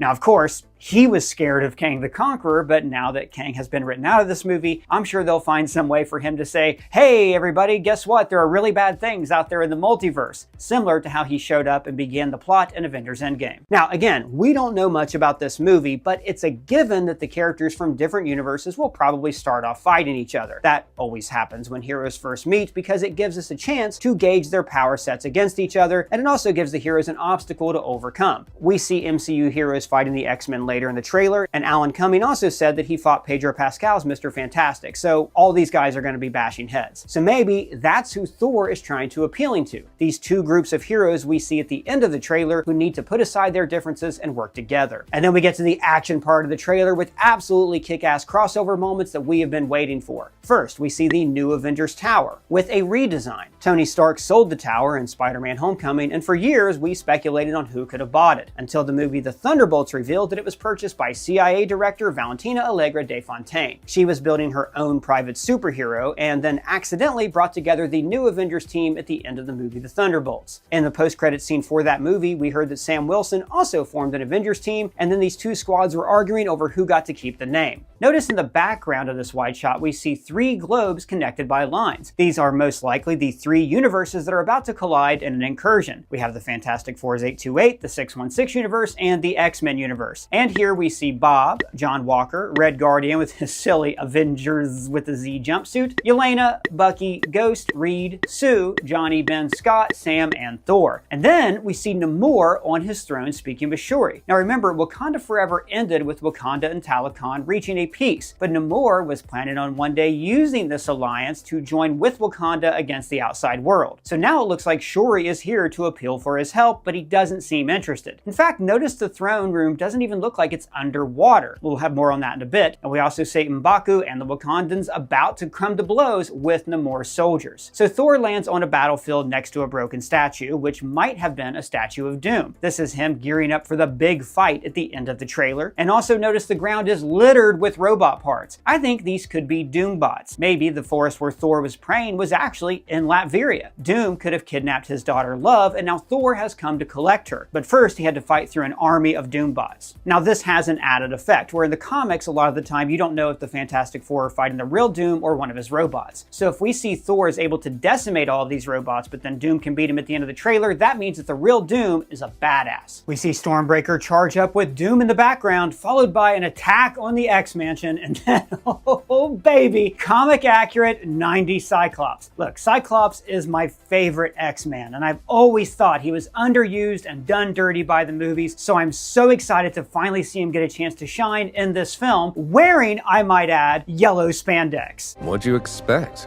Black leather? And now, this is what we came here for, Shang-Chi versus Channing Tatum's Gambit. So guys, for one thing, I thought a Shang-Chi sequel should have been fast-tracked years ago. The guy could have been one of the leaders of the new Avengers team in the face of the franchise. And for years, I followed the news of how Channing Tatum was trying like hell to get a Gambit movie made. It got stuck in development hell, and then Fox tried to get the character off the ground with Taylor Kitsch in X-Men Origins Wolverine. See, like Gambit, Channing Tatum's family is from New Orleans, so he feels a personal connection to the character. Here, he looks completely serious after Deadpool and Wolverine treated him as a bit of a joke. They call me the Gambit. Do they? Are you sure you didn't just really want them to, but it never quite worked out? And I should remind you guys that we have this shirt for sale at our merch store, the I'm about to make a name for myself. This is in addition to other Marvel parody merch like Tony giving life to all Incursion trolley problem, or are they trying to recruit the X-Men to fight against Doom? The whole movie is going to be one big trolley problem where the heroes are forced to make these kind of impossible decisions. And guys, this is massive. Loki is holding the TVA ID, which now features the multiversal tree on the back. Wait, what's that mean? So, in the show Loki, the version of him that stole the Tesseract was arrested by time cops and taken to a place outside of time called the Time Variance Authority. Over the course of 12 episodes, he sacrifices his own freedom to oversee the multiversal tree so everybody in infinite realities can have free will. But now, infinite realities means infinite chances for destruction. The last time we saw him, he was sitting at the center of the tree, but now he is in a normal house with curtains that kind of looks like Steve and Peggy's home,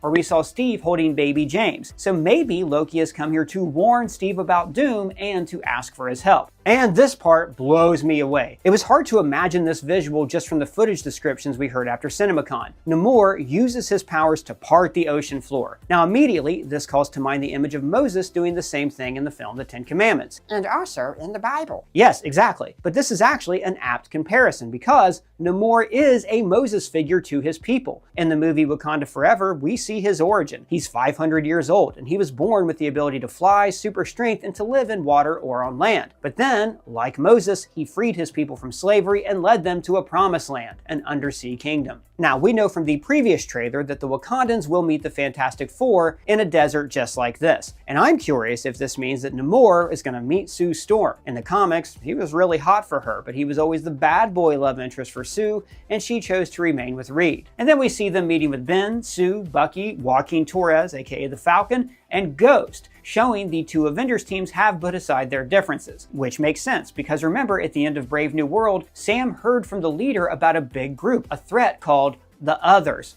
We'll see what happens when you have to protect this place from the Others. So when people show up and start talking about this multiversal threat, I think Sam is going to be automatically ready to listen. Now to me, it looks like Namor was already meeting with the Wakandans, and maybe he was the one who parted the water so the Avengers and the Fantastic Four would have a place to land. Inside the X-Mansion, we see Reed using his stretchy arm to hold Sam back so Yelena can duck underneath. By the way, notice the robot Herbie here. And then we see Yelena Belova, Natasha's adopted sister, facing off against Mystique. Now, in the movie Black Widow, we saw how Yelena reconnected with her sister after she spent years being brainwashed by the Black Widow program. Then, in the show Hawkeye and in the movie The Thunderbolts, Yelena slowly overcame her depression and created newfound families for herself. Now, Mystique is once again played by Rebecca Romijn, just like in the original X-Men franchise. Now, in those movies, she was essentially nude with rubber pieces glued to her body, but now she's been given a comic-accurate costume. This is followed by shots of Eric and Charles from the trailer scene that we saw a few months ago, where they look incredibly morose, almost like they've had to make a very tough decision about ending another reality or accepting that their own reality will die. And this is followed by Scott apparently saying goodbye to Cassie, who now has comic-accurate blonde hair. I'm betting that if the multiverse ends at the end of the film, somehow Cassie and the other young Avengers are going to survive and form the new Avengers on Battleworld. In fact, remember the last time we saw Kamala Khan, she was heading west to look for Cassie Lang. Did you know Ant-Man had a daughter? And then we see Johnny hugging Sue with a wall of flame behind them. This could be an incursion like the one Charles was looking at the beginning of the trailer. And then Sue, looking regal in front of the wall of water, gives a respectful nod to Shuri, who returns with the Wakandan salute. I wonder if this is right around the time Sue meets Namor. So in the comics, these two crushed on each other pretty hard for years, so this should be a really fun meeting. Next, we get more of the X-Men battle. Sam, watching as Gambit leaps down, using his powers to disperse energy all over the room, and in the background, we see Mystique, Reed Richards, and this is followed by this kick-ass shot of Cyclops blasting Sentinels in the ruins of X-Mansion. Now, this could be a shot of him fighting Doom's sentries, or maybe it's just a fake out and it's a Danger Room training exercise. After all, that is the first place we saw the Sentinels in live action. Now, Famke Janssen is not returning as Jean Grey in this movie, so I think that means that Scott is really going through some stuff. He is dealing with the loss of his wife when all of this is occurring. And then we see Sue using her powers and Namor flying at high speeds, maybe creating the vortex to create this wall of water, and maybe that wall is being held back with Sue's force field. After all, we saw she's powerful enough to stop Galactus, so it wouldn't be any problem for her to hold water at bay so the ship can land. And then we get the matchup. We finally get to see Doctor Doom facing off against Thor. So I think this is just like the beginning of Infinity War, when Thanos defeated Thor and Hulk right away. And this telegraphs how ridiculously powerful the villain is. Now, if you follow the show Loki, then you'll remember that Thor's brother is sitting at the center of this great multiversal tree, and he's using his powers to keep the multiverse together. In the comics, Doom is always stealing power from cosmic beings, so I assume he's going to steal Loki's power,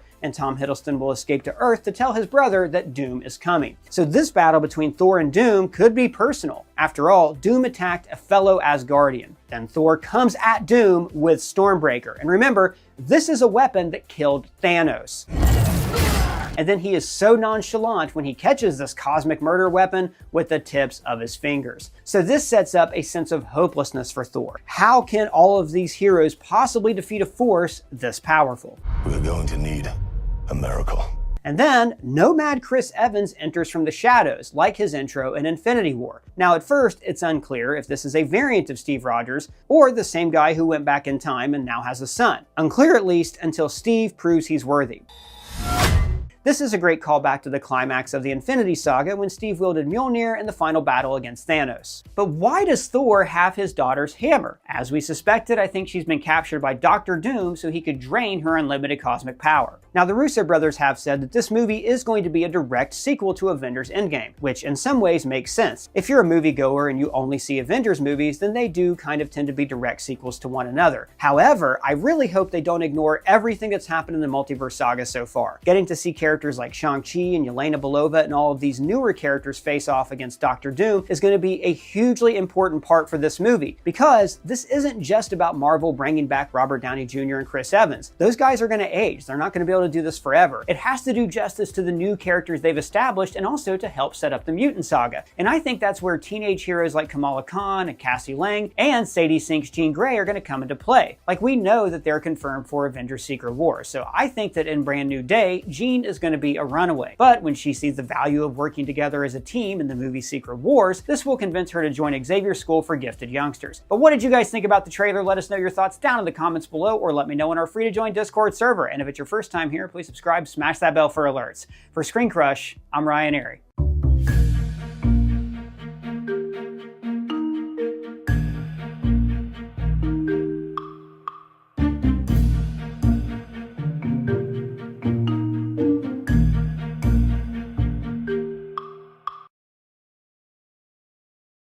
This is all.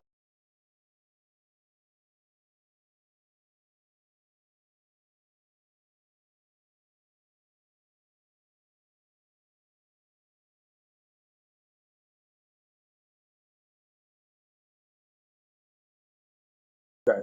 Yeah, Oh, that's okay, fair. gotcha. That's fair. Yeah, but yeah, man, like, bro, Marvel is cooked, bro. I mean, I'm a reverse engineer it, but I don't want to jump out there too soon before I hear y'all's point of view. You know what I'm saying? But like, this is their cook, bro. Because at the end of the day, what I heard, word on the street is that the script is not even finished for Secret Wars. And when you're trying to do something like this, bro, on this scale, and it's the most expensive movie, like, bro, the script is not even really coherent, like with the editors. It's like behind the scenes right now. They're like just scrambling, trying to figure out like what story are we really trying to tell based on the IP. So I'm gonna let you guys talk, and then I'm gonna say my piece because I think it could be a genius or it could be an utter disaster. So I'm gonna let y'all talk and see what y'all thought. I'm gonna go with y'all and then kind of see what questions y'all ask. But I Yeah, got my Bender wants to opinion. say But something. yeah, Mhm. go ahead. Bender, you have the floor.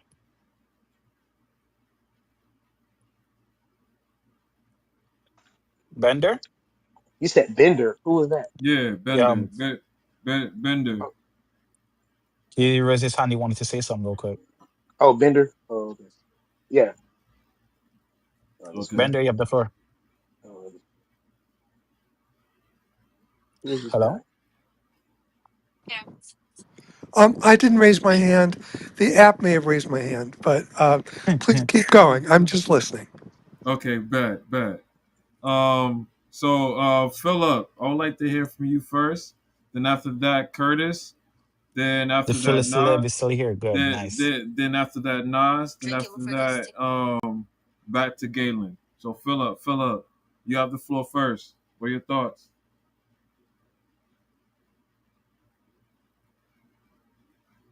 Philip, you here? You alive? You with us? What about you, Curtis? What are your thoughts? Yeah, I'm here. I just got to finish watching it 2x speed as well, so I actually watched the original trailer again. As far as the Easter egg is concerned, as far as flipping into some of the subtext that is in the comics, as well as also what's going to be thrown into this movie, does it have promise? It has a shot. It has a shot. I don't know how big of a shot it has, but it's got at least a shot to at least get the audience back in. I mean, some of the audience back in, but not all of the audience. To get us back into the saddle again, especially for the fact this is going to try to segue both the Doomsday and the Secret Wars movies together, which is supposed to. Now, as far as the bringing in the like I said again, the whole X-Men franchise getting melded into the situation, they got to bring some context to actually get that to get that to be drawn out set with fans and say, okay, I see why you're taking some old school X-Men members in and bringing them into the fold of the story. Because let's see, the only ones they just made mention in that video was Rebecca Romaine Stamos, Patrick Stewart, Sir Ian McKellen. They're already signed into the lineup. Mm-hmm. Now, adding. I mean, and also Channing Tatum, even though that Deadpool and Wolverine was basically his first film and first iteration of Gambit, which should have been done way before the other guy who did it in Wolverine's Origins even got put on. Because I'm sorry, I'm not knocking the kid's performance; it was okay, but Channing Tatum's kind of leaning closer towards the '90s cartoons a little bit better. Only thing they could have did was they could have did a little bit more with his makeup, like gave him the dark red eyes and all that other shit to really encapsulate him properly. But that's another tale. Fantastic Four, and then I guess you could say Namor meeting, if they put Namor meeting Sue to tie that from not just the books but also the books, the old 80s cartoon, as well as also the '90s cartoon together with that. We're leaving that as we're leaving that for open as a we're leaving that as a for a whole open room. Everything else that I'm saying is piled together, including the whole thing with having the Thunderbolts, the Thunderbolts, and whoever else is in there taking over Avengers Tower in New York City. Again, with that, they're leaving plot holes that need to at least be explained. And that's something that this film is going to have to do a lot to draw in, including whatever's going to happen with SDCC and NYCC in October before this movie finally drops in December on December 18th. You got a lot you got a lot of plot holes to fill to make this a nice smooth road for everyone to be on board with.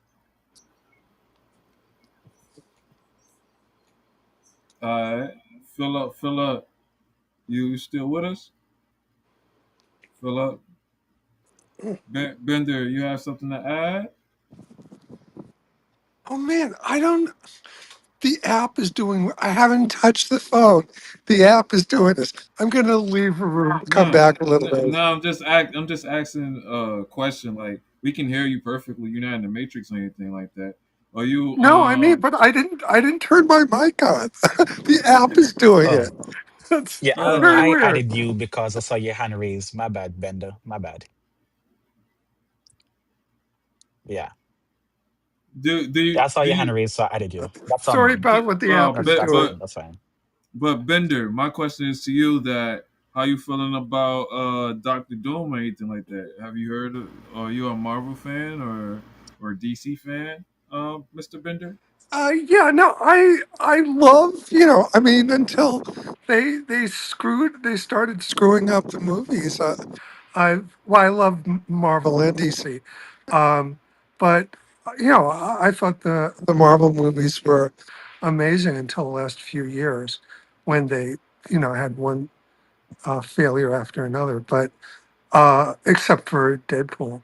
Um, yeah, I'm looking for. I mean, their last huge success were the last two Avengers movies. So of course they want to bring that back. We have to hope that they get it right this time. If the thing about the script not being done, I mean, that's devastatingly worrisome news. But like I said, I mean, they know what they did wrong, and not having scripts ready in time was one of the biggest things. Rushing things, putting out too much content that was mediocre.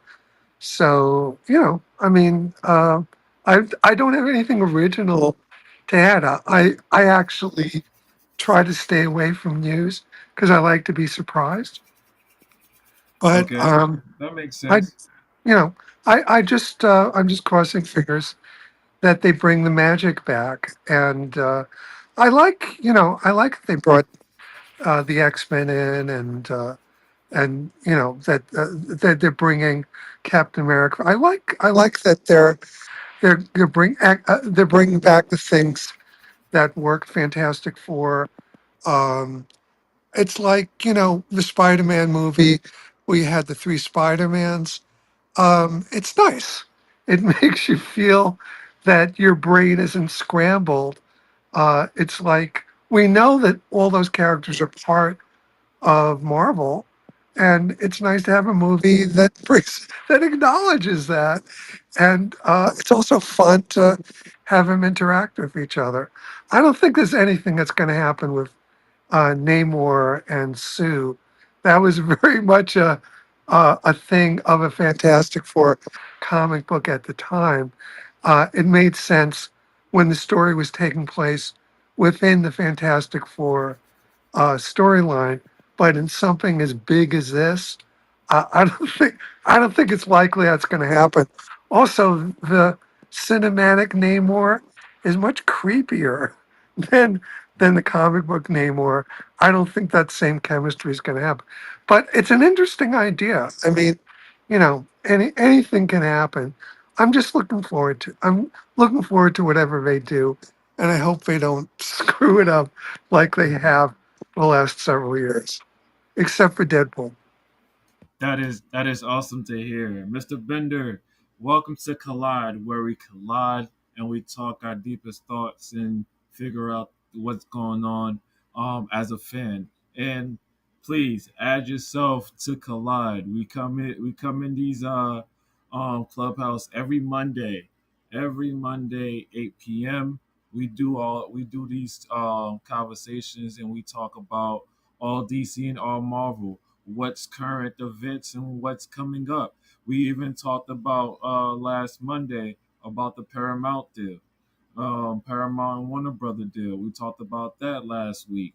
We also talked about Supergirl last week, and it's still going on because we are never stopping No, talking Friday is about. not. No, no, no, no, no, no. Yes, Friday is no. Okay. So this is what we do. On that note, please Bender, please add yourself to the clubhouse. We in our back channel, just click the Collide House, and you'll see all the channels that's supposed to put you on, from Facebook or Instagram group chat. We never stop talking. We're always communicating in that in the group chat of what current events is happening, because you never know, things happen rapidly. On that note, Nas is you on the floor. Then after Nas is Galen. Philip, you with us? I think Philip went to sleep. Nas.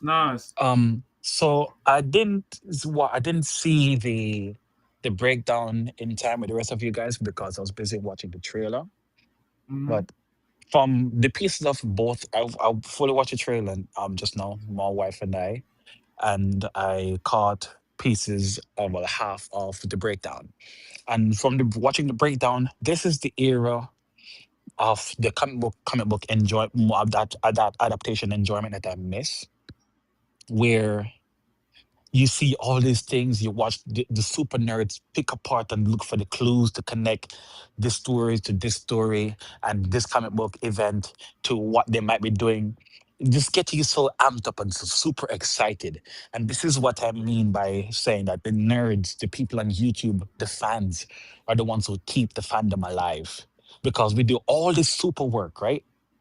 And then by the time we get to the actual movie that we're doing all this build up for, it's lackluster. It's like a waste of all that theorizing and cultivating all these ideas and getting our brain juices flowing for mediocrity, right? 'Cause like people like Screen Crush and Watch Mojo and What Culture and Top 10 Nerd and Variant Comics and Comic Story and Comics Explained, Comic Drake, all these people collectively help to shape me into the type of person that I am. Juice from the Box and all these different types of people. They help me to love these comic book stories.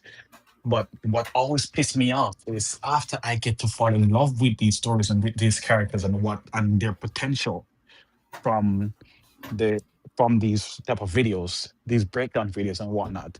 By the time I actually get to watch the movie, it's like, why would you build me up so high to break me down so low? That's how I feel watching that. That aside, just off the trailer, I don't know if anyone else on here on the panel can relate to the type of feeling that I'm expressing. But yeah, that's aside. Watching the trailer, there were some things that stood out to me. Fellas, yeah. For example, Shang-Chi and Gambit facing off in the trailer. I'm trying to figure out why. As skilled as or as Ragamuffin, thank you. Mhm. As skilled and as crafty as Gambit is, you're going up against Shang-Chi, who's supposed to be like top 10 martial arts expert in all of Marvel. And he isn't number two. No, he's top two and he's not number two. You feel me? That's who you're supposed to be going up against. Granted that this version of Shang-Chi being played by Sammy Liu is a far cry from where he's supposed to be in the comics. Cool. I get that, right? But still, it doesn't, it feels very mismatched to me. That's one. Two, and these are just super things that probably don't matter to anybody else, but to me they stand out. We just watched a long-haired Thor in, was it Love and Thunder? Like he's back to having long hair again. Why all of a sudden he's back to short hair? I don't, that didn't make any sense to me at all.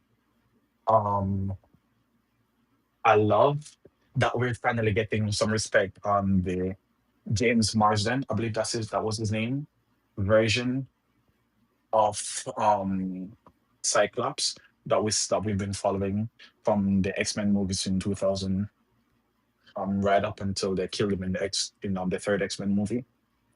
Like I loved that portrayal. Well, I love the actor. I didn't love how they treated him. I didn't love the lines and the story, how they like in story, but in terms of that actor, I love the physique. That visor on the face looks sick. I wish we had gotten more of that. But now we are seeing him again, and he seems to be going all out. He's giving us some of that X-Men 97 energy, and I love it. I'm here for it. I'm excited to see that. You see me? Um,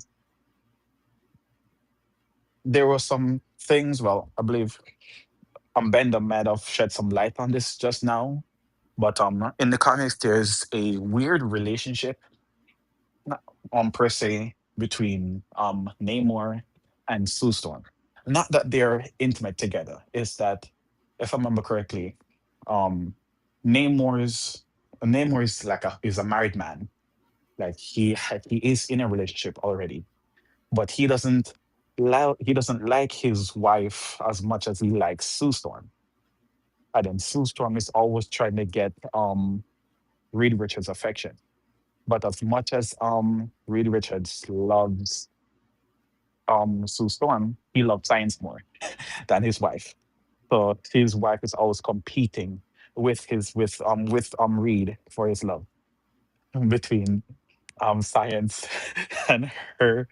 So Namor is always trying to slide in their ideas like, yo, see, he don't even love you like that. He's too busy trying to start shit. Yeah, come down here. The water is fine. Then I know that they're not gonna be doing anything like that because we haven't really had that build up before. They haven't had that exposure, that time to cultivate in the same universe. Matter of fact, this version of Namor that we have um in the MCU is not even I can't even be classified as the same because he is El Nino Namor or something like that. I've forgotten the whole thing that they shortened down to Namor because he's child without love. But yeah, I'm still I still have high hopes for Doomsday, like I mentioned before. But I just because they made us have high hopes for it, right? Because of all of these things that's setting up. But at the same time, when I see breakdowns like this one from Screen Crush, like, oh, look at all these things that you guys missed, that you guys gonna. Sometimes when you see these trailers breakdowns, and then you go into the movies to watch, like, all comes high off that energy, that vibe that you got from watching these breakdowns and stuff.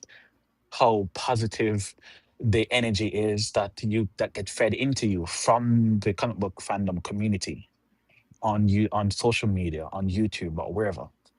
Like even from places like us, like here, where we do most of the heavy lifting or promotion for these type of films, for this type of stuff. And then we actually go to watch, it feels like a letdown. Not necessarily that the film is bad, but it's just not as good as it was hyped up to begin with. I don't know if that makes sense to anybody. And this kind Yes. of goes back to what I was mentioning before about the Supergirl trailer, about the Supergirl movie. We were talking about, someone mentioned not getting enough promotion and not getting enough coverage. We on this podcast here, us, um we have done way more promotion from what I've seen for Supergirl, and we are small scale, right? But we be like week after week after week, we've been dedicating hours to talking about Supergirl and trying to pipe it up like, hey guys, this might be something that's really worth to watch. Like we should even though we have or had our reservations, we're still trying to say, you know what, even though this is what we're thinking, let's look at the positive side. It can be this, it can be this, it can be that, and all kinds of stuff, right? But they'll just us over on here alone in this space doing our part into feeding positivity in the fan base to keep the love for this type of stories going. And then by the time you actually get the product, it's like not even worth our time. So you have to ask yourself, hey, at what point at what point do you say, you know what, let's be more realistic in terms of our breakdowns? How about we say, you know what, these are the things that I would love for them to be going. This is the direction I love for them to be going with this. Me watching this trailer, this is the feeling that it gives me. And I know that unfortunately, as much as I'd like to see these things, we may never get these connections. Sometimes some of those connections that are made or Easter eggs that are pointed out, they pay off, but not to the degree or the extent to which we would like them to pay off. Is that making sense for everybody? Yes. Yeah, I Yeah, got you, bro. yeah, that's the vibe that I'll be getting Just from let these me know. things. So, am I on one right now? Like, let me Yeah. get out. Yeah. Yeah, go ahead. Yeah. Let it All go. right. So check this out. So here's the thing. I like to look at everything reverse engineering, right? Like I like to look at the motives behind the sequence. If you think about sequence, look at how Robert Downey Jr., the Iron Man, the whole thing kicked off, right? Iron Man, everybody has to take a risk. We don't know if Iron Man's gonna, Robert Downey Jr., he has a background, of, his personal life. And we're like, we're gonna put you in this role called Iron Man. We're gonna take a risk on you. Everything is about risk assessment. This is why Jonathan Majors, his risk assessment is like, yo, are you gonna screw this up, or can we use you as Kang, or are you gonna, so we gotta think about everything from the beginning. And when you think about Robert Downey Jr. had way more issues than Jonathan Majors, but times change, correct? Like we're talking about early 2000s when Robert Downey Jr. was like, okay, Iron Man, it was a success, it was a hit. Terrence Terrence Howard, he was a War Machine. He had a personal issue. Boom, you're out of there. Don Cheadle, you're in. Like we're gonna like these are the things we have to look back behind the scenes. Like even if you think about Wizard of Oz, the whole point of Wizard of Oz is looking behind the curtain. Who is running the program? Who is behind the scenes? So I'm going somewhere with this. So if you think about how all of this started with Iron Man, it was like, yo, we're gonna invest in this thing. It might be, whatever. It was a success. Then they're John, like, you know what? fuck Then we're Iron, then fuck Iron Man. You know hold on, what? 1 second. No, no, Hold no, on, bro. no, Hold on, no. hold on, bro. One I'm talking second, right shit. now. Hold on. I'm Bruce, not a just a Fuck moment, moderator, Iron bro. Bruce. I can't mute you up, Bruce, but I'm just a talking moment, right now. please. Bruce, just a I'm moment. not, yeah, I'm not a moderator. I can't mute you up. Just a moment, What I'm Bruce. saying is this. Here's the point. The point is Man. this. At the beginning, it was Iron Man. They took a risk on Iron Man. Here's the point. Is that now that goes into, okay, Iron Man worked. All right. We can do Thor. We can do, Hulk. These are the movies that made the Avengers to even assemble. You got Captain America, First Avenger. So think about how many movies it took to even get to an Avengers movie. And so now see, because we never saw the Avengers on screen until all the other movies were made in the past. So what I'm saying is that this this movie right here, Doomsday, could be the most brilliant comeback or the most complete fail and dumpster fire. And this is what I'm trying to explain is that this movie is just a New Testament version, right? So it's going to be in exact opposite because here's my argument. they had movies to solidify the Avengers. Like like a lot of the characters had their own movie, like Thor, Iron Man, Hulk, whatever, what I'm saying, or whoever. They had their own movies, and then now you have the Avengers, right? And so now when the Avengers comes out, you're like, wow, man, we never seen all these characters on screen. But the thing is that Avengers, the movie, could be about all action because we already saw Thor and Loki. We already saw them in a movie.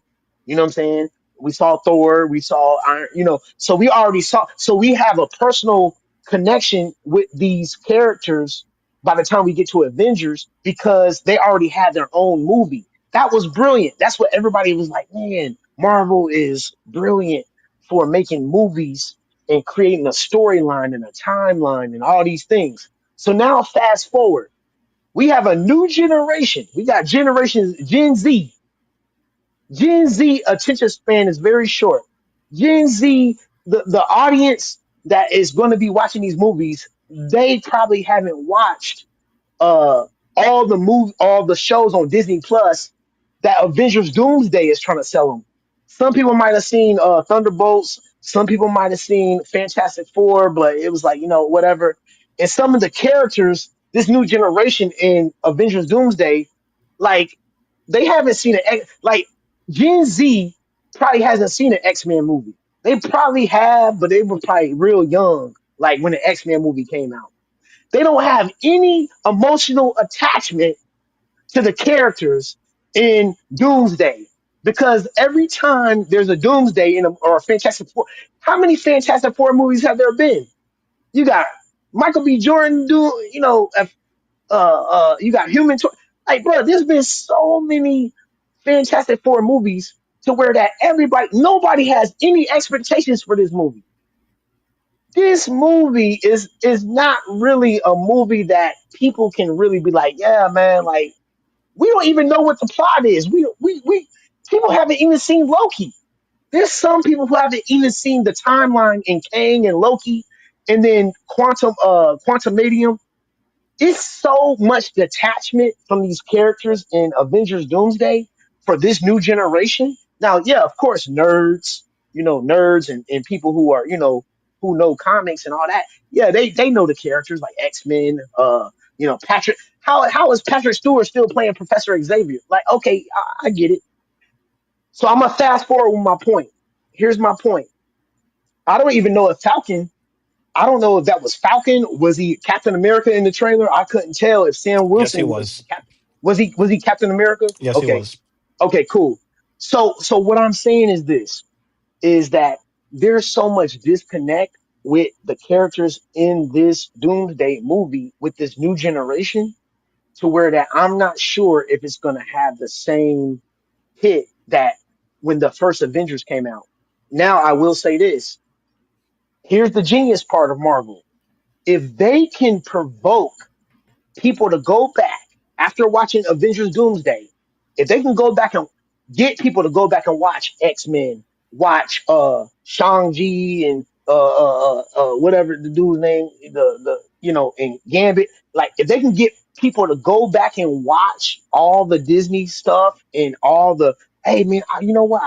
I forgot about I forgot about the you know this group of people and this group, the new Avengers. I forgot about it. Let me go back and watch that because I skipped that movie. I didn't even watch that, or I didn't watch this movie, or I didn't watch this show. If they can convince people to go back and rewatch all the IP they put out this last 3, 4, 5 years, by why, like when people go watch Avengers Doomsday and be like, man, who is this character again? Oh, let me go back and watch that. If they can convince people to go back and watch the stuff that nobody watched, that would be genius. Because now people are forced to have to go back and watch Fantastic Four. They're forced to have to go back and watch all the character movies and shows that nobody watched. That would be a genius. So I'm gonna land my plane right there. If watching Avengers Doomsday causes people to go back and watch stuff that wasn't watched, that nobody cared about, then maybe they might be able to revive, somewhat and get some motion and some traction. I land my plane there. That's fair.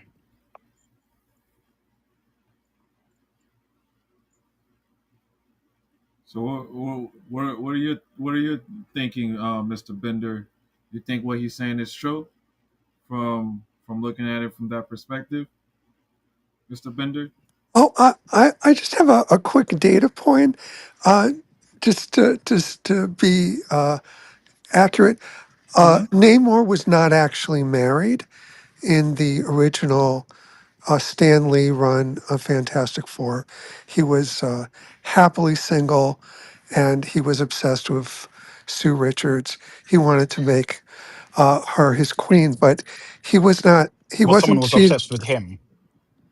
no. Namor was obsessed with Sue Richards. He wanted to, but he was married. I mean, it was just he was basically Stanley set him up as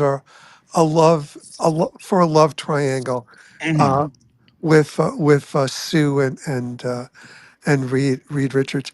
But I just wanted to in the movie, so I again appreciate that.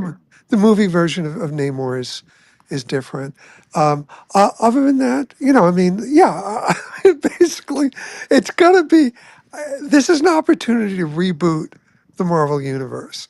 Um, Going back saying, we we really missed the days when we were making culture changing movies with Avengers Endgame. We want to go back to that. This is where we go back to that. We apologize for the mediocre movies and mediocre TV shows since then, and we want to get back to greatness. We want to be the Marvel that you used to love, and it was a cultural event when a Marvel movie came out. We want to get back to that. That's what I'm hoping. This is that's what this should be, and so it makes absolute sense that they would bring in X-Men and Fantastic Four. It's like it's this it's a potential reboot of the MCU. If they do that, then that'll be awesome. And if they don't, then that'll be heartbreaking. The way Supergirl was heartbreaking, but times 10. Because Supergirl was a I got a misstep. question real quick. Was this a missed opportunity to introduce the new Black Panther, or am I too early? Should they introduce the new Black Panther in I Secret think it's Wars, too. or is it too early? It's just right.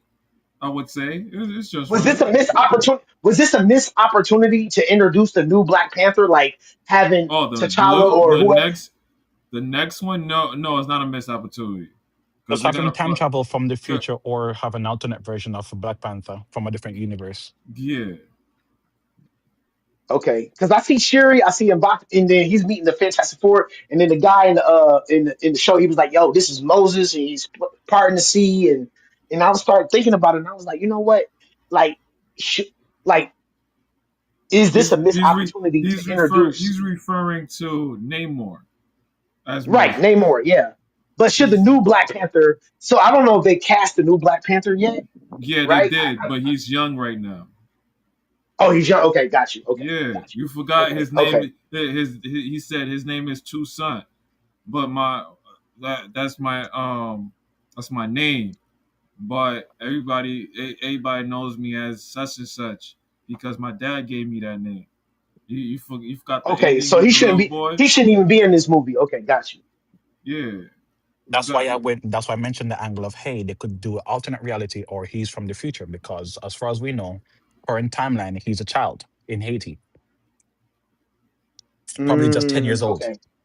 Okay, got you. So, all right. So he shouldn't be in Wakanda right now. Okay. All right. According and so here's another concern is uh Loki. I think anybody who watches Doomsday should at least watch a few episodes or even just like watch the season of Loki, like just to understand like because Loki is a central character.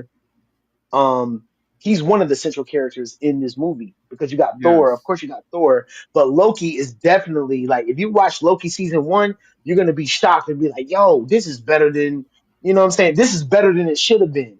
Right? This show is better than it should have been.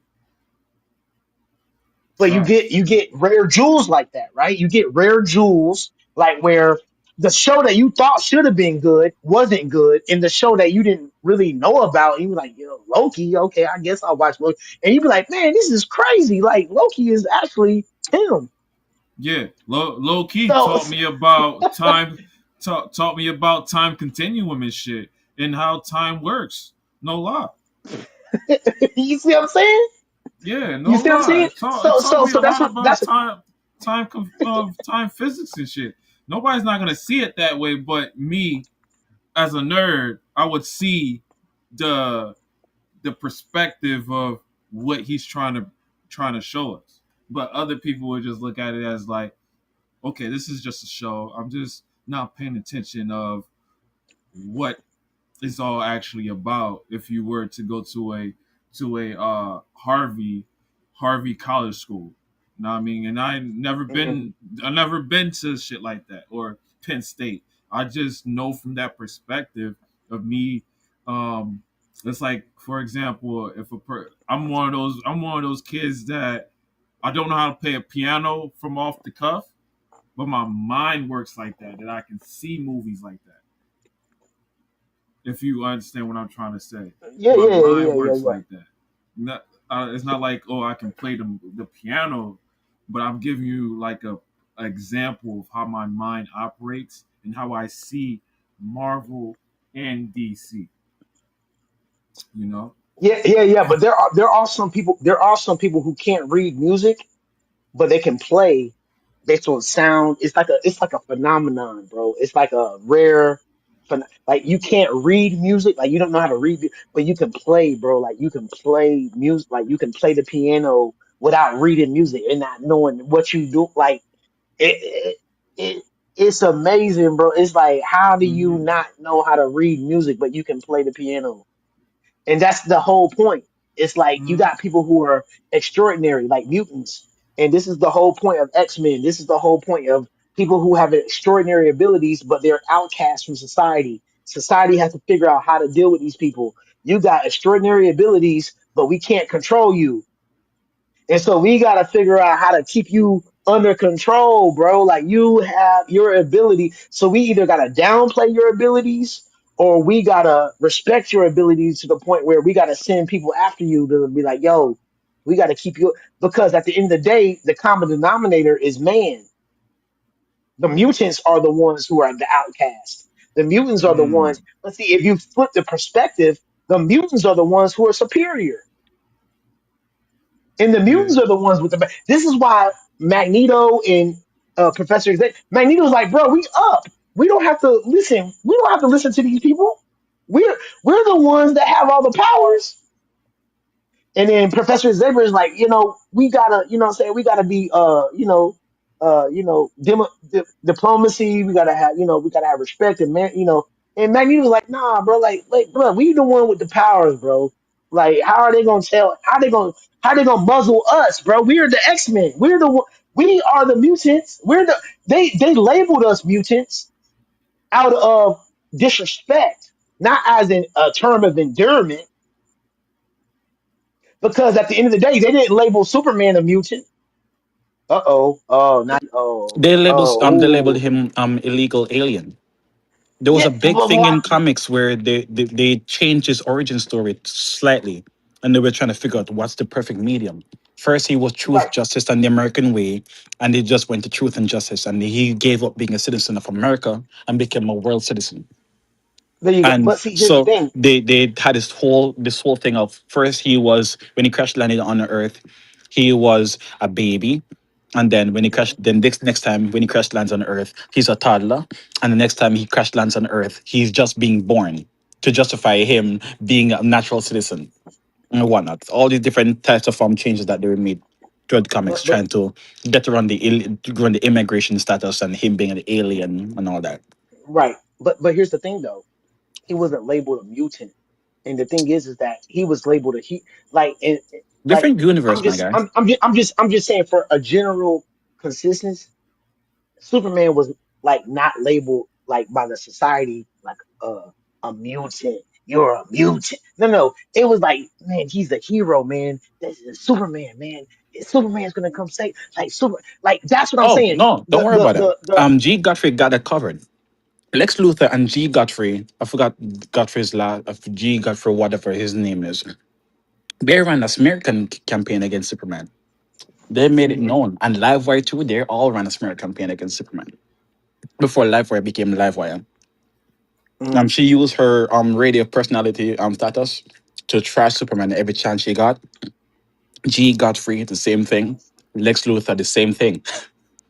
So there was haters out there, just not as prominent as what mutants There was experience. haters. Yeah, there was haters. But for the most part, Superman was pretty much like the hero, like that comes to save. Like Yeah, that's all I'm saying. I'm overgeneralizing just how Superman is looked at as an icon, a hero. Like he's hope, a symbol of hope.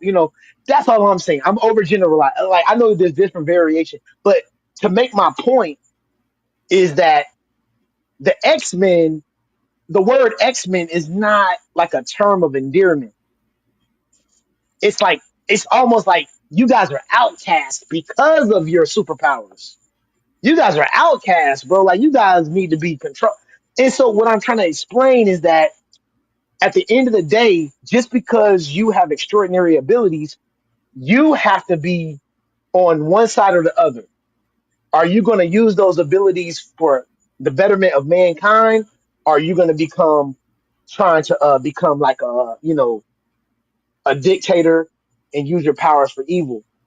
And that's the whole thing. That's what all these different stories are about. That's all the stories are about. It's the same story, just told in different formats.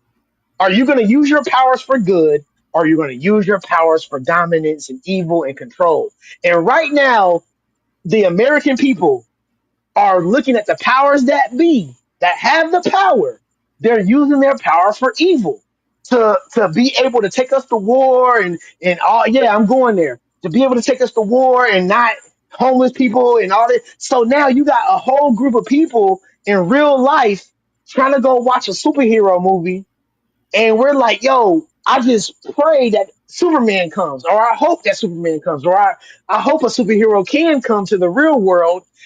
But that's the you know what I'm saying? Like that is the crazy dynamic of it all. But anyway, I land my plane. Nice. On that note, how y'all feeling about Spider-Man Brand New Day? Who wants to take the floor first?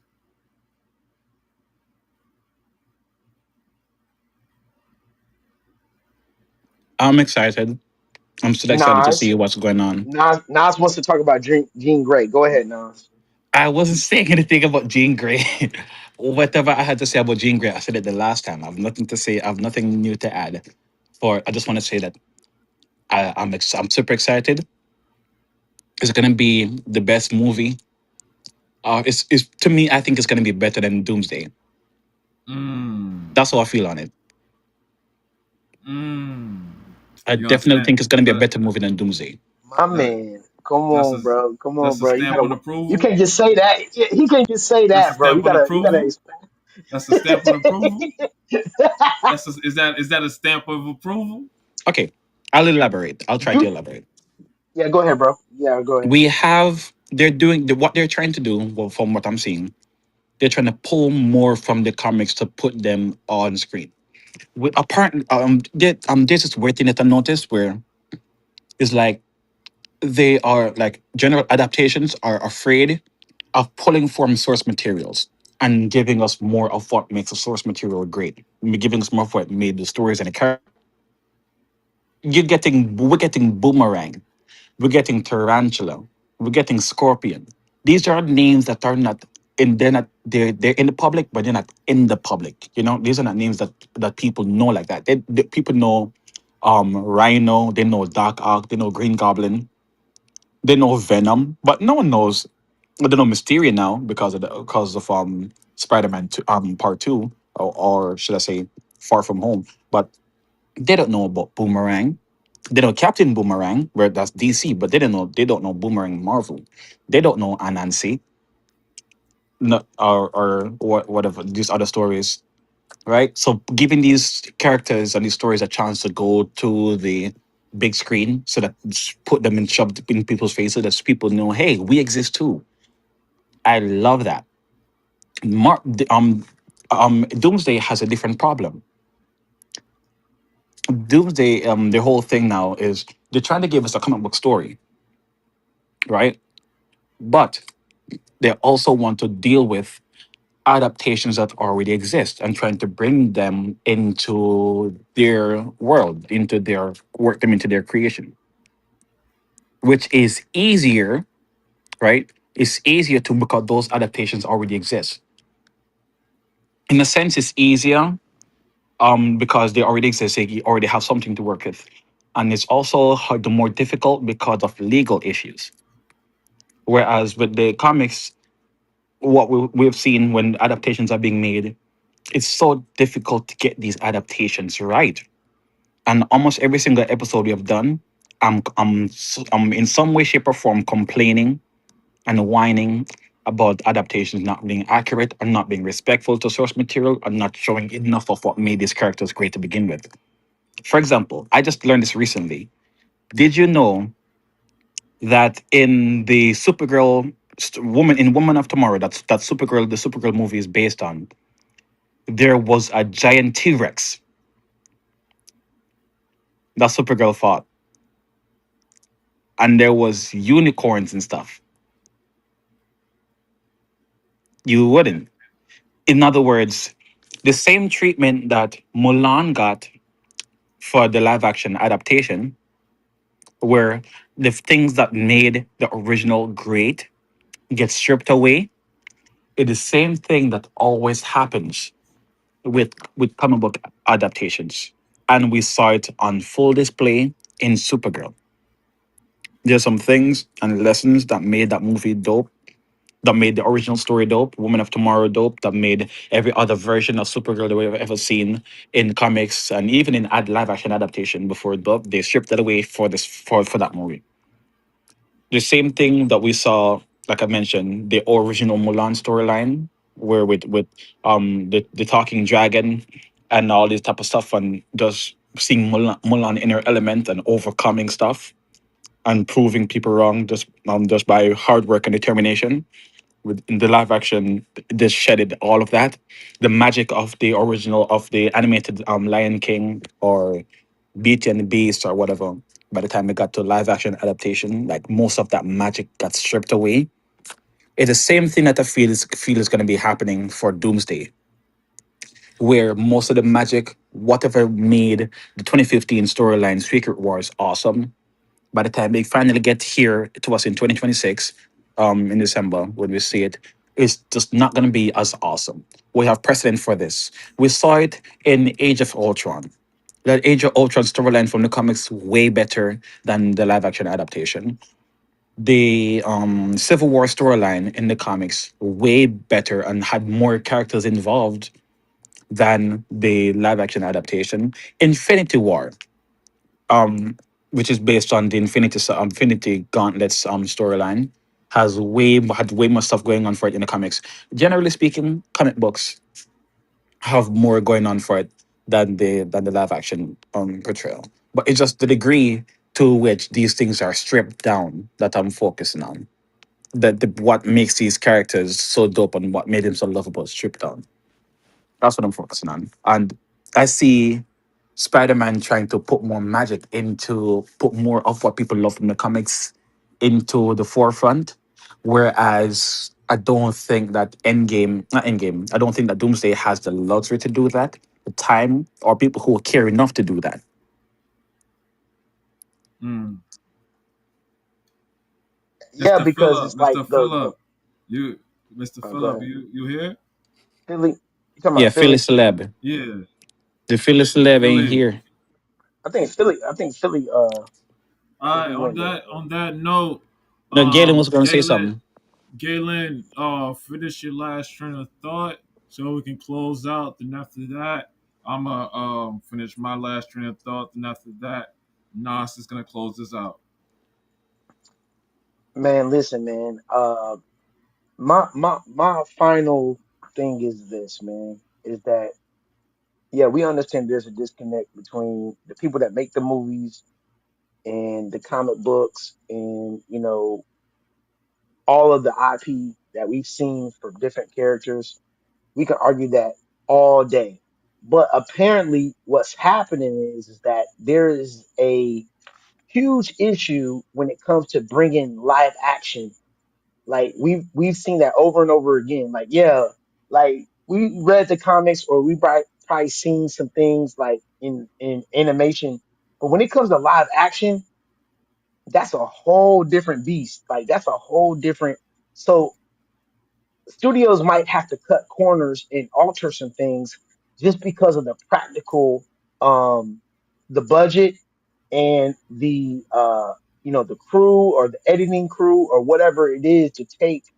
So that's why a lot of this stuff gets altered or cut out and all that, because it's like to bring this stuff into fruition versus like if you have animation, yeah, you can just do the animation, but to bring it into live action, bro, it costs more than you like really think, bro. Like it's really like unless AI just takes off and just like becomes like a new wave where fans just start making the movies they want to see, which I'm thinking that could be the future, where fans just start using AI just to say, you know what, I'm tired of waiting on the movie that I want to see. I'm gonna make it through AI.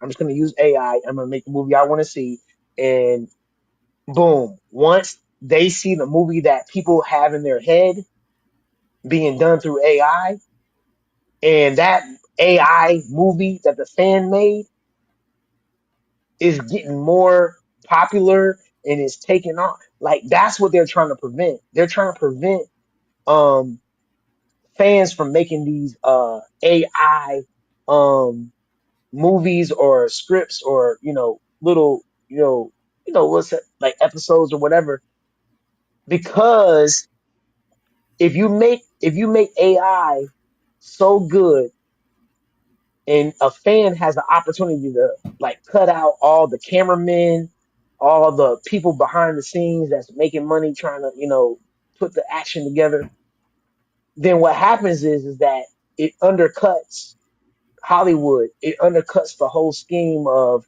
like why are we spending $200 million again to make this movie? Why are we spending so much money to make it when we can make it for a fraction of the cost?